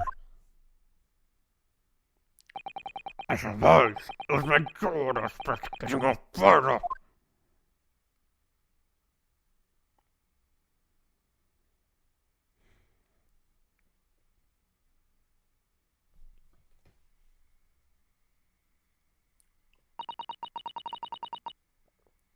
I'd like to ask you something.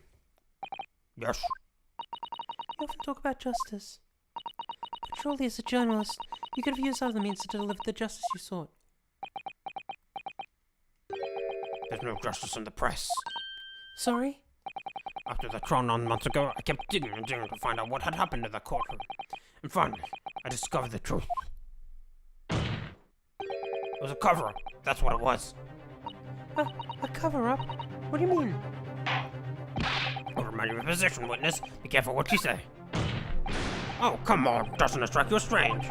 Was suddenly not allowed to convict a foreign national? Consular jurisdiction should have never come to it. And yet the puffed up individual was going to sail away into surf a free woman. And a possible explanation is that behind the scenes, some deal going on between Britain and Japan. What sort of deal? Love how this game has actual blatant racism in it. Well, yeah, but I guess it wouldn't necessarily be too strange for the time like this game is set in. In a way, it's realistic. Doesn't mean we support it, or I don't think Shu Takumi like supports that racism, obviously, but like, you know, in a way, it's quite realistic to, I don't know, would they have been that racist? Like, it's so comically racist, you know, that I'm not sure. Okay, look, we didn't live through the time. I can't say for certain, right? I'm just like, this is so comically racist. It's like, am I supposed to take that seriously? She is literally got a fucking, yeah. I mean, so, yeah, that's true. Some people fucking act like that today, and it's so fucking disgusting. What the fuck? Anyway, Don't worry, it's already be published. And what happened? The editors totally gotta go up. You came under pressure from the government, you mean? If the government was going to let criminals walk free, if they're going to crush the free press, what course do I have but to see the justice is done for myself? Let's not forget Memo-san. That you committed murder yourself and tried to lay the blame on the defendant's door. it's definitely much more common back then, unfortunately. Yeah. I'm sorry, but you're no better than Giselle Brett. Well, The truth is, you have no right to talk about justice at all. I suppose.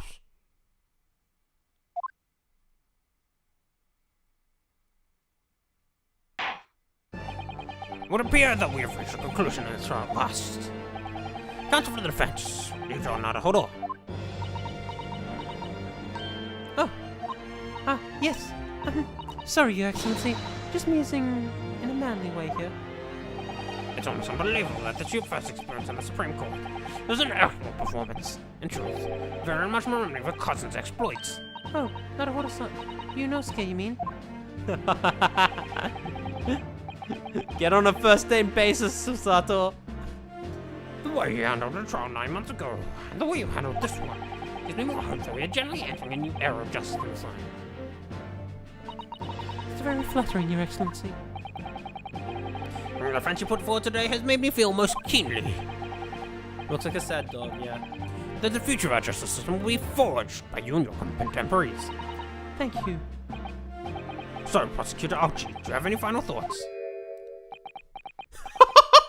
No! Prosecutor Archie?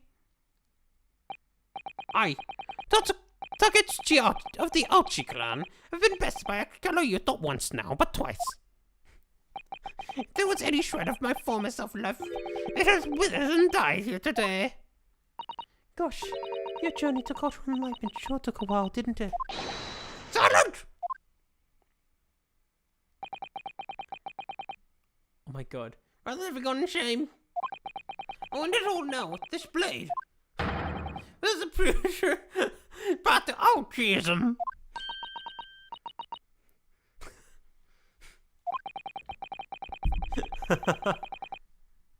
One hopes that is the only way he'll be modeling himself after the witness. He's gonna cut off his hair, he's not gonna commit seppuku. Why are you using Kazuma's theme? Drink my top knot. The time is right. For farewell. Hope is lost forever. Takechi.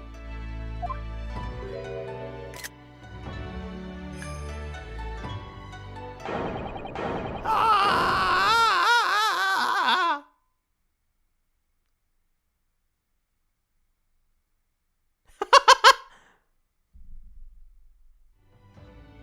The fucking music choice. Why is he using Kazuma theme? Oh my god.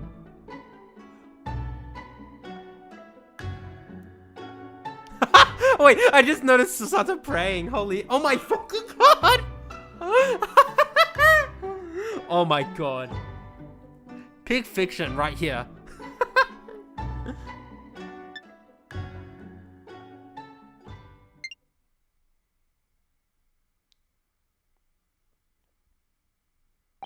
Now, in regard to the defendant, name Mbambi-san.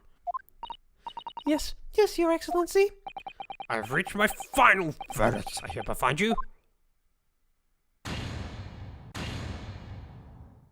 Not guilty. And there we go. Wait, her little like ribbon in her hair like perfectly frames the judge's head. court is adjourned.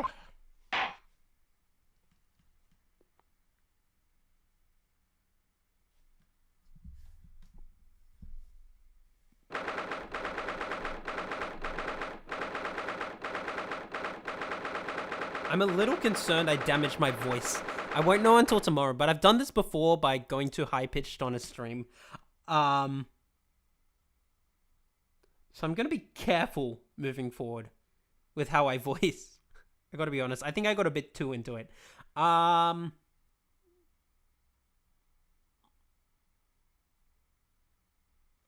will see how I feel tomorrow, but let's finish off this chapter. I'm glad we finished in one session. It's over. My heart is still pounding in my chest, though. It's all I can do, just to stay standing. Yo, it's the boy! Those are such great responsibilities, such a great burden to bear. There. Don't they, Naruhodo-san? It is just the tutorial. Yeah, but it's also a longer tutorial. Susato! Thank you! Thank you so much! You're so dashing in there! Ray and Father. Honestly, I'm touched by everything you've... Oh no, I think I'm going to cry. It wasn't easy, but together we made it. I was on the verge of tears at the end too. The only reason I'm still here is because of you. Oh no, I can't take all the credit.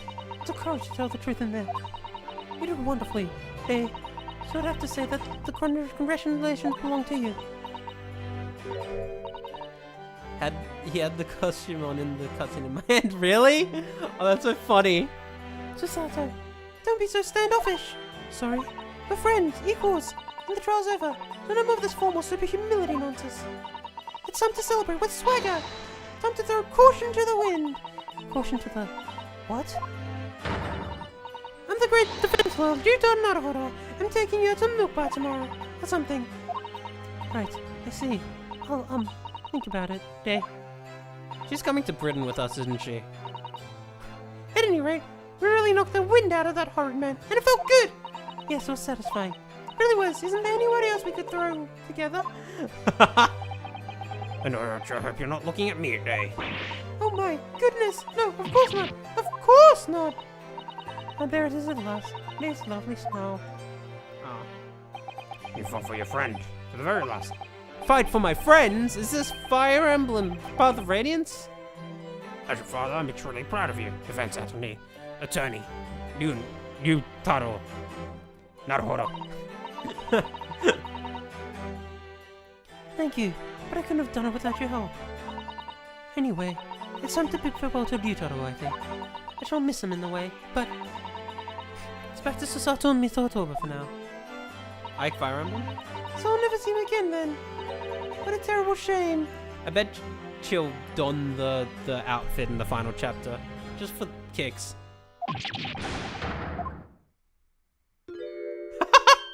What? It's happening! Ah, Soseki-san and Inspector Hosonaga, I hope you've been keeping well. Is that really you? Yes, I had to change my appearance for, well, obvious reasons, I hope. But it's me, Susato Mikotoba.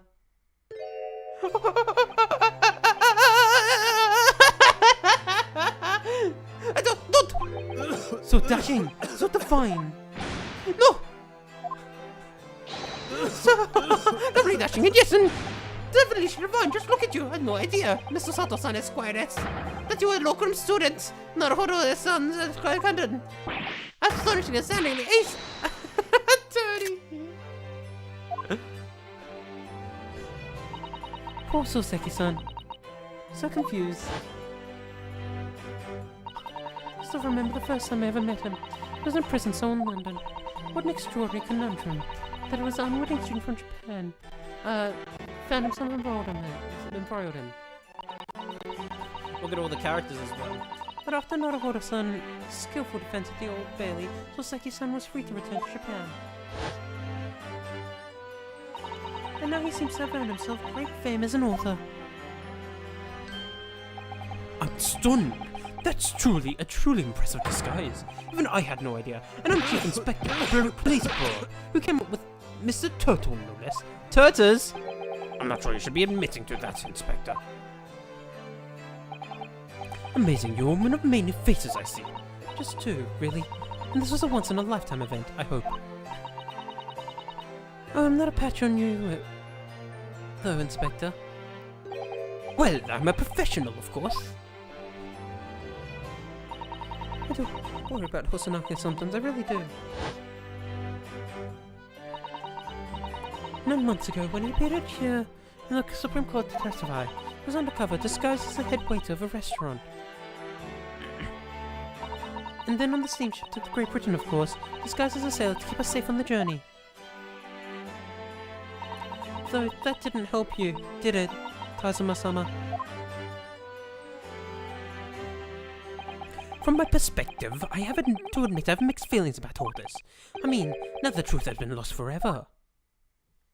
What do you mean? I'm talking about the murder that the Englishwoman committed at the end of last year.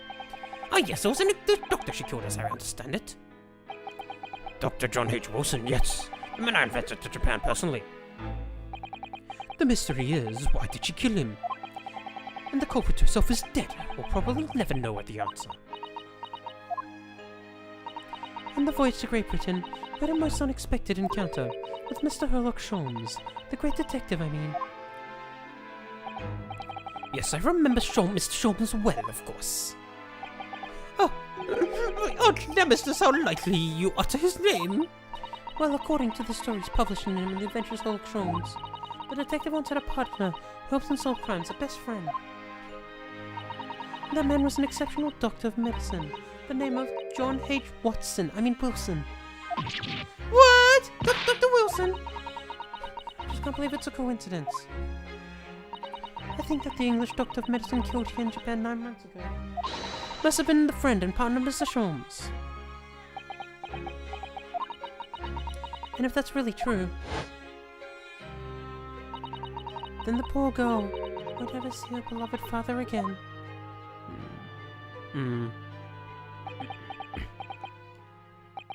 As you know, I traveled to Great Britain once myself to study. It was around the time you were born. Yes, grandmother told me about it.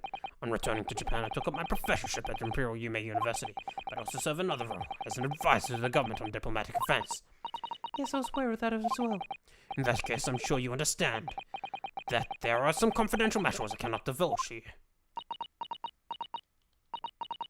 Could you just tell me one thing? Why did you summon me back to Japan? It's been 2 months now since I returned.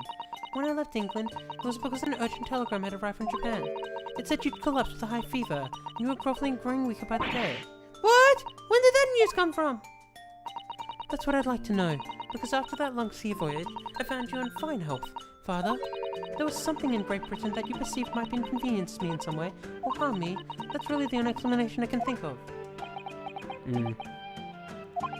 Dear me, you reserve your most cutting glass for your father, Susato. I'm sorry, my dear. I really can't. Let me go! Let me go! Many memos-on. So, one throw wasn't enough for you. I've got one last thing to say before they take me away. Professor, me. I knew the truth. I know you had a hand in what went on. In the visiting student fate. Visiting students? Giselle Brett, you mean? No, not her. The student of law who left for Great Britain 8 months ago. Student of law? He must mean Kazuma-sama. What are you talking about? What does it have to do with Kazuma-sama? Nobody knows anything about it. That the guy never made to it. The island at sea shrimp.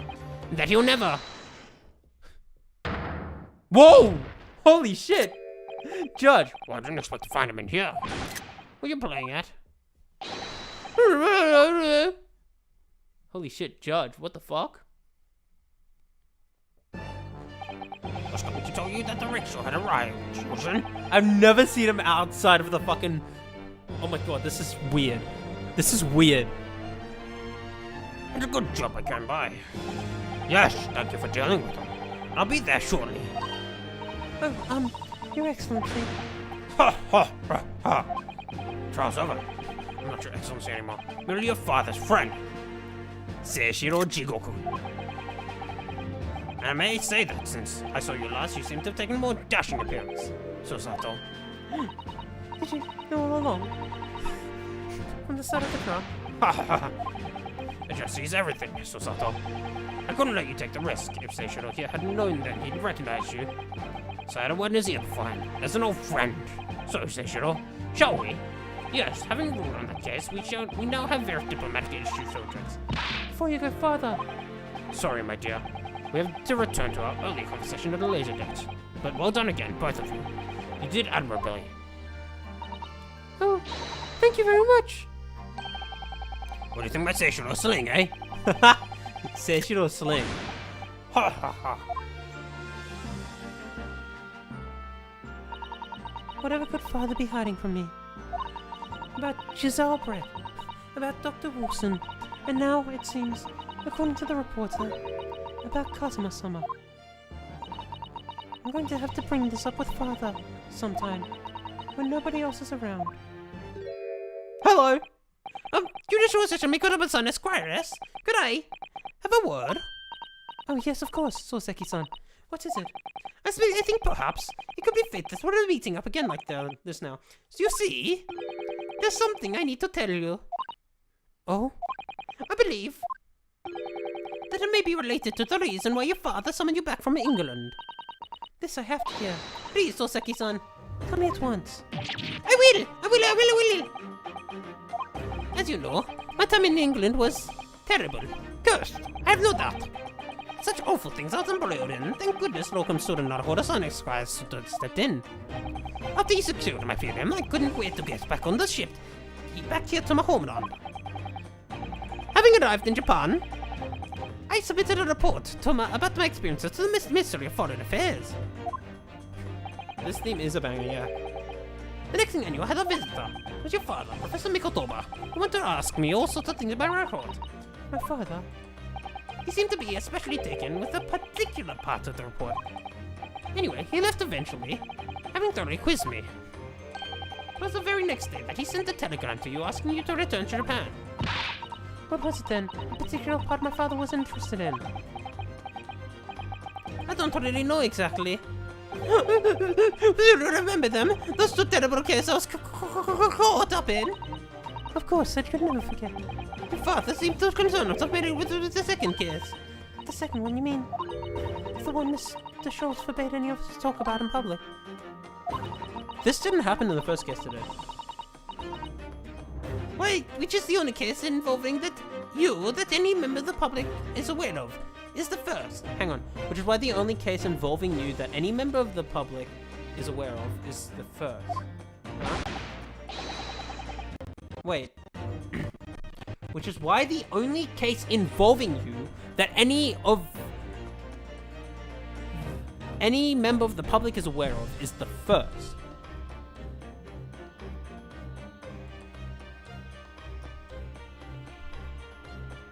Yeah, we didn't see this in the first game, did we? Anyway, the point is in that case, as somehow holds the case orders under here's on this question, that horrific, hideous case, the case of the haunted lodgings.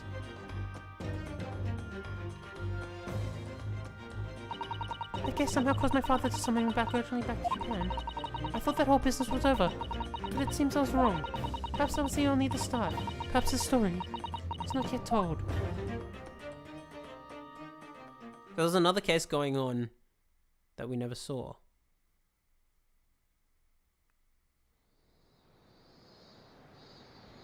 Cutscene? So, the mystery of that English woman's death is solved, thank goodness.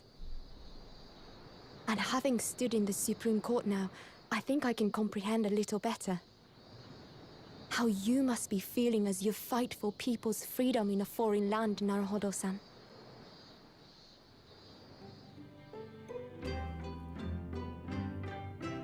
But actually, I'm writing to you today because of another matter. I met Soseki-san and we talked about that second case he was involved in. Father has said nothing to me, but I feel certain of it. That case holds the key to some great unsolved mystery. My notes on the case should still be in the office, tucked away at the back of the shelves on the left. Perhaps you might like to look over them again. Today, for the first time this year, it feels as though summer has arrived. The sky is a brilliant blue. It makes me long to see you again. Yours, Susato.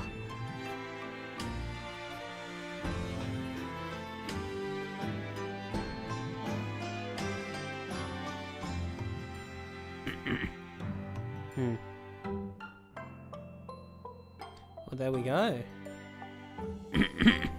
I managed to finish this, potentially at detriment to my voice. But wow. Oh my god, I'm getting chills.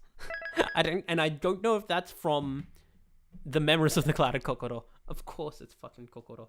Again. Anyway, I'm getting chills, and I don't know if that's from me speaking too much and like getting lightheaded from doing that. But yes, that was a very good first case.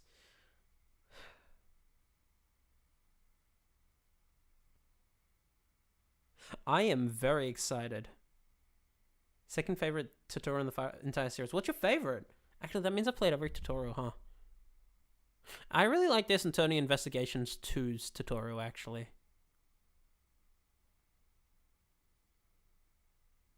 Ace Attorney 4's. Oh yeah, I love Apollo Justice. I feel like that's an unpopular opinion, but I really love Apollo Justice. You know? Alright. Next time on the Great Ace Attorney 2. Resolve. That's a mouthful to say. The Great Ace Attorney 2 Resolve. Hold on. Anyway, the next time on the Great Ace Attorney 2, we're gonna start episode 2.